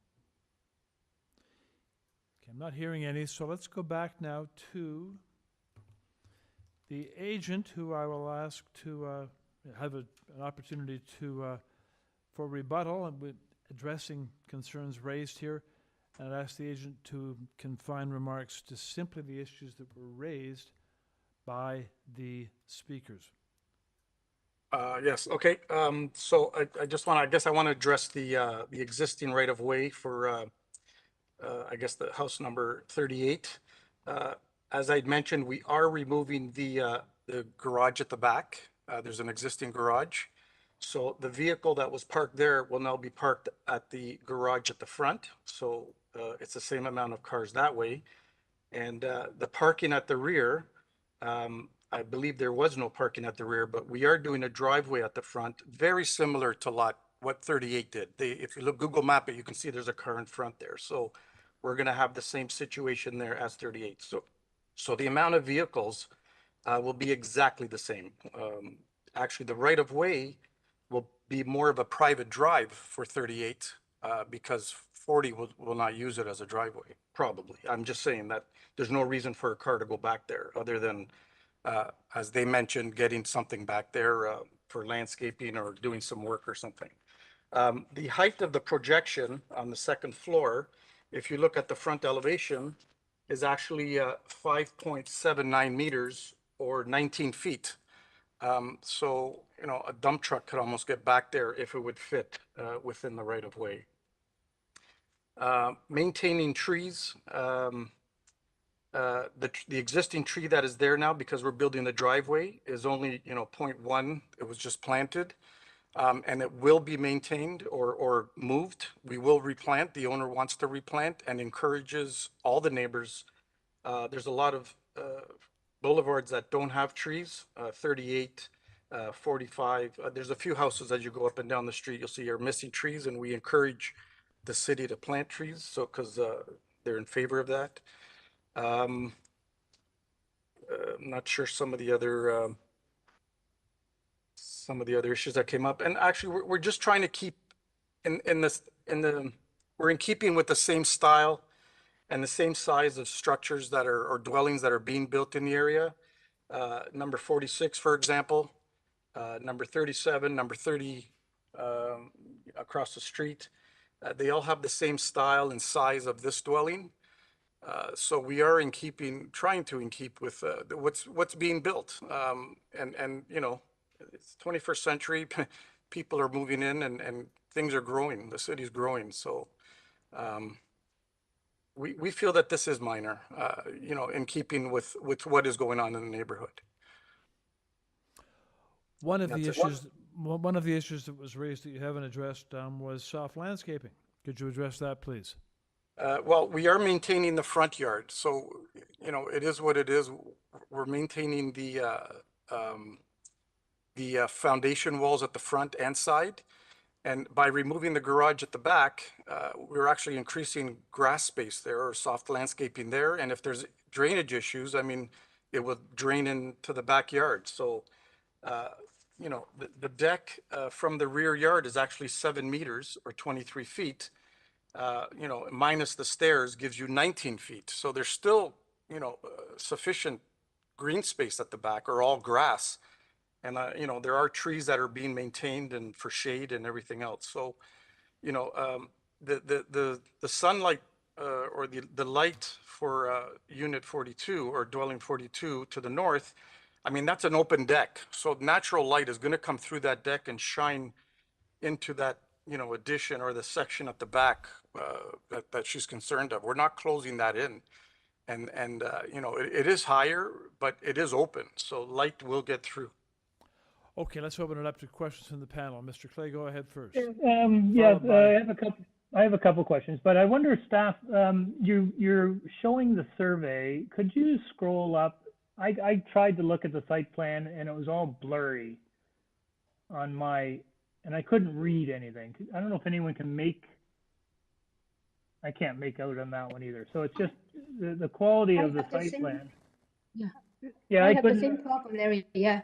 Yeah, I couldn't read. So that's what, because landscaping is in fact fairly important. You're asking for variances, and I was trying to get a sense of what the landscaping treatment is in the front and the back. So I have a couple questions, even though we can't see this. So first of all, you're putting a new driveway in the front leading to garage. What are you planning to make that use permeable materials for that? We will, yes, yes. Okay, good. That's good. Secondly, on the back, that deck, is it a wood deck with slats so water would be able to make its way through it?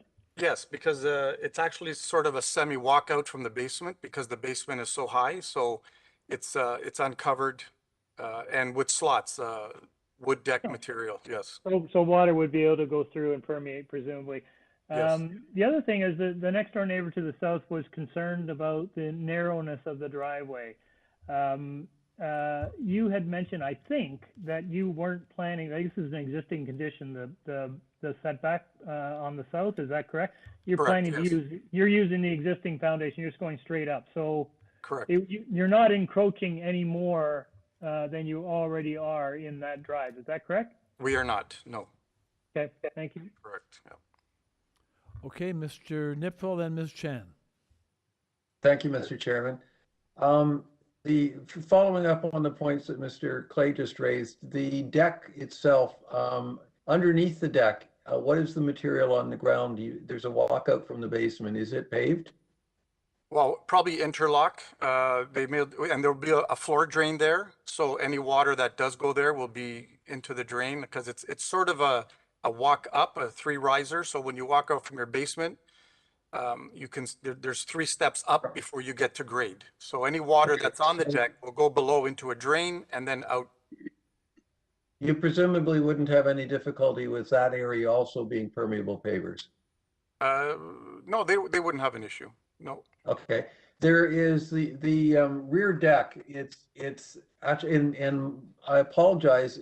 I, like Mr. Clay, I can't read your site plan. So if the questions are answered on the site plan, it's really hard because we couldn't read them in our agenda.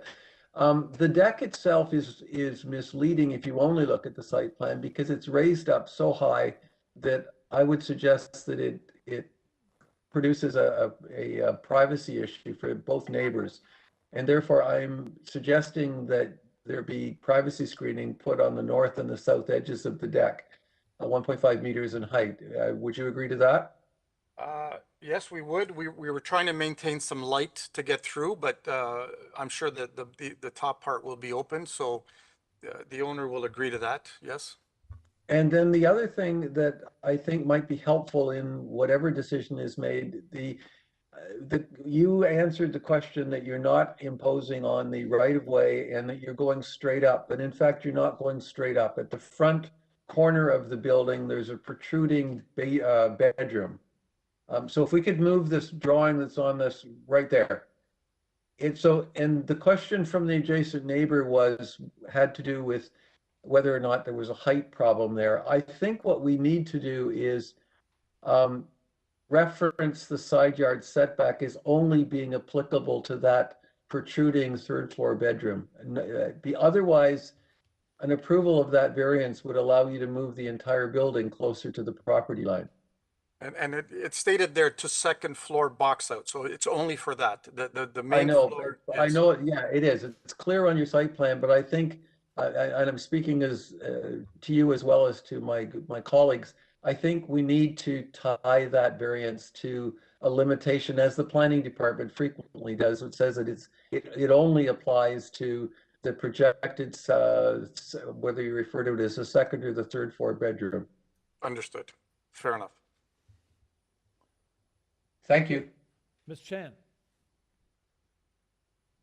Yes, my colleagues have asked most of my questions, but I still have one, because you have mentioned that in the front you did not change or reduce the soft landscaping, but in fact, if you look at the photographs, because you're putting a new driveway and also some steps there, it's almost eliminating. You change the current. If you Google Maps, this is not showing very well, but in fact, it's got a lot of lawn area, and now you're putting a driveway there, which is 3.2 meters. I have some difficulties adding the 2.3 paved area next to. There's another very large paved area on the southern property. That porch will be removed. That's an existing built over porch, and it's damaged. There's no foundation, and so that is removed. That'll be partial to the driveway. It's similar to 38. It's exactly the same as what they have. They have a section at the front. Yeah. You actually have increased the paved area. You have reduced the soft landscaping, partly in your property and also in the city's property, right? That's my question. It's a condition due to moving the garage and having the integrated garage with the dwelling and taking it away. Just again, not to avoid parking on street if we can, as mentioned by one of the speakers there, not to cause that traffic and to have a parking spot on the property, and the garage is available also. And if it's an issue, but it will be permeable material. So it's not asphalt or interlock or whatever. The second question is, you said that at the back you'll be moving the garage and also part of the driveway. You're going to restore everything into soft landscaping. Do you have a site plan indicating that? Well, our site plan, I don't have that showing where the line of the driveway would be, but it would be where the end of the existing right of way is, where the extension of the house is. how do we know that it's soft landscaping though, if it's not shown on the site plan?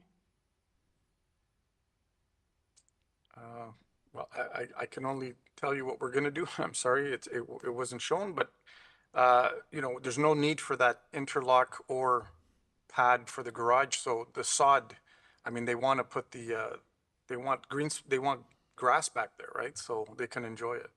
So it will be at the existing right of way at the end. If you scroll over the drawing a little bit to show more of the rear. The rear, yeah. So basically, you know, almost from that point on an angle, right on the property line, will be, you know, whatever's maintained for 38 will be maintained, but whatever we can be removed will be removed on 40 and grass added. Okay, I didn't show it, but it will be. On your rear landscaping at 54%, that number I assume includes the area that is currently the rear garage. Is that true? To get to 54%, you're including the area that the rear garage now occupies.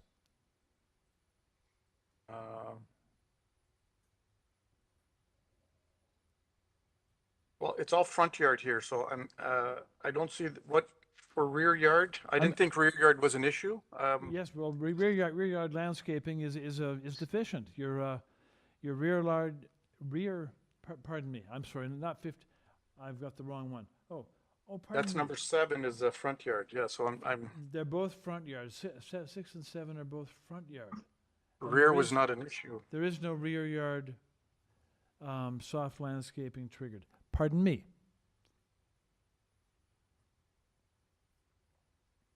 So we do need some way then of wording that ensures that area where the garage comes out becomes soft. Mr. Chairman? Yes. My concern is that because they are proposing to change the backyard, removing the garage and also maybe re-landscaping. I just thought that to our benefit or to everybody else's benefit that there should be a landscaping plan overall. And I don't see it there. It's just, that's why I ask all these questions. Yes, no, I understand. I understand. Yeah, no, it's a good point. We'd like to ensure that the area where the garage is becomes soft landscaping. And it sounds clearly that that's the intention. Further questions for the applicant? Anyone? Then let's take the application into committee for a motion. Any comments that precede that? Let's go. Mr. Clay, go ahead.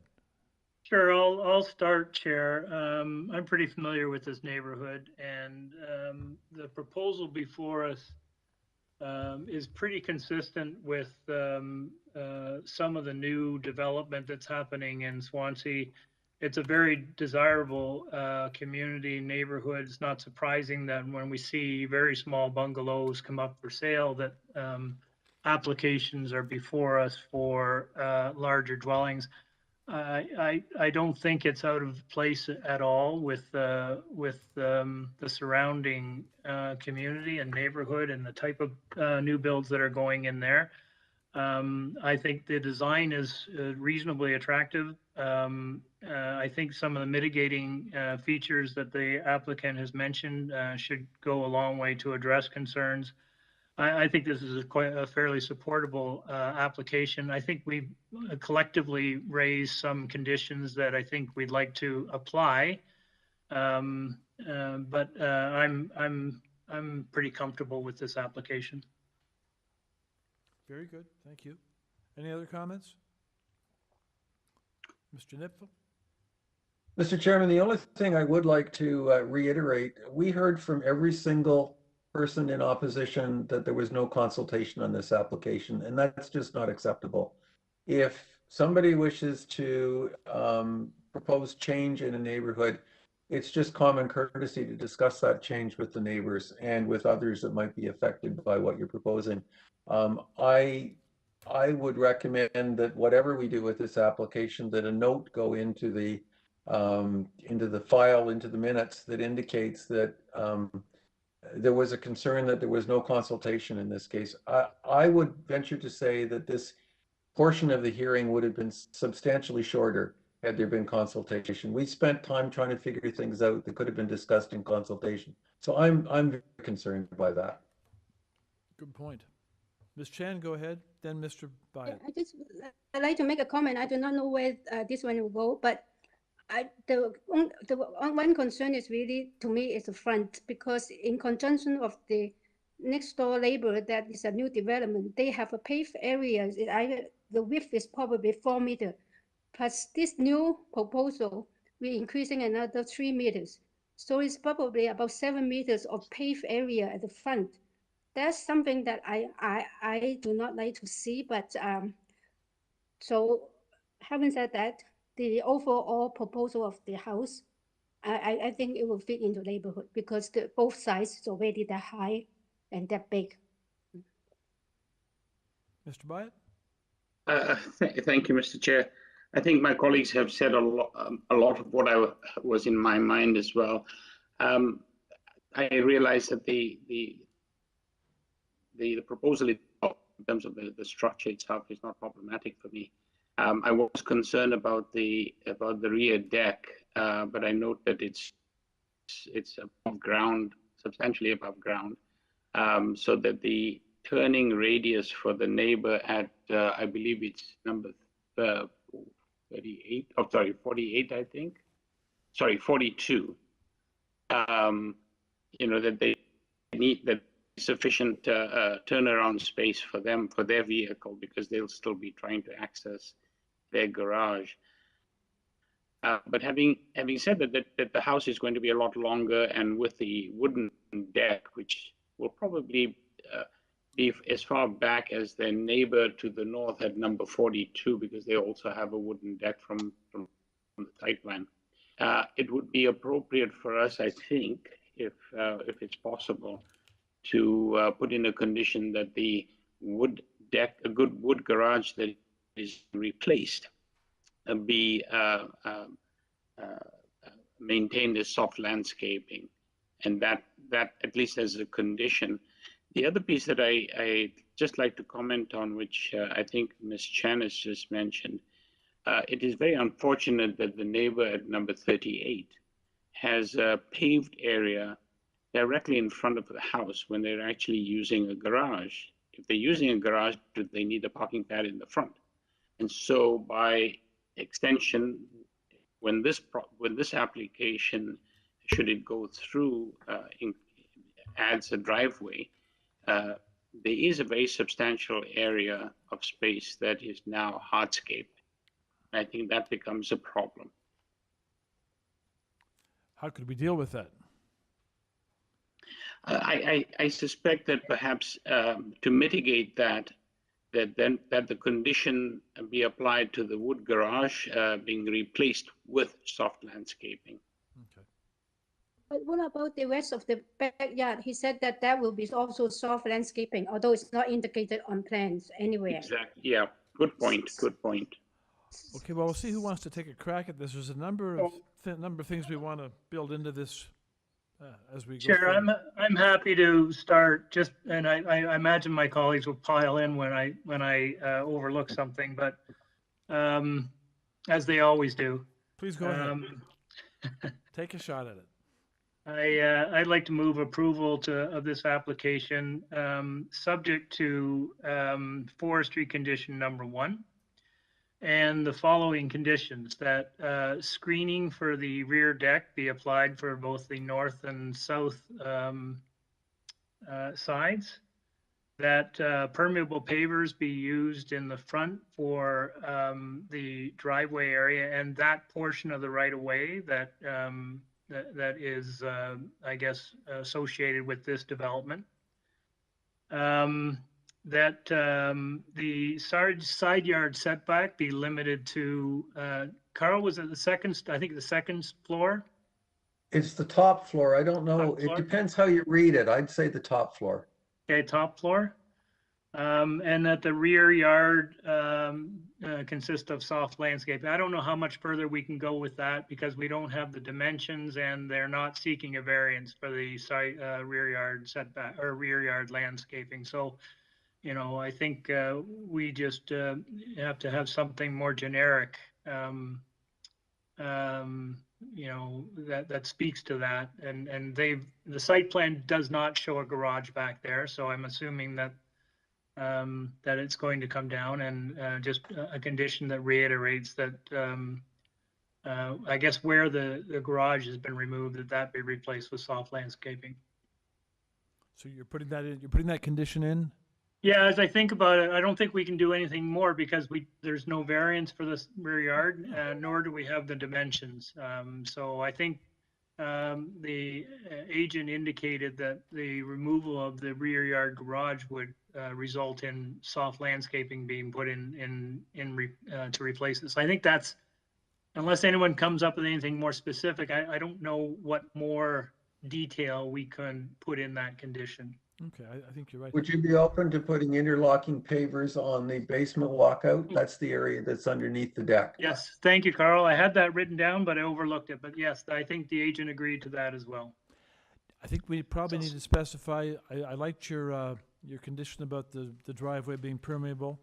I think we have to specify, though, that the driveway leading to the integral garage, because obviously there is the mutual driveway that remains, but we're not going to do permeable on half of it. Yeah, well, So- it's hard. Yeah, it's hard to, again, hard to define that, particularly given that there's already pavers down there. So I agree with that one. So I don't know, Sylvia, did you catch all that? Did you want to repeat it? I think maybe I we will, better. I will try to repeat it. So here we go again. So I will move approval of this application subject to forestry condition number 1. Yeah. Subject to the following conditions: that screening, appropriate privacy screening, be installed on the rear deck on the north and south sides. That the area below the rear deck be constructed with permeable pavers. That the side yard setback be limited to the upper top story. That the area, the driveway area in the front leading to the integral garage be permeable pavers. And that the area where the rear garage is being removed have soft landscaping put in. Something a little more sophisticated than that wording. Yeah, so through you, Mr. Chair, the matter with regards to the permeable pavers, I can lump that all into one condition, which would include the driveway in front of the integral garage, the area along the south side, side yard of the mutual the mutual right-of-way, and the area below the, I'll call it elevated rear deck. Mhm. Yeah, that's fine with me. If we're okay with putting the permeables down in the right-of-way beside the two houses, I'm fine with that. I thought that's what I heard. I'd leave that to my colleagues. I'd ask my colleagues' advice on that. I'm not sure how easy that is, given it's a right-of-way, shared right-of-way. It's a mutual drive, right? It is a mutual drive. Yes, there's a right-of-way there. I don't know that we can do half a mutual drive, can we? Do you intend to do half a mutual drive, or? I'm agnostic about it. I didn't think so. I just because it gets complicated, and frankly, it looked like hell if you only did one half of it. I think so too. I think we leave that be. Okay, Sylvia. So just the driveway portion that leads to the integral garage in the front. And the area below the deck, rear Yes. deck. Yes. Okay. Very good, Mr. Clay. Is there a second for that motion? And it does have a second. Mr. Byatt seconds. So it is moved and seconded to approve. According to that motion, all those in favor, please show of hands. And that vote is unanimous. The motion is carried. Mr. Chairman, I wonder if we could, and this would be Sylvia's call, I would like us to, because we've been hearing it all day today, there's been no consultation, and I'm very concerned with that. I think the minutes should reflect the fact that we are concerned that there wasn't consultation on this. It's happened with every single application today. How would you phrase that, Mr. Niffel? I think we need to phrase it. You need I would just say there was concern expressed that there'd been no pre-consultation with affected property owners. And this really has to stop because it's extending our meetings and it's creating a great deal of confusion with abutting property owners, and it's confusion that could be corrected with some consultation. And as Yim indicated earlier, if there's consultation, then there's the opportunity to generate some alternative solutions as well before they come to committee. I agree with you totally. Can we put that in? She's putting it in. It's in. It's in the motion now. I might suggest that something we should also remember.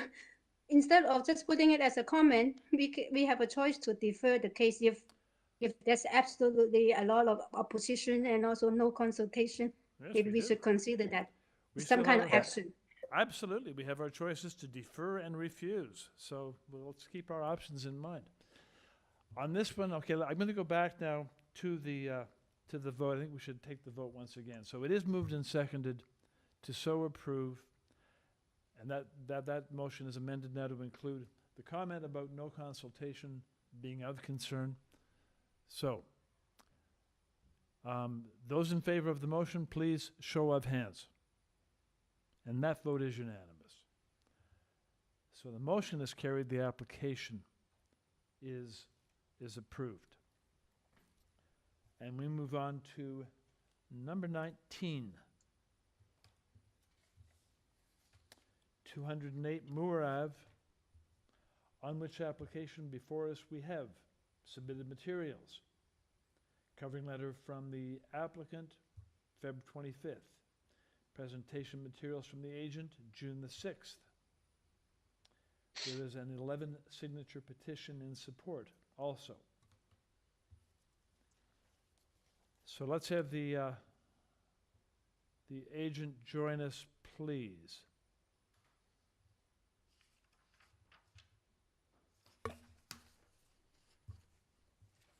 By stating your name.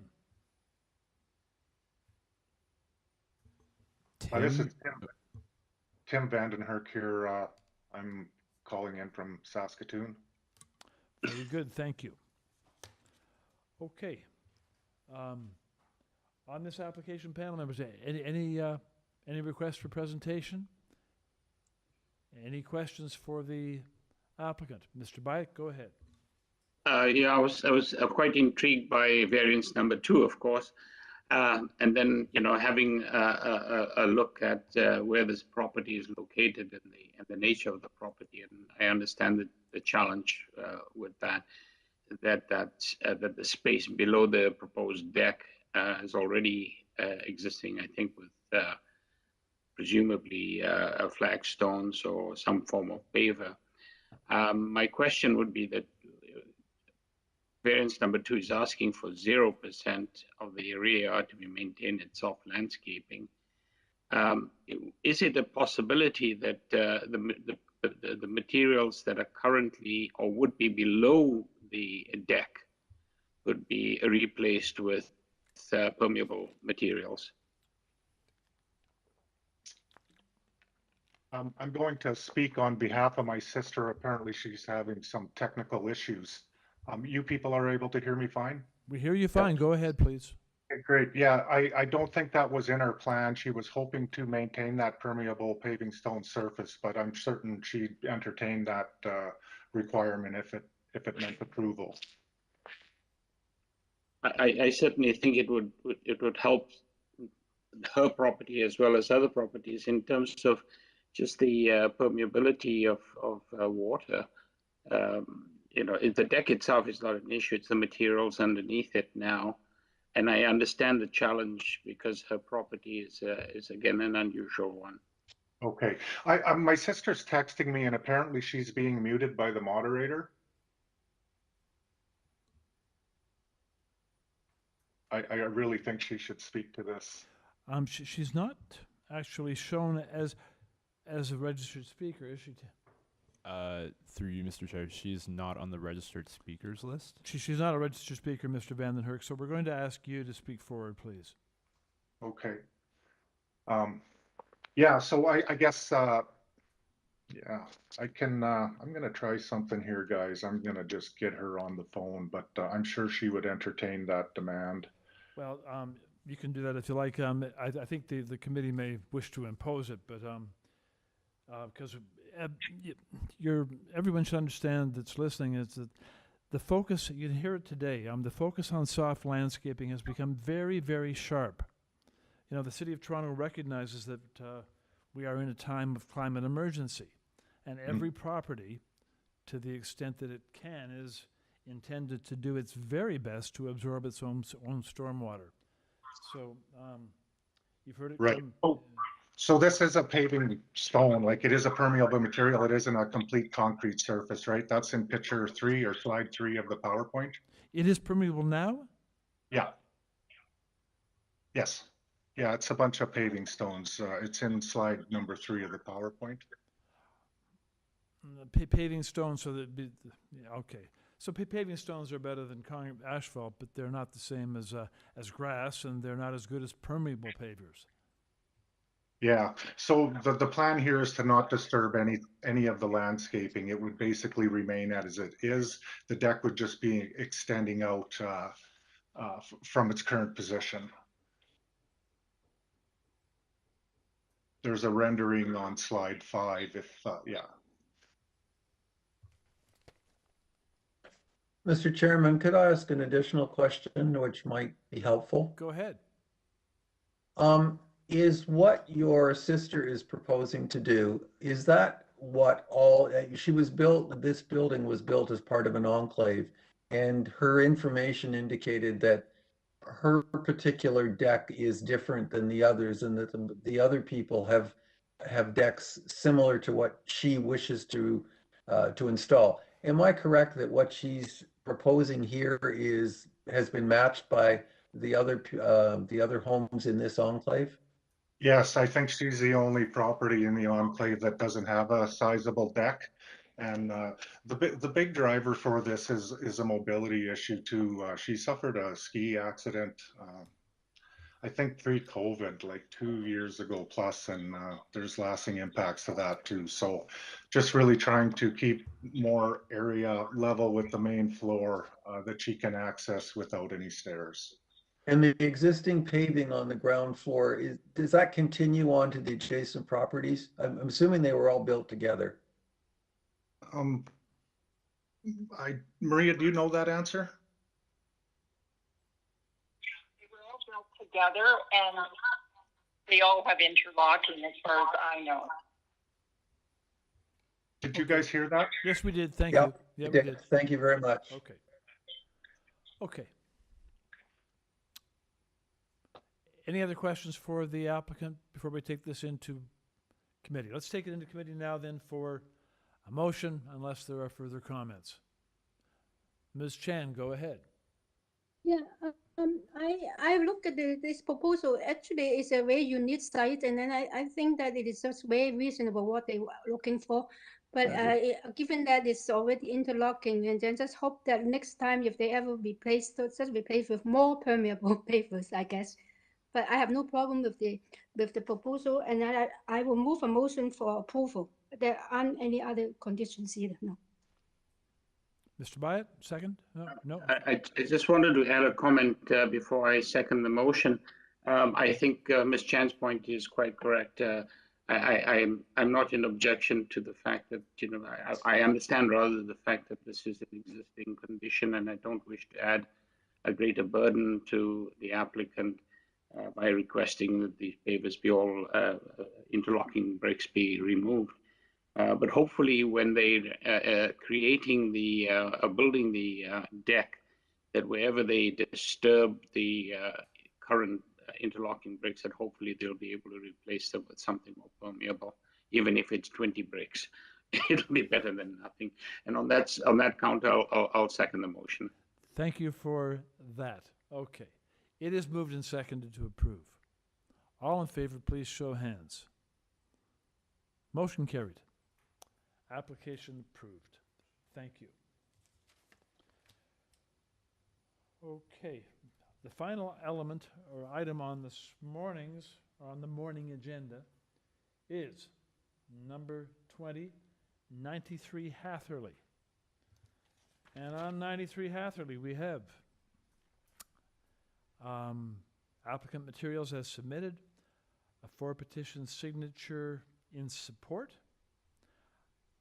plus another 5-signature petition in support from owners and occupants on Hatherley Road, so 9 in total. There's one piece of correspondence in opposition from an anonymous person, received May the 31st.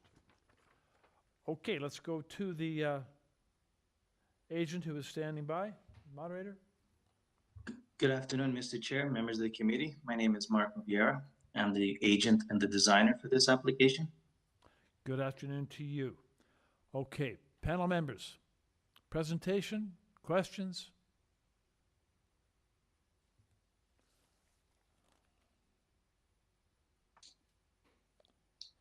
I have a question with respect to soft landscaping, and that is with respect to the rear landscaping at 22% where 50 is required. Let's think of ways. Is there anything we can do to improve that number? It is quite deficient. You're less than half of what it's supposed to be. For you, Mr. Chair, I did think that was actually going to be coming up. So in my time waiting, I was looking at ways in which I could improve that. And if I was to maintain a 1.5 meter walkway from the back stairs, allow me to connect to the side yard, that would increase my landscaping by turning the sodded area in front of the garage into a sodded area. And that would bring my landscape area to 32.68%. So it would essentially increase the amount of soft area by 10%. That's substantial. And it's appreciated. Sounds like a very good modification to me. Okay, Could you clarify what, I'm not sure where you're making the change. Can you clarify, you're talking about a walkway, and then the area behind the house is now all concrete. So am I correct? You're thinking of making that soft landscaping with the exception of a walkway? Correct. So the proposed first floor has stairs that come down to grade. And we would allow a 1.5 meter wide walkway from that stairs along to the side yard of the house, and the area between the walkway and the existing garage that is being retained would now be soft landscaped area. So essentially you have a concrete walkway right adjacent to the existing garage that leads to a side door. And then you would have soft landscaping on the east side of that, extending to the rear property line. And the new area that I'm proposing would be between the garage and this walkway, between the stairs and basement walkout area, so that we can facilitate the access, but still encourage more soft landscape. Would you be, and that gives you what percentage of soft landscaping? That would give me 32.68%. So you're agreeable to change the variance request to 36.82? Sorry, 32.68. Oh, sorry. I was being very optimistic. Yeah. So okay, to that figure, would you be in a position to provide to the office a site plan that's revised to show that by perhaps tomorrow, and then we could reference it? That could definitely be done. Not a problem. Thank you. I think you used your time waiting very, very wisely, and thank you for that. Thank you. Any other questions for this applicant panel? Mr. Byatt. Not a question. I think I appreciate that change that you're prepared to make. but I imagine we'd need to change the numbers in variance number 3. Yes, we do. We do need to Go amend. ahead and do that. For you, Mr. Chair, so the variance number 3 would now have 32.68%, which equals 34.38 meters squared. Very good. So the application is now so amended, and that's what we will be considering and voting on. Thanks, Mr. Byatt.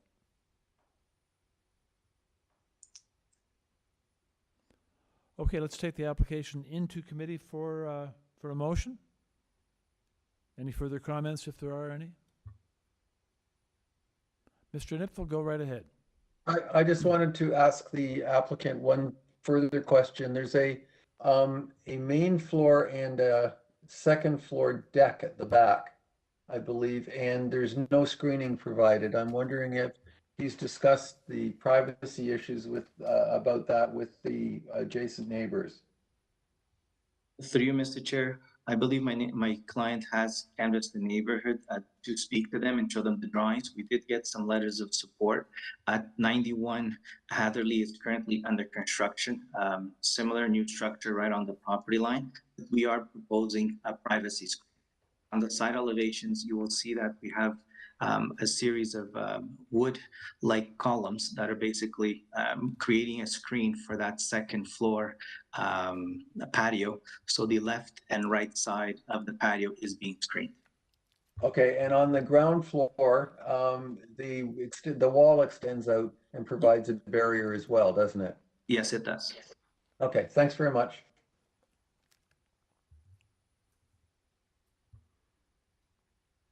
Okay, then we are back in committee and looking for a motion, please.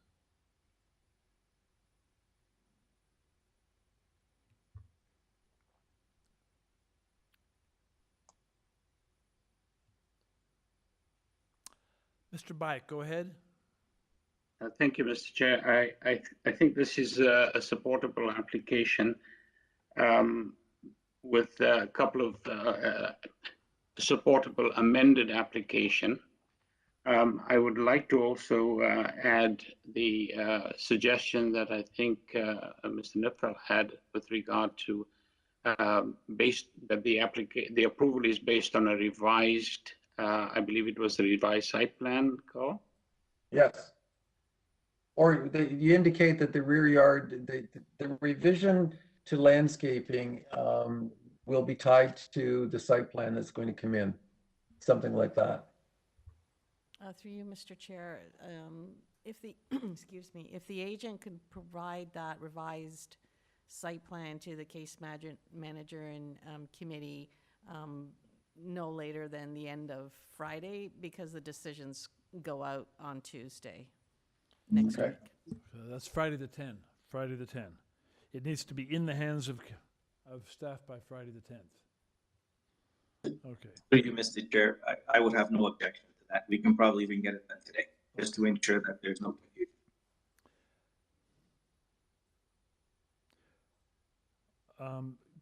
Could we say revised site plan to be submitted no later than Friday the 10th of June 2022 to reflect change to minor variance number, to reflect change to 32.68% on variance number 3, or should we try to be more, should we try to describe it differently? Through you, Mr. Chair, I would just tie it to the site plan that's going to be coming in with. Tie it to the site plan that'll be coming in. As you normally do, it'll just be an updated plan. Tie to the site plan to which will be submitted no later than Friday the 10th of June. Okay. All right. So that okay with you, Zahir? Yeah. Perfect. Thank you. And did you want to put privacy screens in? I think the agent indicated that the screen's already shown. Yes, could we tie, if we could tie the approval to the elevation drawings, it's shown on the elevation drawings. So that's the, through you, Mr. Chair, the side west elevation and east elevation and the south elevation. Is that? That's right. Thank you. That's right. Okay.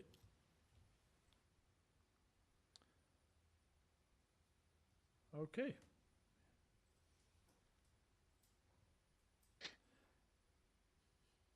Anything else, Mr. Byatt, on your motion? No, I think that's perfect. Thank you. Thank you for the motion. Anyone to second that? It is seconded by Ms. Chan.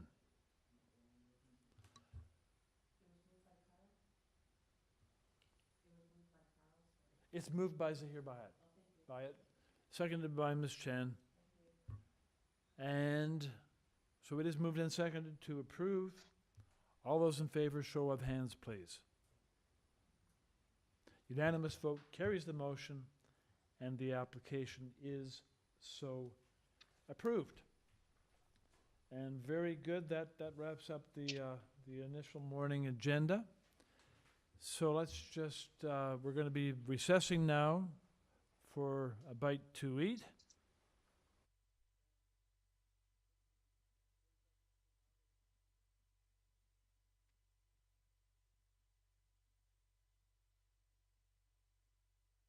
Can't hear you.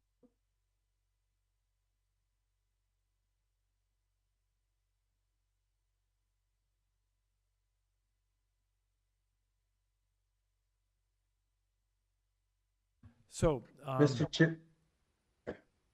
Okay, so we are going to recess now. Having completed that, we'll resume from the recess at 3:30 p.m.